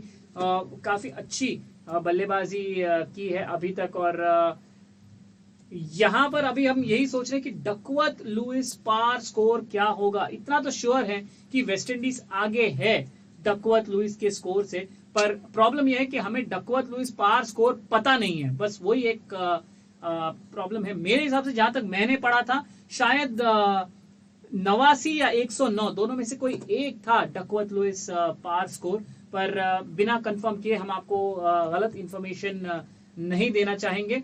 और लाइटनिंग का ऐसे ही होता है, लाइटनिंग का एक रूल होता है कि जैसी लाइटनिंग अगर आ जाए तो आपको एक एडवाइस दी जाती है कि प्लीज आप जो है अंदर चले जाइए प्रोटेक्टेड एरिया में। और जहां तक लीडिंग रन गेटर्स और सीरीज है, निकोलस पूरन अब सीरीज के leading run getter 175 run, Tilak Varma दूसरे पायदान पर 173, सूर्य कुमार यादव तीसरे पायदान पर 166, ब्रैंडन किंग चौथे पायदान पर 142 रन और रॉवमिन पाल पांचवें पायदान पर 110 रन पर है। और जहां तक भारत की गेंदबाजी का सवाल है, शुरुआत अच्छी की थी अर्शदीप ने, लेकिन बस वही था, वही उनकी सफलता थी। 2 over 20 run 1 wicket. Hardik Pandya 3 over 32 run कोई विकेट नहीं। युजवेंद्र चहल 2.3 ओवर में 33 रन, हर ओवर में 1 6 खाए हैं। पहले ओवर के पहले गेंद पर, दूसरे ओवर के दूसरे गेंद पर, दूसरे ओवर के पहले गेंद पर माफ कीजिएगा, और तीसरे ओवर के तीसरे गेंद पर। तो उनका तो दिन रहा ही नहीं है। मुकेश कुमार ने एक ही ओवर डाला है 10 रन, पर सबसे किफायती बॉलर कुलदीप यादव 4 ओवर में 18 रन। और वेस्टइंडीज का जो प्लान था वो प्लान था कुलदीप यादव को विकेट नहीं देना, और वो प्लान उन्होंने बखूबी वहां पर एग्जीक्यूट किया। क्योंकि आप कैलकुलेट करके देखिए, कुलदीप यादव 4 ओवर 18 रन और बाकी 8.3 ओवर में वेस्टइंडीज ने 99 रन स्कोर किए हैं। Let me say that in English, Kuldeep Yadav 4 overs 18 runs.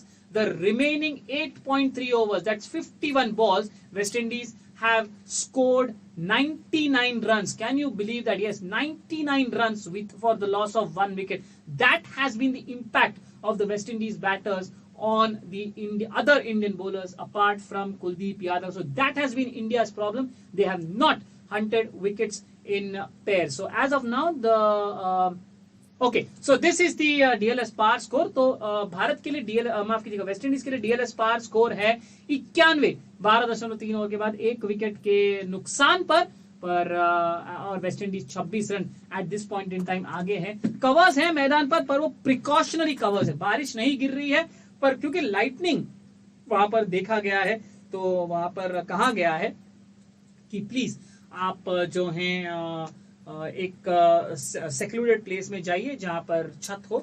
और हम भी फिलहाल के लिए एक ब्रेक ले रहे हैं।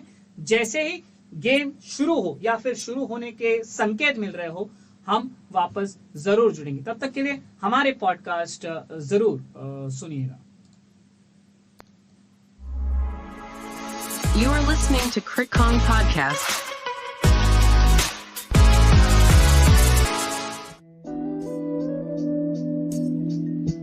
Welcome back, cricket enthusiasts, to another adrenaline-packed episode of the CritCom podcast. I'm your host Isha, and today we are going to embark on an exhilarating journey into one of the world of the most badass cricketer ever to grace the field. Ladies and gentlemen, buckle up as we delve into the incredible achievements and awe-inspiring persona of the one and only Brendan McCullum, also known as BAZ. Born in 27 September 1981, he is a former New Zealand cricketer and the current head coach of the England cricket test team. Representing New Zealand, he played all formats, including as captain.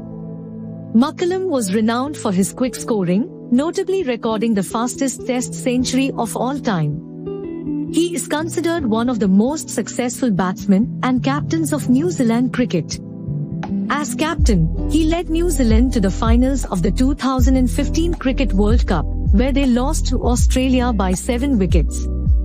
He then retired from all forms of cricket in August 2019. Brendan McCullum's explosive batting prowess, which left bowlers trembling in their boots and fans on the edge of their seats. This maverick cricketer was a force to be reckoned with, possessing an uncanny ability to demolish bowling attacks with his ferocious hitting. McCullum etched his name in the annals of cricketing history by ranking among the top 5 players with the highest strike rates in one-day internationals, ODI. His ability to unleash a flurry of boundaries and sixes at will made him a nightmare for bowlers worldwide. McCullum's aggressive approach redefined the concept of power hitting in the limited overs format.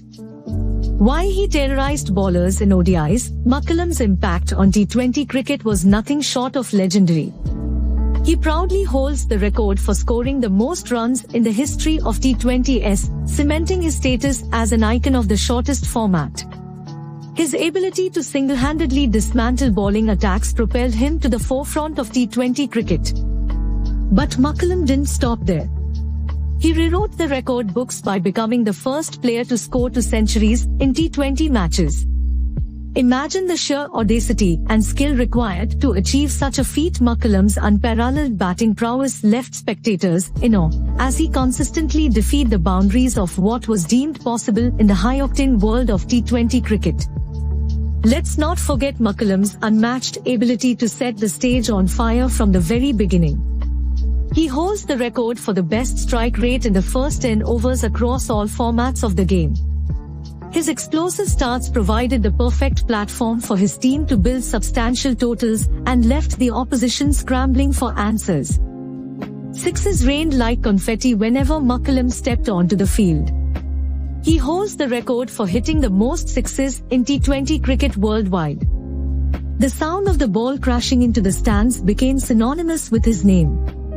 McCullum's ability to clear the boundaries with ease turned matches on their heads and sent fans into a frenzy. McCullum's impact extended beyond his individual brilliance. As a captain, he led the New Zealand cricket team with utmost passion and determination. He holds the distinction of having the highest win-loss ratio of any captain in New Zealand's cricketing history. Under his astute leadership, the team achieved remarkable success and soared to new heights. What sets McCullum apart is his versatility in batting positions. He fearlessly took on the challenge of playing at 9 different positions in the batting order, adapting his game to the team's needs. This chameleon-like ability showcased his cricketing intelligence and added an extra dimension to his already formidable batting repertoire. McCullum's impact wasn't limited to the international stage. In the glitz and glamour of the Indian Premier League, IPL, he burst onto the scene with a jaw-dropping knock that left the cricketing world in awe. Who can forget his scintillating innings of 158 runs off just 73 balls in the inaugural match of the IPL? It took 6 long years for that record to be broken, emphasizing the magnitude of his accomplishment. As the curtains were drawing on his illustrious career, McCullum decided to bid farewell to the game in the most unforgettable way. In his final test match, he unleashed an onslaught that will forever be etched in cricketing folklore. McCullum smashed the fastest century in Test cricket, defying all odds and leaving spectators gasping for breath. It was a fitting farewell for a true legend of the game. Brendan McCullum's fearless approach, unmatched power hitting, and the ability to rewrite record books make him the epitome of a badass cricketer. His impact on the game and the hearts of fans worldwide is undeniable. Well, that brings us to the end of this podcast episode on the incredible journey of Brendan McCullum. I hope you enjoyed this captivating exploration of his achievements and the mark he left on the world of cricket. Don't forget to also check out our live commentary podcast on CritCom. Until next time, keep swinging, keep cheering, and keep loving the game of cricket. CritCom Podcast.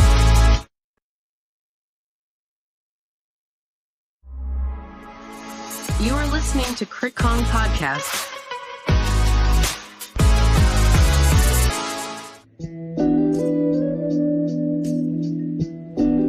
Cricket.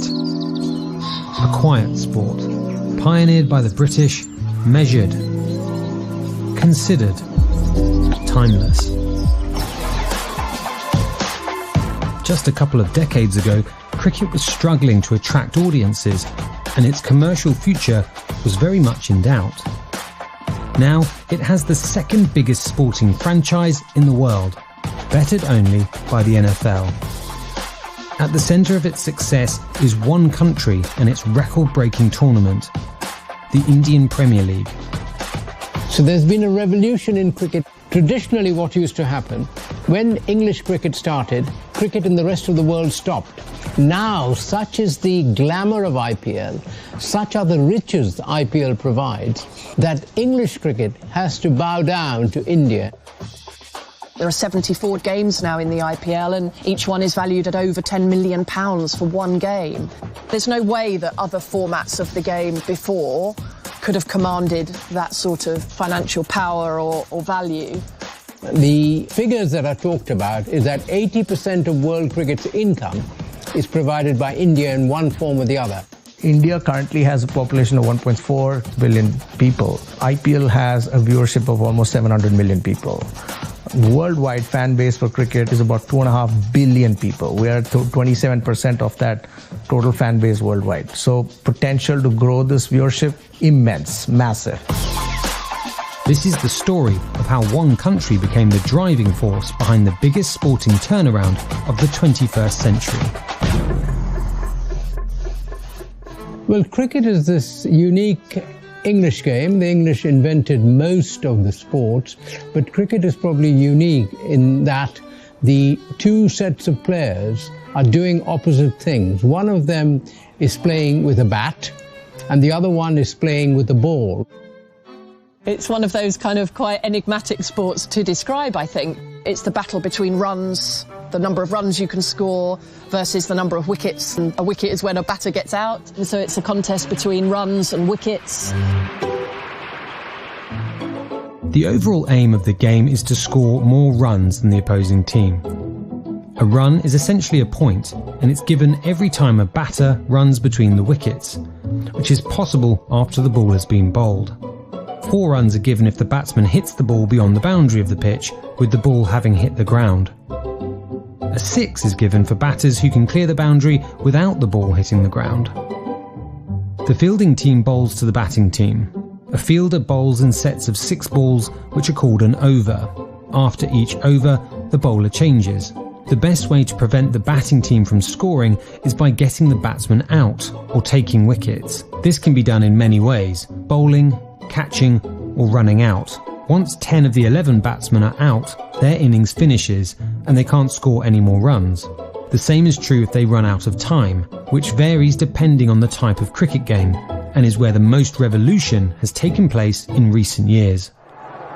Its most traditional format is multi-day cricket, so where it's played with a red ball and there are 3 results possible: win, lose or draw. So I know people are completely stumped by the fact that you can play a game for 5 days and still draw at the end of it. Cricket's complicated rules and long playtime meant it struggled to appeal to fans outside Commonwealth countries who had deeply historical ties to the game. Invented in England in the 1600s, cricket arrived in other parts of the globe during the late 17th and 18th centuries via British colonisers. The British took the game to different parts of the world as they expanded, as they went in search of trade, and then they acquired territories. They didn't tell people you have to play our sport. They played their sport, and the other people seeing the British play the sport was attracted by it. While a number of the Commonwealth countries adopted the game as their own, one managed to turn the sport into big business. I think the Indians, who've been given no chance at all, are likely to give a great deal more trouble than many people expect. When I was a very young boy, that was a long time ago, in the 50s, as a 5-year-old, I was taken in India, in Mumbai, to watch England play India. Mihir Bose, the BBC's first sports news editor, is one of cricket's best-known commentators. His most recent book, 9 Waves, The Extraordinary Story of How India Took Over the Cricket World, traces the country's rise from colonial dependency to global dominance within the sport. The money in cricket came through, and this was worldwide, came through people at the gates buying tickets. When a team came over in England, Australia, West Indies, New Zealand or whoever, there would be in the cities what was called test fever. People would want to buy tickets, there would be long queues to get tickets and so on. And that was the situation till well into the 1990s. Television had shown its potential in India during the 1982 Asian Games, but it wasn't until the 1990s, when domestic viewership reached critical mass, that its full potential could be capitalised on. The cricket authorities in India realised television stations were prepared to pay big money. By then, crowds had declined all over the world. People were watching on television, and English cricket and Australian cricket found that when they played India, they could sell their television rights to these Indian television stations for a lot of money. And that is where India, if you like, took over the world game. While the sport's original days-long format continued to have an appeal with long-standing fans, cricket struggled to entice new, younger audiences. This pressure only intensified as the unparalleled popularity of mega franchises like the NFL and the EPL continued to proliferate. In an attempt to reinvigorate the sport, a variety of shorter formats with fewer overs were created. England, finding audiences were not coming to cricket, spectators were not coming to cricket, devised a new format of the game where only 20 overs were bowled by each side, shorten the game, because then you could play the game in an English summer, start it at 1 or 2 o'clock, play till about 7 o'clock, 8 o'clock, and somebody could finish their work at 5 and just pop in for 2 or 3 hours. That was the idea. England's 20-over format, also known as T20 or 2020, launched its first professional tournament in 2003. The shorter format made it a much better fit for broadcasters. Sky Sports televised 8 group matches and the entirety of Finals Day live. England's T20 World Cup was a success domestically and had proved the potential of a more explosive version of the game.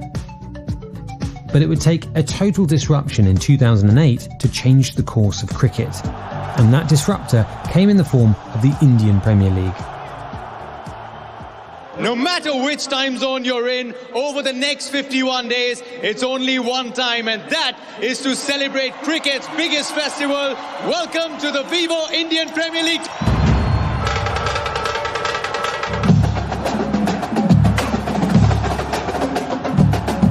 They made it into a spectacle, and the old-fashioned traditionalists find this abhorrent. To them, that's not cricket. Cricket is theatre, where, you know, you have intellectual discussions as to where the ball is played and so on and so forth. Here they said, no, you don't need all that. You want entertainment. You want to rival what the cinema offers you, what any other form of entertainment offers you. The IPL didn't just take inspiration from America's pre-show entertainment and pyrotechnics, it also adopted a similar league structure where the same teams compete every year. For the IPL, they devised completely new teams. So it became Mumbai Indians, owned by one of the richest businessmen in India, composed, some of them from Mumbai, composed of players from around the world. Or the Chennai Super Kings, or, you know, the Kolkata Knight Raiders. So they came up with these exotic names. You know, the one difference is this is not about a country playing another country. The one difference is you're able to, as a franchise, attract the best in an auction, which is done prior to the season beginning, where you bid for the best players in the world for a certain price tag. How much has the IPL, changed the face of cricket because of the money involved? Yeah, well, I mean, the money involved is huge for the players these days. This is a time of upheaval in sport, when new, moneyed leagues promising big payouts threaten to upend the status quo. From Saudi Arabia's controversial LIV Golf Tour that saw golfers sign up despite concerns over the country's human rights record and then lose their place on renowned PGA tours, to the proposed European Super League, a breakaway competition in football designed to guarantee millions of dollars for a select few at the expense of long-established leagues. And the IPL is no different, with only 10 teams competing, each under owners with deep pockets. It quickly attracted the world's best players, causing issues for any other tournaments that took place during the IPL season. Player choice, scheduling, the kind of proliferation of short format leagues, whilst also trying to schedule international cricket, whether it's test match cricket, the domestic game, the other international formats. You know, it is quite a challenging jigsaw puzzle. The organisation unofficially in charge of putting that puzzle together is the Board of Control for Cricket in India, or the BCCI. While the International Cricket Council is named the global watchman, money, as is often the case, wields power. The humble truth here is the BCCI is the richest body today in the world of cricket across the globe. And I think it's purely because of the success of IPL, massively. So you've got sponsorship deals pouring through every single corner of the room into the BCCI. 80% of world cricket's income is provided by India in one form or the other. There's television rights, there are commercial deals. When India play abroad, if you look around the stadiums, the marketing of the sponsors' names are Indian sponsors' names because they have got the rights, they want their names on television because Indians are watching and therefore they'll sell the products. So the BCCI obviously continues to, aggregate power in its hands purely because of the type of consumers it has at its disposal, the Indian consumer. Like I said, 700 million people watching IPL, which has probably the least number of games across any sporting, format across the world. I'm not just talking cricket, I'm talking NFL, I'm talking about MLB, I'm talking EPL. This has the least number of games. It has the maximum viewership. The success of the 2022 IPL media rights e-auction highlighted just how successful this franchise has become in such a short period of time. The TV and digital rights for 2022 to 2027 matches collectively sold for $6.2 billion. This not only reaffirmed the IPL as the leading cricket league, but also made it the second most valuable league globally. At more than $13 million per match, the IPL has surpassed global leagues such as the EPL and the MLB, and is second only to the NFL. Disney bagged the TV rights, and a joint venture between Paramount and Mukesh Ambani's Reliance Industries won digital streaming rights. Media companies are constantly working hard to make sure they get the right form of content such that the consumer loyalty continues to stick and grow. If you look at the case of Netflix in the 2 quarters that went by, they actually said they're going to come off massively on their consumer numbers, only because they're not able to penetrate countries like India, which require a different form of content. I'm not saying that they should go after cricket as a possible broadcasting theme. They may, who knows? But if you get sport, which is universal, has no language, something like a football or a cricket, which actually attracts more consumers given its religious following in those specific countries, I don't see a reason why you will see more media companies coming and trying to get a partnership with the BCCI given the massive fan following across the world. It's widely agreed upon that media is what's propelled the values of teams to such astronomical heights. In the US, the Big Ten, a college football conference, just signed an $8 billion media rights deal. And Apple signed on to a 10-year global broadcast deal to stream Major League Soccer worth $250 million. With so much untapped revenue to play for, a flurry of new T20 leagues are being created in an attempt to ride the wave of the IPL's success. South Africa have started fleshing out details of the new T20 league. Players are already on board, a broadcast deal has been confirmed, and team owners revealed. SA's previous attempts at getting an international T20 league off the ground have failed. South Africa and the UAE are both set to launch new T20 leagues in 2023, adding to an already packed cricketing calendar.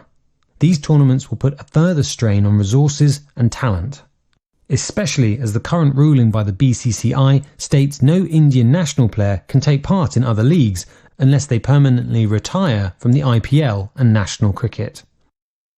The thinking here is that players competing in other T20 tournaments will take fans to those franchises, which could lead to tougher competition in terms of attraction, attention, and brand value for the IPL. So you've seen T20 leagues mushroom in Australia, the Big Bash League, the Caribbean Premier League, one in England, and now two new leagues being launched, just announced, one in South Africa and the other one in Dubai, the Emirates Cricket Board. Now, the fact is, in all of these leagues, Indian players who have a global fan following are not allowed to play. That's the rule. And if you can't get the likes of MS Dhoni or Virat Kohli or some of the other big boys that we have playing cricket across the world for their country and in the IPL league, I think you lose that many audiences.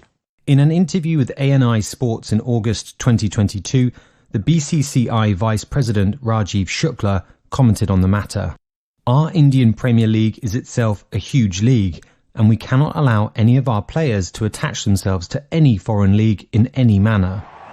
The owners of the IPL teams have found a clever way to compete with these burgeoning leagues: buying the competition. All teams within South Africa's new T20 tournament have been bought by the owners of IPL teams. There are 10 team owners in India. All of them have tasted immense success in IPLs. They've seen their valuation go from literally nothing to now close to $2 billion per franchise, given the media rights valuation. When you taste that kind of success in a limited time frame of 10 or 15 years, you certainly want to experiment as an owner, a team owner, and see what this can do if other leagues take off. Now, non-cricketing countries, seeing the opportunity that T20 brings, are beginning to hedge their bets. Not only is the shorter format an easier game to sell to those countries with less understanding of the sport, but the money floating around and growing demand for talent offers the perfect incentive for young athletes. Right now we're in the middle of a hysterical event for Cricket Finland because we've never hosted an international cricket tournament before. I think from our perspective as a non-traditional country, we've been looking at the data that's come out from our World Cup qualifier event. There are quite significant viewership figures which have come through purely from a Finnish-based viewership. And I think looking at that in terms of the way forward, that's come about simply because the game itself has become more attractive for people to actually come and watch. It's become something which is more sold as a product, has more things going on for the viewer when they come to the ground. We've tried to sort of mirror that here with a very smaller version. Obviously, we haven't got a 100,000-seater stadium as they've got it, or a traditional cricket ground in India or in England. But at the same time, we have looked at it to actually think about how we can actually get new people interested in the game and have somebody at the game that is referring to what's actually happening on the cricket field to somebody that's never seen a game of cricket before. tasaisen vauhdin taulukkoa, että kuinka paljon niitä juoksuja lopussa tulee, mutta... For Finland, a country whose own national sport, Pesäpallo, is also bat and ball based, T20 offers a potentially easy transition for players and viewers. You only have to look at the average salaries of Pesäpallo and IPL athletes to understand the opportunity here. In 2019, the highest salary for a Pesäpallo player was about $55,000. That same year, the IPL's top-paid cricketer, Virat Kohli's salary and winnings came in at around $4 million. That's not to mention the $21 million he banked through endorsements. The opportunities that are there for players in non-traditional countries to actually have access to the global stage, whether that's IPL, whether that's another franchise somewhere else in the world, or whether that's within the ICC's global pathway events. I think that's something which has itself only developed in the last 5 to 10 years. Every other cricket board internationally is trying this format because they think it will result in them getting a lot of large Gs in terms of dollars that come in, and they can in turn improve the local infrastructure of the game in their respective countries, which they probably can't do given the current state of finances. So it's a chicken and egg situation. If they are able to successfully attract and stage the first or second season of the tournament by attracting some world-class players and getting adequate consumers, media companies will come and funnel those as well. Now, cricket is hoping to break into the largest sports market in the world, the US. The US's Major League Cricket competition is set to launch in 2023, backed by investors such as Bollywood superstar Shah Rukh Khan and Microsoft chairman Satya Nadella. The following year, in 2024, Los Angeles will jointly host the T20 World Cup with the West Indies. And there's also a bid by the ICC to feature cricket for the first time ever in the Olympics, which will also be in LA in 2028. With so much interest in the sport and its expansion, investors are picking apart the business model and exploring ways to capitalize even further.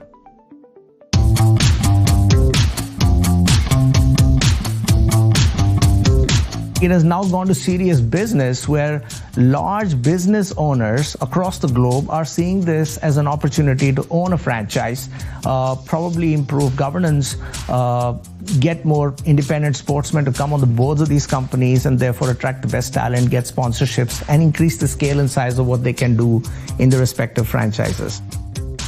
Sport has become business, and sport is still run, and that is true beyond cricket in other sports, but particularly in cricket, as if it's a cottage industry. We haven't got off the field the sort of leaders and administrators we need to run a big industry like this, an industry that appeals to millions of people and which can affect the lives of millions of people, because for them it's a form of entertainment that they value.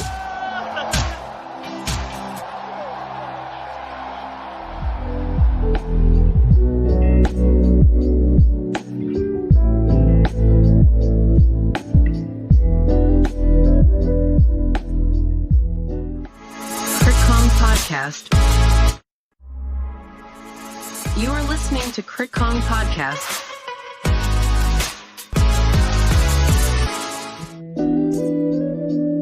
There are a lot of things Virat Kohli can't do in India. What would a normal day for Virat Kohli and family be in UK? A normal day, firstly now with our daughter, it's putting her to sleep first thing, then stepping out for, if it's an off day, of course, stepping out for breakfast somewhere, grab a quick coffee in the time that we get, and then come back to the room to be with our daughter again. And then whenever, look, priority is obviously making sure that we stay up to speed with her schedule, and whenever things are done, sorted in the room, then we step out for some time to ourselves, and just taking a stroll down the street is probably the most relaxing thing for the both of us. Just a stroll for Virat Kohli and his wife and daughter Vamika will be one of the best things to happen in their life. Is that fair to say? Absolutely. I mean, such is the reality of our lives back home. Can't complain about anything in life, but we have to adjust and you know, move on with times, how our lives have evolved back home. You know what it's like.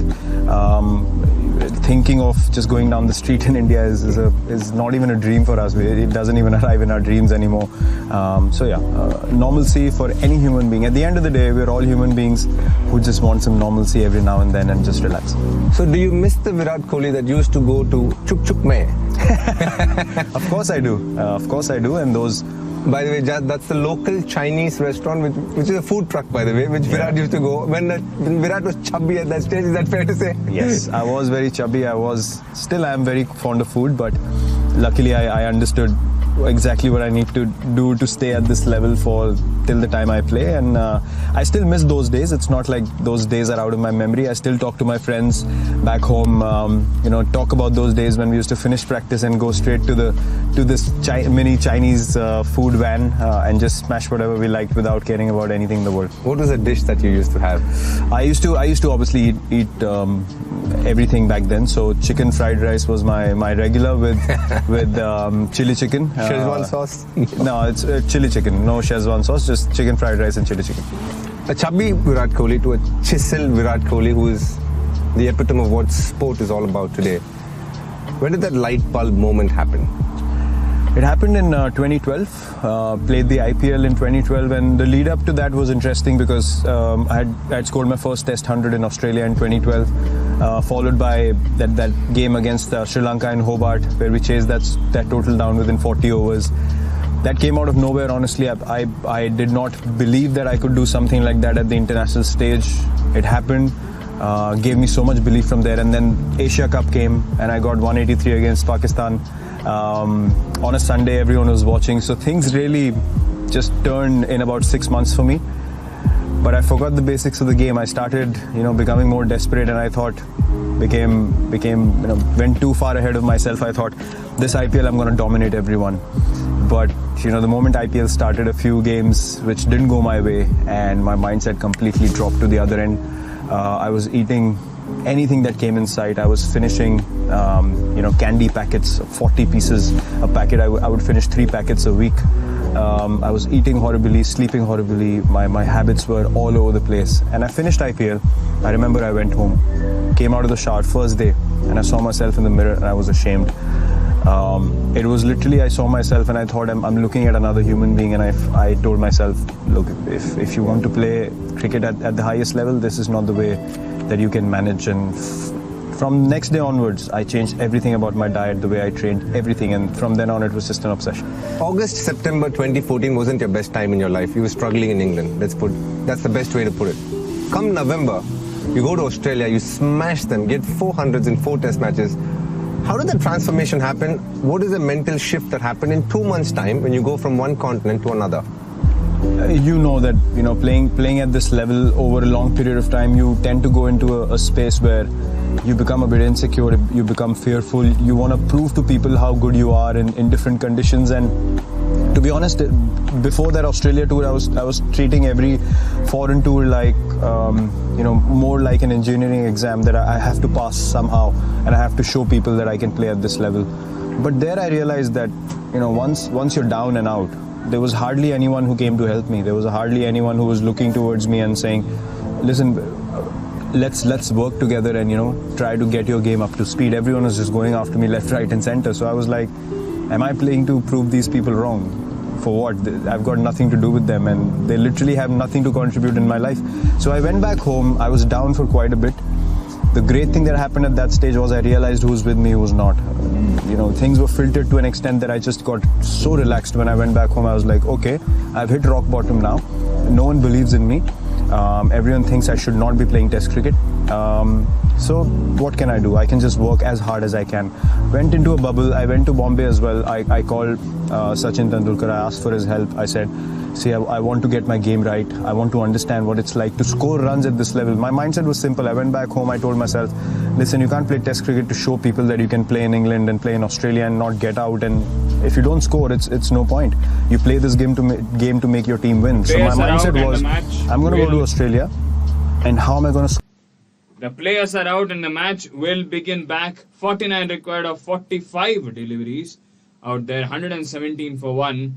And Yuzvendra Chahal will continue his spell. Yes, there has been a delay of around 20 to 25 minutes because of the lightning prediction that was there, that was happening across Lauderhill. So they had asked all the players and the people who have come out to watch this game as well to be under a shelter so that if lightning strikes, there is no damage being done. But everything is pretty cleared and the game is back on. 117 for 105 run partnership between these two batters. Brandon King on 54, Nicholas Pooran on 46. Yuzvendra Chahal bowling his third over has already conceded 33 runs. Will India come back strong after this break, or will West Indies continue to dominate and win this contest and the series? Needs to be seen. First ball in the comeback, and it stops a bit, and the slip is on immediately out there, and this is going to be a different ball game altogether for the remaining 45 deliveries. जी बिल्कुल. एक चीज मुझे समझ में नहीं आई, players वापस तो आ गए हैं लेकिन बारिश गिर रही है, तो और बारिश वापस एक बार फिर से अभी जोर की हो रही है, तो क्या अंपायर्स प्लेयर्स को एक बार फिर से वापस लेके आएंगे? और ये बैटर्स के लिए बहुत मुश्किल होता है. हमने भारत के साथ भी देखा था पहली पारी में, अगली गेंद छोटी गेंद रुक कर आ रही है गेंद. बिल्कुल आपने सही कहा, it's going to be a different ball game altogether. पर अभी सवाल यह है कि 43 गेंद ही बाकी हैं, 48 रनों की आवश्यकता, और अंपायर्स को अभी ये निर्णय लेना होगा कि नॉर्मली जब भी बारिश गिरती है तो आप वापस नहीं आ सकते, पर यहाँ पर शायद वो वापस आए और उसके बाद जो है बारिश शुरू हुई. तो ब्रेक के बाद पहला रन यहाँ पर वेस्ट इंडीज के नाम, और फिलहाल हार्दिक पांड्या लेग स्लिप पे खड़े हैं निकोलस पूरन के लिए, और वेस्ट इंडीज माफ कीजिएगा युजवेंद्र चहल अब आएंगे right arm round the wicket से, right arm over the wicket से ही निकोलस पूरन के लिए. इंटरेस्टिंगली स्लिप नहीं रखा है, लेग स्लिप रखा है हार्दिक पांड्या ने. छोटी गेंद पुल कर दिया उसे और एक ही रन मिलेगा वहां से डीप मिड विकेट से खिलाड़ी भाग कर आते हुए. 13 ओवर के बाद 119, एक विकेट के नुकसान पर 7 ओवर में 47 रनों की आवश्यकता वेस्ट इंडीज को.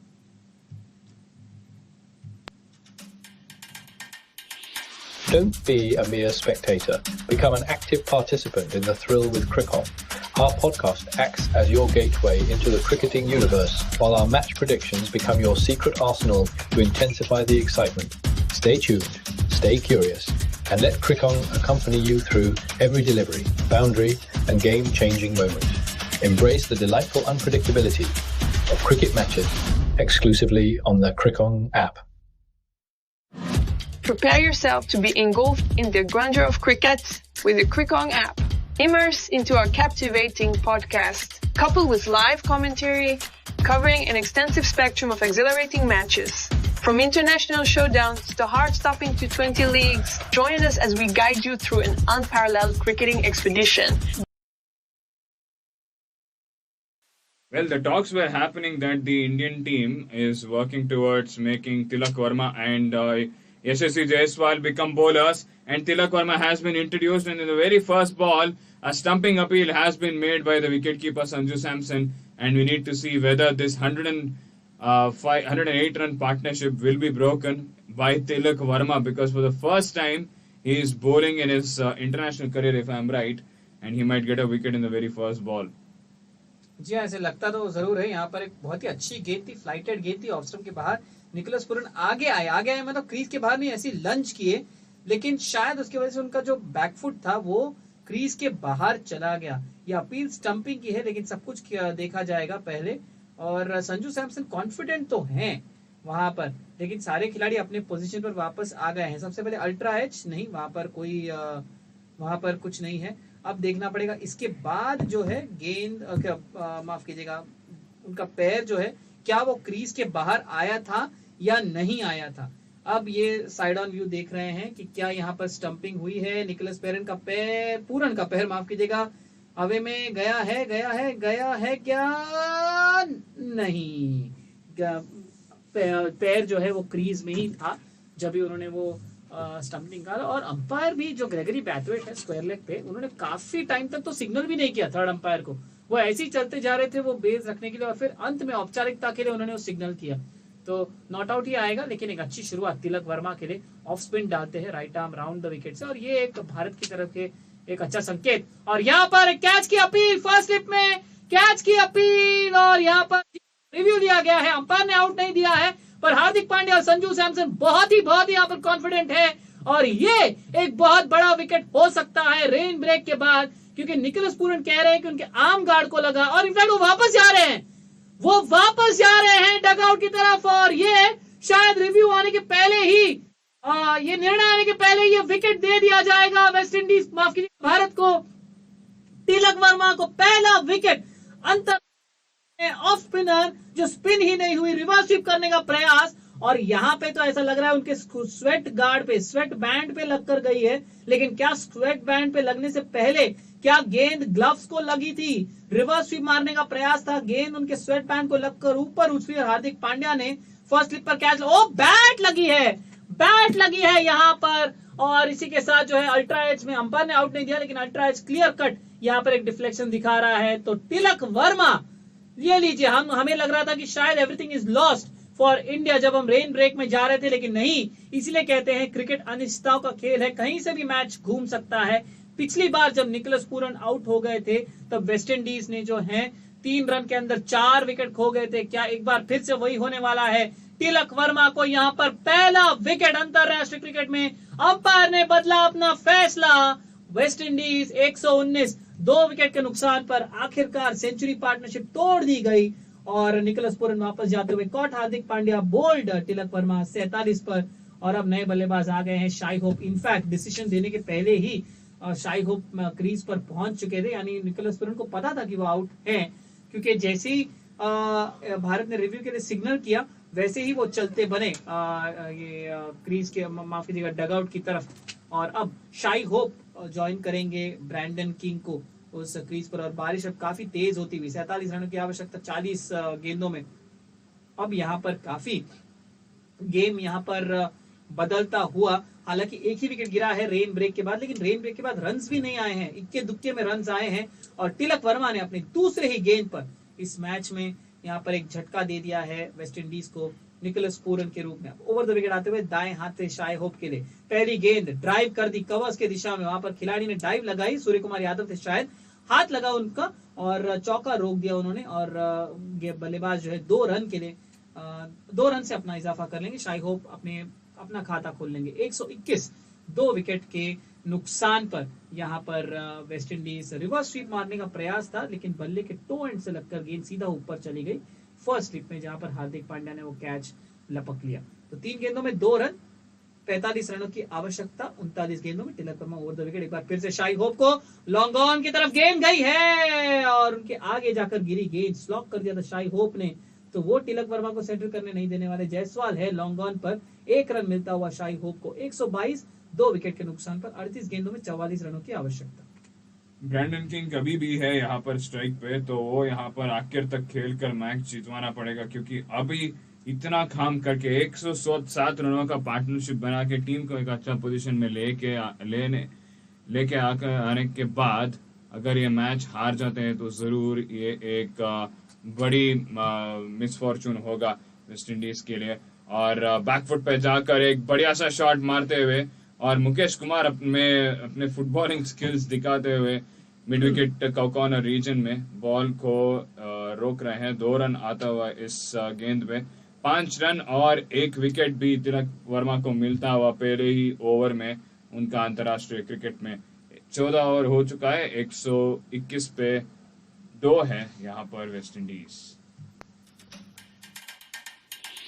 Don't be a mere spectator.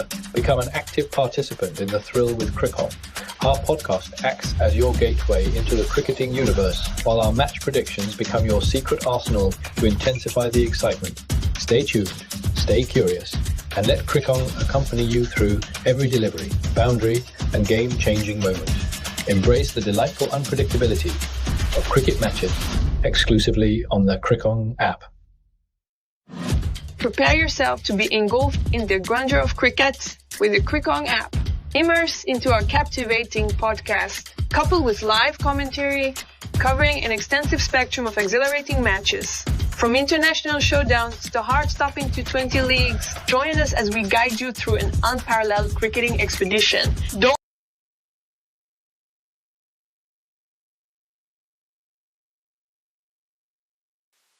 Spin काम कर रहा है और इसी कारण यहाँ पे अक्षर पटेल को बुलाया गया है यहाँ पर पहली बार इस गेम में।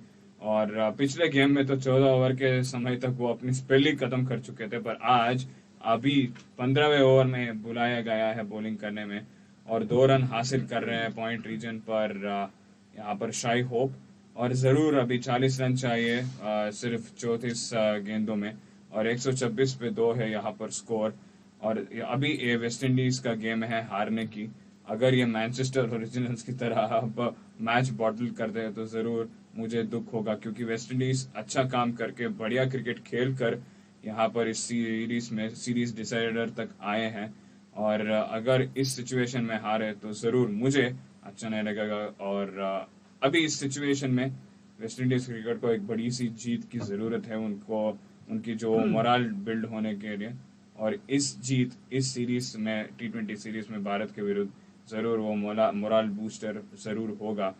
और देखना पड़ेगा, क्योंकि सिर्फ 33 गेंद बचा है और उसमें पता चल जाता है कि यहाँ इंडिया जीतती है या वेस्ट इंडीज़ जीतता है। इंडिया जीतता है तो इतिहास बन जाता है, पहली बार एक वही T20I सीरीज़ में टीम 2 मैच हारने के बाद वापसी करके 3 मैच जीता हो, पर यहाँ पर वो नामुमकिन करने की कोशिश होगी, क्योंकि शाई होप आते ही कॉन्फिडेंस से शॉट मार रहे हैं, और ये एक टॉस्ड अप डिलीवरी था, फुल लेंथ डिलीवरी था, और इनसाइड आउट मारते हुए डीप एक्स्ट्रा कवर्स के रीजन पर एक चौका मिलता हुआ यहाँ पर शाई होप को।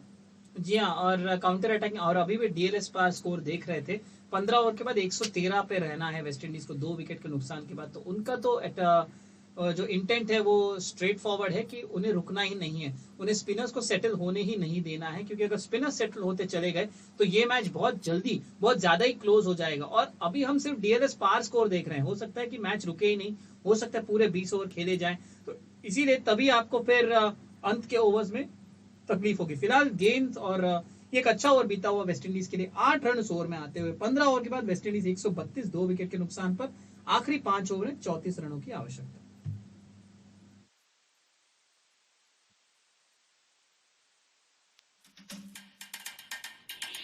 Don't be a mere spectator. Become an active participant in the thrill with Crick-On. Our podcast acts as your gateway into the cricketing universe, while our match predictions become your secret arsenal to intensify the excitement. Stay tuned, stay curious, and let Crick-On accompany you through every delivery, boundary, and game-changing moment. Embrace the delightful unpredictability of cricket matches exclusively on the Crick-On app.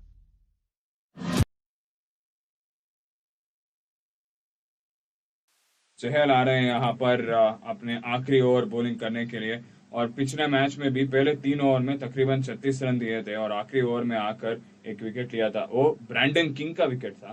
तो अभी Brandon king यहाँ पर batting कर रहे हैं यहाँ पर 57 पे, और अभी यहाँ पे एक विकेट मिलता है, तो ब्रैंडन किंग का नहीं, वहाँ पे वो लिया था शाई होप का विकेट, जरूर इन दोनों में से कोई एक का विकेट लिया था और एक बड़ा सा पार्टनरशिप ब्रेक किया था। अभी यहाँ पर भी एक इम्पोर्टेंट विकेट लेकर वापसी करवाएंगे या नहीं देखना पड़ेगा, पर यहाँ पर एक बढ़िया स्ट्रोक का बढ़िया शॉट, कट शॉट मारते हुए डीप स्क्वायर लेग रीजन पर, स्क्वायर लेग नहीं डीप पॉइंट रीजन पर, और ये 2 रन लेते हुए बढ़िया रनिंग बिटवीन द विकेट्स, और विकेट जाने के बाद भी वो इंटेंट अच्छा दिख रहा है वेस्ट इंडीज के द्वारा, और इसी कारण अभी सिर्फ 4 रनों की डिफरेंस है बॉल्स और रन्स के बीच, क्योंकि 32 रन चाहिए और 28 बॉल बाकी है। अगर एक बड़ा ओवर मिल जाता है जहां पर 15 रन मिलता है तो जरूर उसके बाद आसानी से मैच जीत सकता है यहाँ पर वेस्ट इंडीज।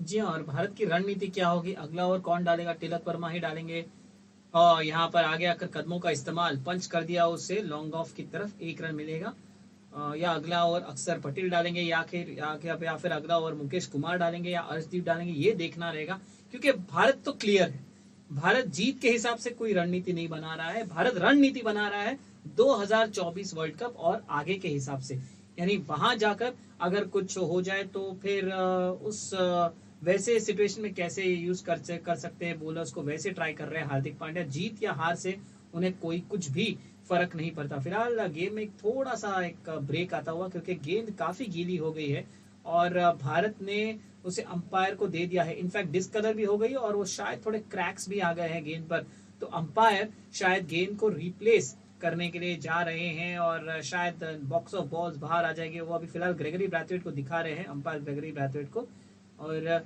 शायद यहाँ पर गेंद बदल दी जाएगी। और इस बीच काफी बारिश भी थोड़ी बहुत तेजी से आ ही रही है। 27 गेंदों में 31 रनों की आवश्यकता। वैसे ये कहने के लिए तो पॉसिबल लगता है, आराम से लगता है, पर हमने काफी सारे मैचेस देखे हैं पिछले कुछ दिनों में जहां पर आखिरी ओवर में मैच जाकर फंस गया है और जो रन चेज वाली चेजिंग साइड है वो हारती आ रही है। तो और इसी सीरीज में दूसरे T20 में भी वैसे ही कुछ देखने मिला था जहां पर वेस्ट इंडीज ने 3 रन में 4 विकेट खोए थे और पूरा मैच का जो रुख है बदल गया था। तभी तो 37 गेंदों में 26 रन चाहिए थे और मैच का रुख और युजवेंद्र चहल ने बदल दिया था। तो यहाँ पर क्या बॉल चेंज होगा?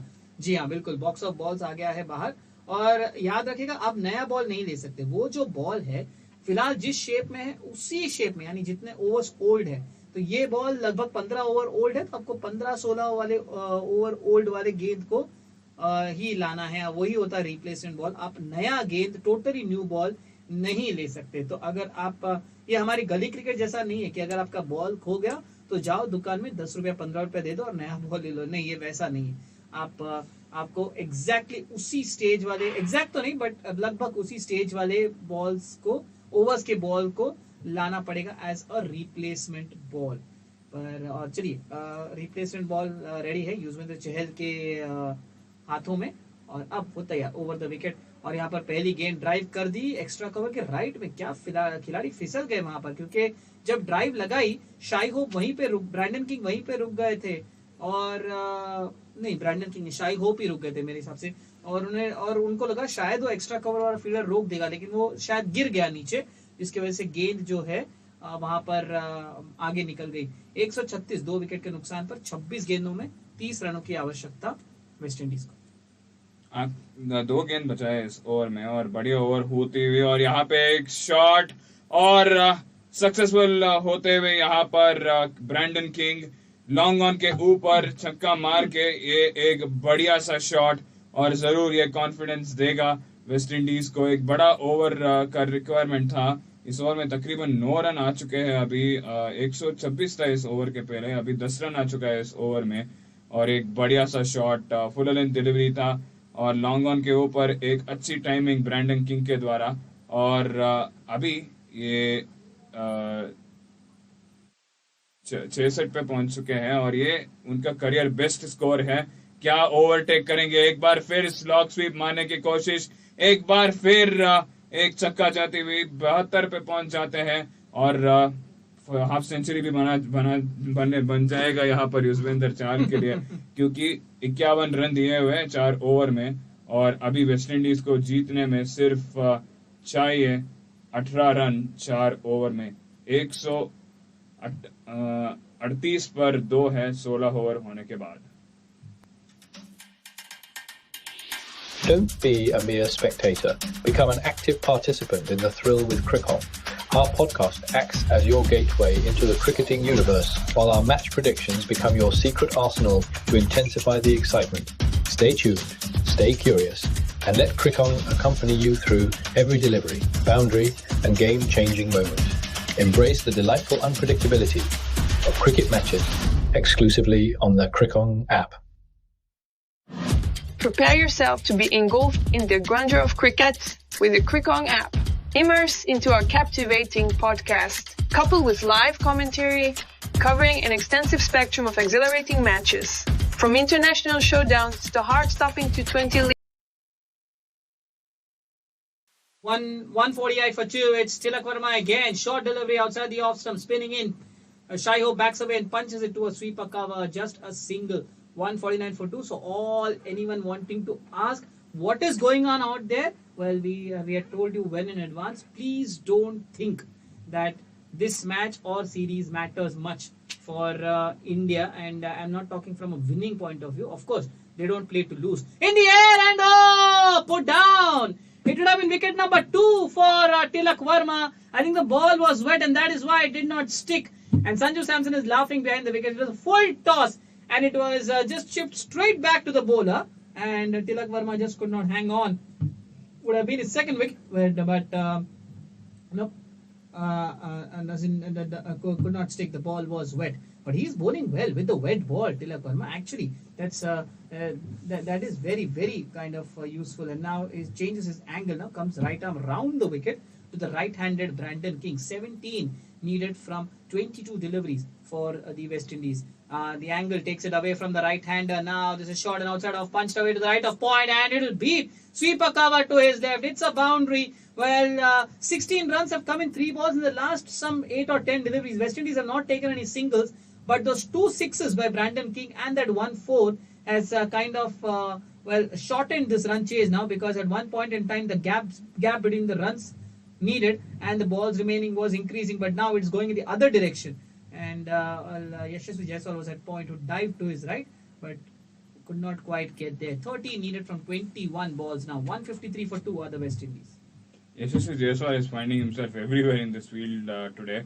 He was there in the long on region when those 2 sixes were hit, and now once again Brandon King is finishing off in style right now, because full length delivery, and he hit it straight down the ground, and that is a maximum over the long off region, and that definitely is making him improve his individual score for sure, and also taking the team towards a series victory. Remember, 2016 was the last time West Indies managed to win a bilateral series against India, and it's been 6 years. They have come to India a number of times. India have gone there for a couple of times, and India have managed to win all the series so far, irrespective of whether Test, ODI or T20. So, after 7 years' time, we will be seeing West Indies win a series against India, and they will be kind of getting their confidence booster, because when the tour started, everyone was saying it would be an easy cakewalk for India. As the final ball of this over comes in, a single has been taken towards the long on region. 6 runs required in the 19 deliveries, with West Indies being 160 for 2. Don't be a mere spectator. Become an active participant in the thrill with Cricket. Our podcast acts as your gateway into the cricketing universe, while our match predictions become your secret arsenal to intensify the excitement. Stay tuned, stay curious, and let Cricket accompany you through every delivery, boundary, and game-changing moment. Embrace the delightful unpredictability of cricket matches exclusively on the Cricket app. Prepare yourself to be engulfed in the grandeur of cricket with the Cricket app. Immerse into our captivating Free for all, and now it is Yashasvi Jaiswal who has come on to bowl. But jokes apart, we had mentioned that this is not the match or series win was never on India's mind right from the start of the series. Their main aim was to find out new talent for Indian cricket in the coming future, not necessarily for 2024, but in the years beyond, for the next decade or so. And the next ball from Yashasvi Jaiswal, leg break bowler, and a slog attempted from Shai Hope gets a thick inside edge pass leg stump towards a short fine leg, and the fielder from short third, Arshdeep, has gone to pick the ball. 2 runs taken, just 3 more needed now from 16 deliveries. So remember, India had got a pool of part-timers in Virender Sehwag, Suresh Raina, if you want to call Sachin Tendulkar a part-timer, you can. You had Yuvraj Singh as well. So you had these bowlers who could come in and bowl some overs for MS Dhoni, and they were crucial overs. I think that's what Hardik Pandya is also trying to find out now. Oh, that's interesting. The previous deliveries were leg break bowlers. This one was a seam-up delivery from Yashasvi Jaiswal. So that's a kind of variety being bowled. So maybe Hardik Pandya is developing the new Sehwags, the new Rainas, and the new Yuvraj. So Tilak Verma bowls off spin, Yashasvi Jaiswal bowls leg spin, and I've heard Shreyas Iyer also bowls leg spin in the net. So it's all regarding the part of the future, because let's be honest, don't see India winning from here. I mean, if they can bowl 14 dot balls from here, well and good, but to defend 1 run in those 14 dot balls is slightly difficult in my dictionary, though I don't want to use the word impossible. Short ball outside the off stump, punched away towards long off, and the scores are now leveled. 165 for 2, 1 run needed in 13 balls, and which is why I was kind of disappointed that they did not play Umran Malik at all, and Ravi Bishnoi played just 1 game. When your focus was not on winning the series, when your focus was on building players for the future, why didn't you give those chances to the future? How would it have mattered? At the most you would have lost the series, say 1-4, since now anyway Australia are losing the series 2-3, how would it have mattered? Maybe Umran Malik would have become potent for you.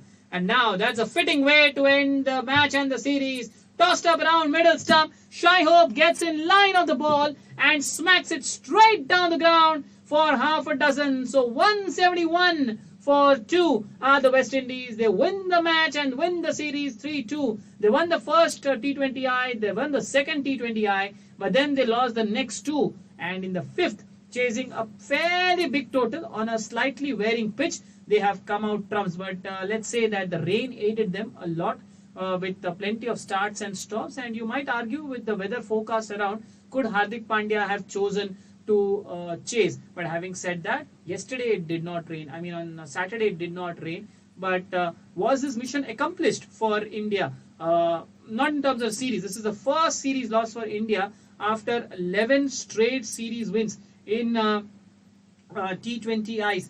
Well, they reckon they would have been the first team to win a series after going 2-0 behind in a 5-match T20I series. But this is the first series loss in T20I since 2021. That is when Sri Lanka beat India 2-1. Even in that series, it was a COVID-affected team because India had 9. In fact, they didn't even have 11 players fit on the park. And Shikhar Dhawan was the captain. And since then, India have won 11 series and drawn once. And this is the first that run has come to an end. But was it mission accomplished for India? Did they achieve what they wanted to achieve in these in this particular series? Myself, Karthik and Dhanush will be right back after this break to discuss that and to review this match. Till then, we are taking a short break.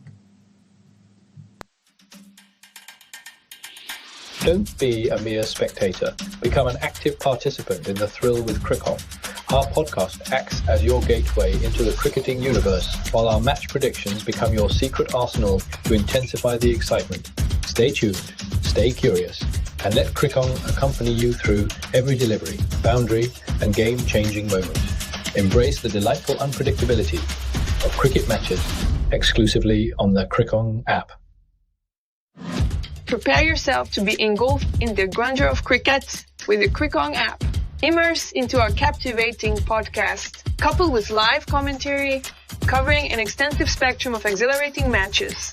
From international showdowns to heart-stopping T20 leagues, join us as we guide you through an unparalleled cricketing expedition. Don't let the excitement pass you by. Unleash your inner cricket aficionado. Exclusively on the Crick-On app. Prepare yourself to be engulfed in the grandeur of cricket with the Crick-On app. Immerse into our captivating podcast, coupled with live commentary, covering an extensive spectrum of exhilarating matches. From international showdowns to heart-stopping leagues, our app boasts an extensive lineup. Join us as we guide you through an unparalleled cricketing expedition exclusively on the Crick-On app. Don't let the excitement pass you by. Unleash your inner cricket aficionado. Don't be a mere spectator. Become an active participant in the thrill with Crick-On app. Our podcast acts as your gateway into the cricketing universe, while our match predictions become your secret arsenal to intensify the excitement. Stay tuned, stay curious, and let Crick-On accompany you through every delivery, boundary, and game-changing moment. Embrace the delightful unpredictability of cricket matches.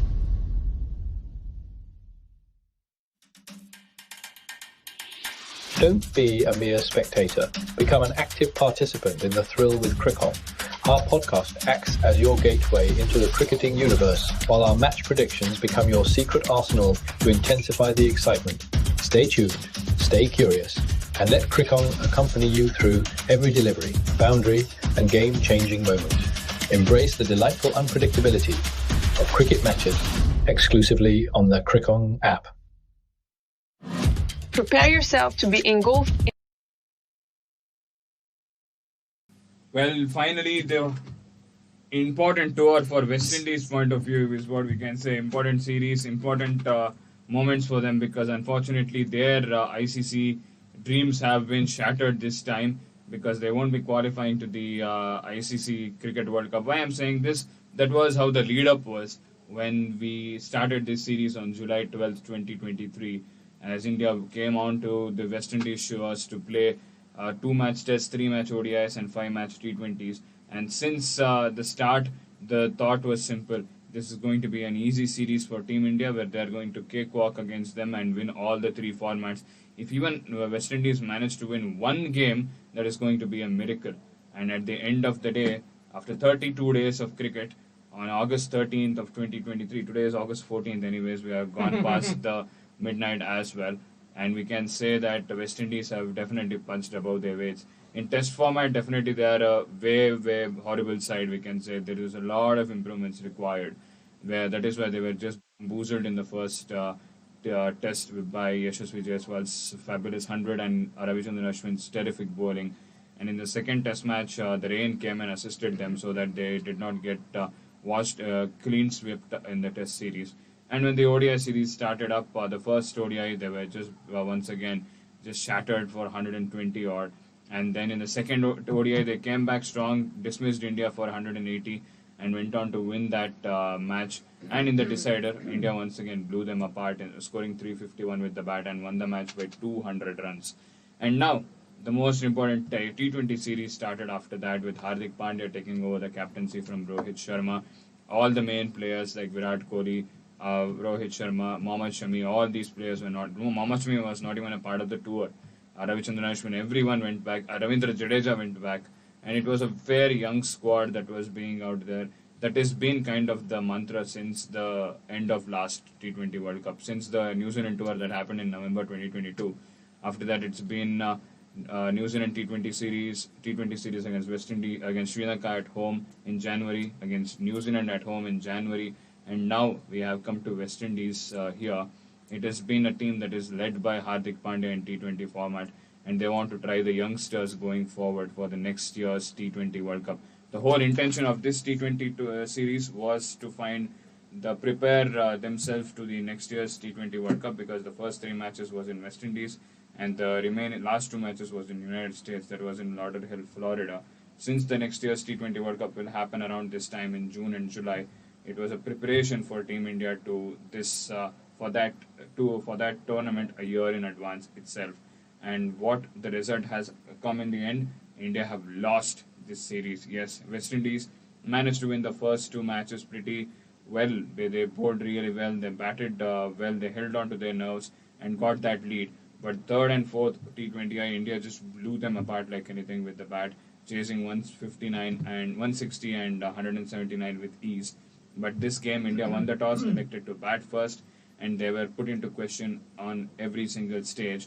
And only Surya Kumar Yadav was able to kind of perform well. 61 he scored with the bat, with good support from Tilak Verma, who scored 27.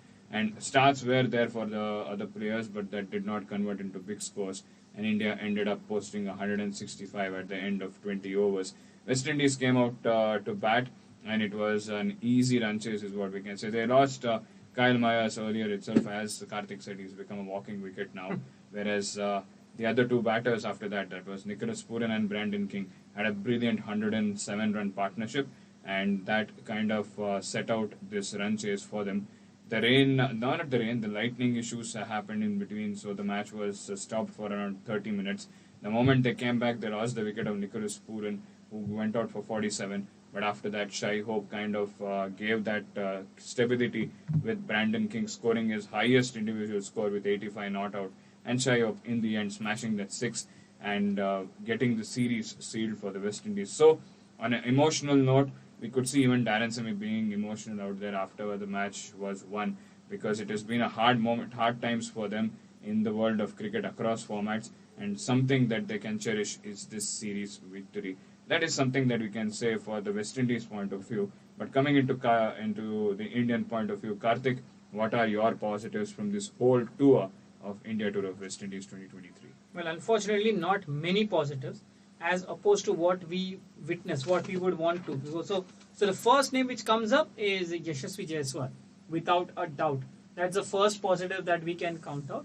And the next positive is, yes, Mukesh Kumar, to some extent, we can consider him as a positive since he debuted in all the 3 formats. The third positive is Tilak Verma, who has been fast-tracked from his, both he and Yashasvi Jaiswal are fast-tracked from the Indian T20 League to the main stage. and they could, who knows, they could play a part in the next year's World Cup. And the fourth positive, even though he is experienced, is Kuldeep Yadav, because he was down and short of confidence. But this particular series, and even the one before this, has kind of got his confidence back. And now we could see Kuldeep Yadav once again dominating Indian cricket for the next few years. However, this series has raised more questions than answers. From what? For example, Ishan Kishan, you got him here as a backup keeper for Rishabh Pant. Now, does he straight away walk into your World Cup 11? I'm not sure, because KL Rahul is also there. Sanju Samson, more chances being given to him, but again, not converting those chances. Shubman Gill, has he kind of stagnated to where he had reached after a certain level from 2018? Possibly, yes. Maybe he had reached that scenario where he felt he reached his peak, and now he's on a plateau, and that's why there has been no further improvement, because this whole series, barring that one game, that previous game, that fourth T20I, Shubman Gill has had a horror series. How will that affect his? How will that affect him mentally? That only time will tell. Then Yuzvendra Chahal, surprisingly, on pitches which are slow in the Caribbean, he was not at his best either. So, and then Akshar Patel. Akshar Patel was not bad, but his own skipper did not have enough confidence in him. And then the skipper himself, Hardik Pandya. What does he want to actually be as a captain? Because when he comes as a batter, he's reluctant to bat up the order. Maybe he's giving other people opportunities, I'm not sure. But even when he comes out to bat, he is not explosive enough. With the ball, he's kind of showed that he's ready to bowl 4 overs at a stretch. But will he be fit enough to bowl 6, 7 or 10 overs come the ODI World Cup? Only time will tell. And which is why, looking at all these things, even in the test match scenario, even in the test matches, if you see, the seniors also failed. It was just 1 or 2 people standing up and performing in those series. And in the test match, had it not been for Ravichandran Ashwin and Ravindra Jadeja, who knows, that first test match might have had a different result, might have been a draw. The second was any which ways drawn due to rain, because Craig Brathwaite played brilliantly. And amidst all this, I would say that India did go in with a young team.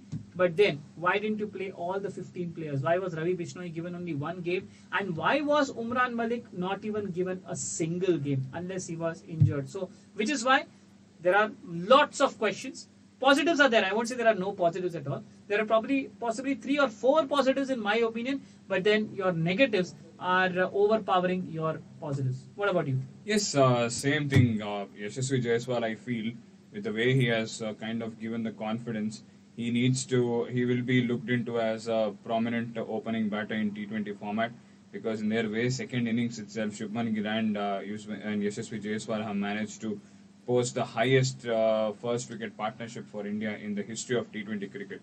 So with that kind of a performance, definitely in T20 format, for the moment, I feel Yashasvi Jaiswal and Shubman Gill are the ones to bank on. And then I'm also questioning on how what Hardik Pandya is thinking, because in the press, in the news, he's speaking all the things out there, being a loud mouth. But when it comes to on the field, his decisions are really questionable out there, because that incident with Yuzvendra Chahal's not getting his 4th over is one thing, and also saying that I'm trying to be a unique captain altogether. All these things are definitely bringing out questions, because it will bring out questions because the performance has not happened out there from him individually and from the team as well collectively, we can say. Surya Kumar Yadav, definitely he has done his job, scored 174 runs, had a brilliant 3rd and 5th T20I out there. Tilak Verma was like a breakout star, was a perfect introduction of a cricketer to international cricket, but the story continues. The story has just started. And as I said during the game here, for a new cricketer, when he comes and introduces himself, he is going to make all the noise out there. But when the dust settles, when the big teams come out to play, that is when he needs to step up and continue his performance. Because if we see Shubman Gill as an example, it's over the last couple of years he has kind of found his peak.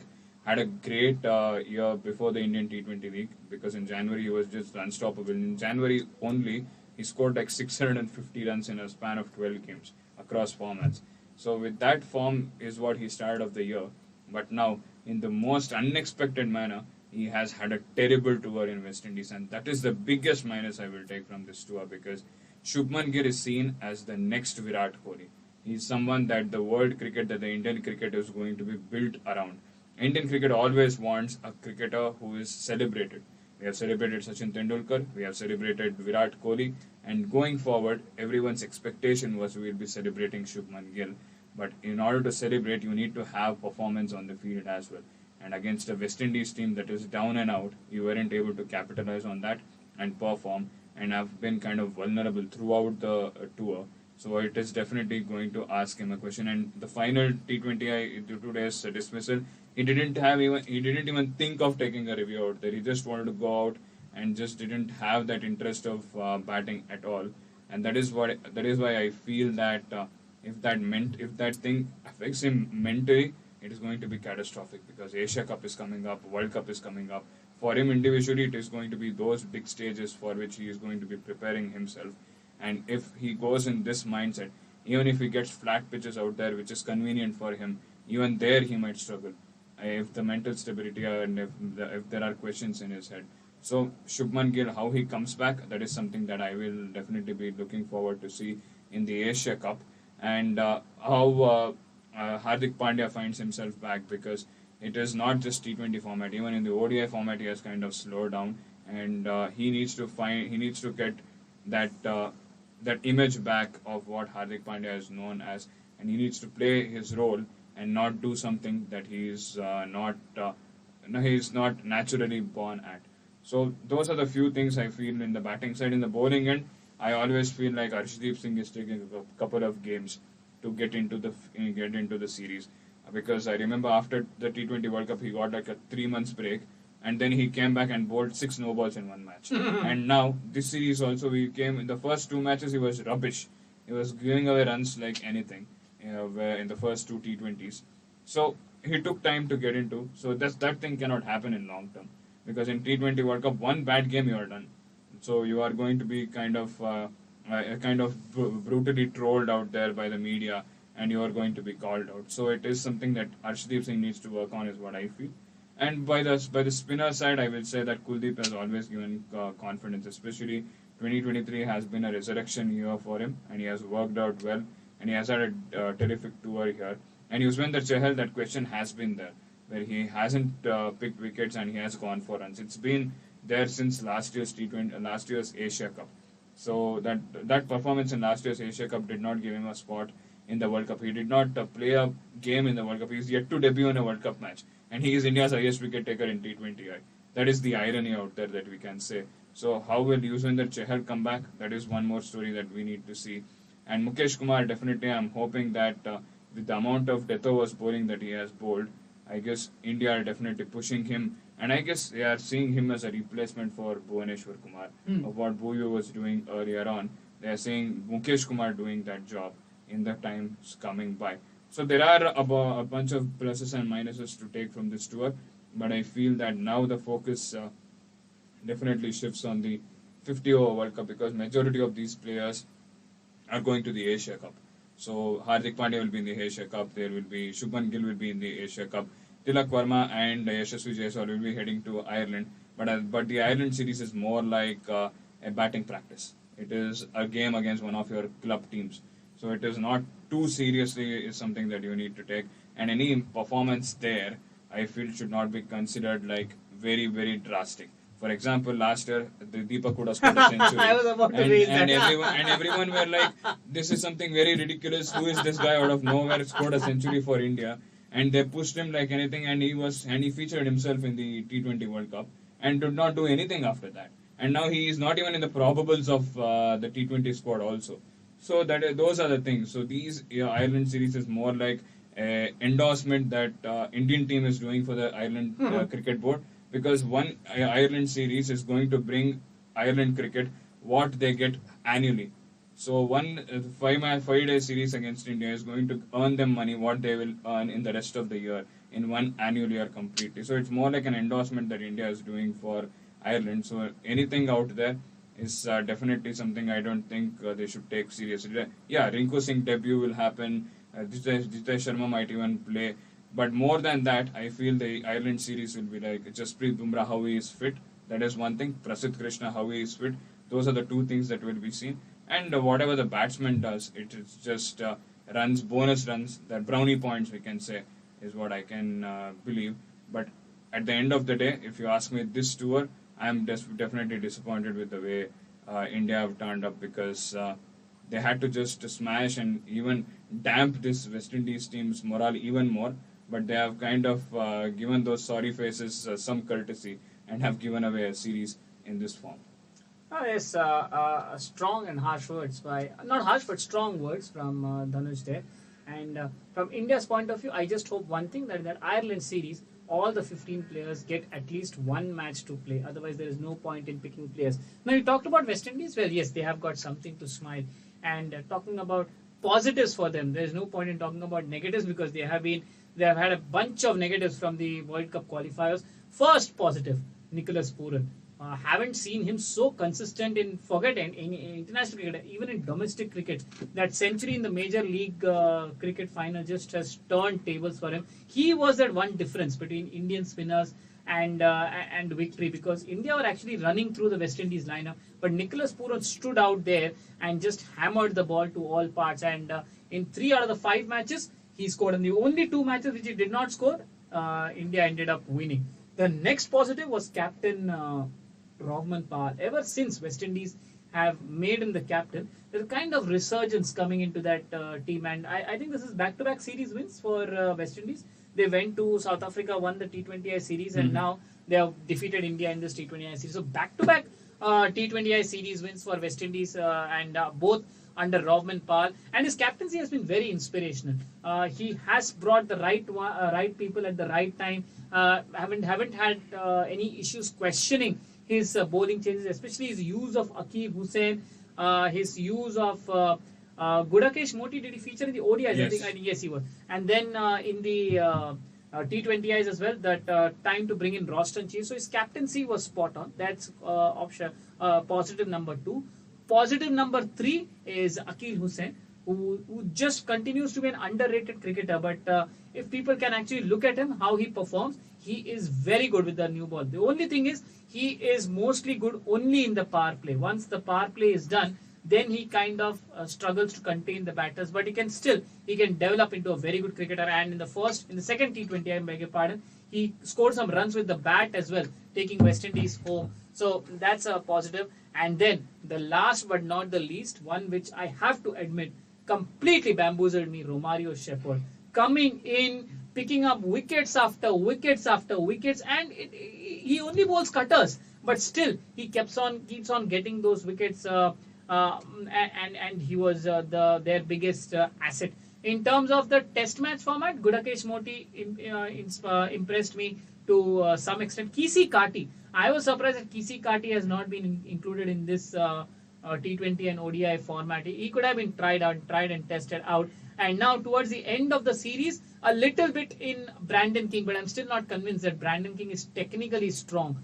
In today's match, that's the 5th T20I, rain played a massive role. Remember, India, twice they were interrupted while they were batting. On one occasion, they lost Hardik immediately after the rain, and then the next occasion, they lost Aksar immediately after the rain. Same happened with West Indies, they lost Nicholas Pooran immediately after the rain. So, when it is raining, it's very difficult to bat, especially when you are setting a total. When you are chasing a total, West Indies only needed 49 from 45 when they came back to bat. So, it was not that difficult for them. So, I won't count Brandon King as a positive.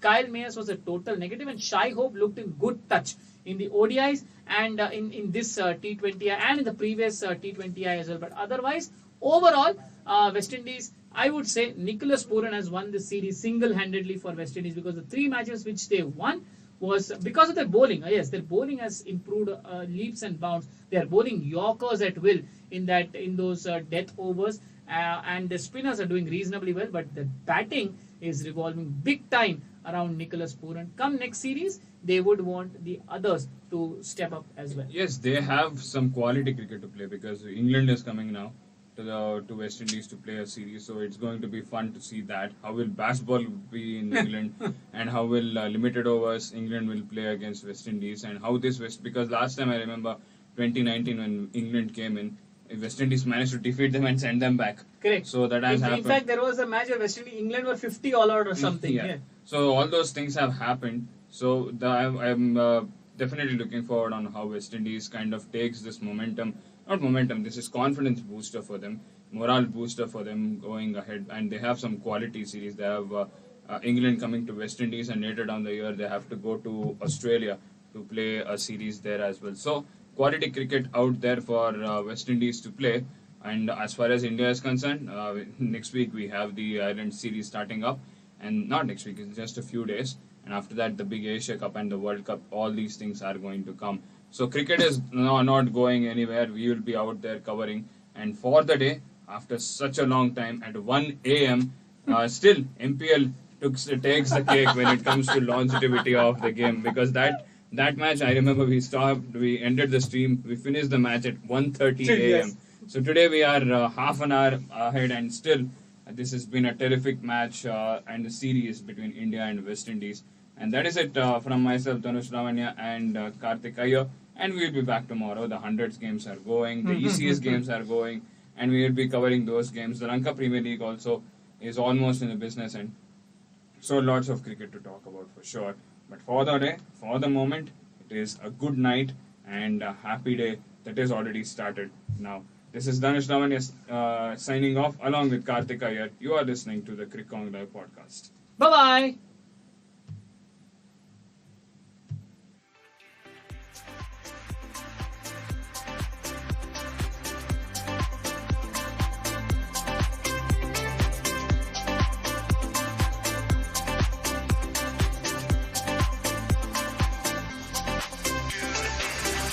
Thank you for tuning in. This is your commentary team signing off. Catch you next time with more exciting live match.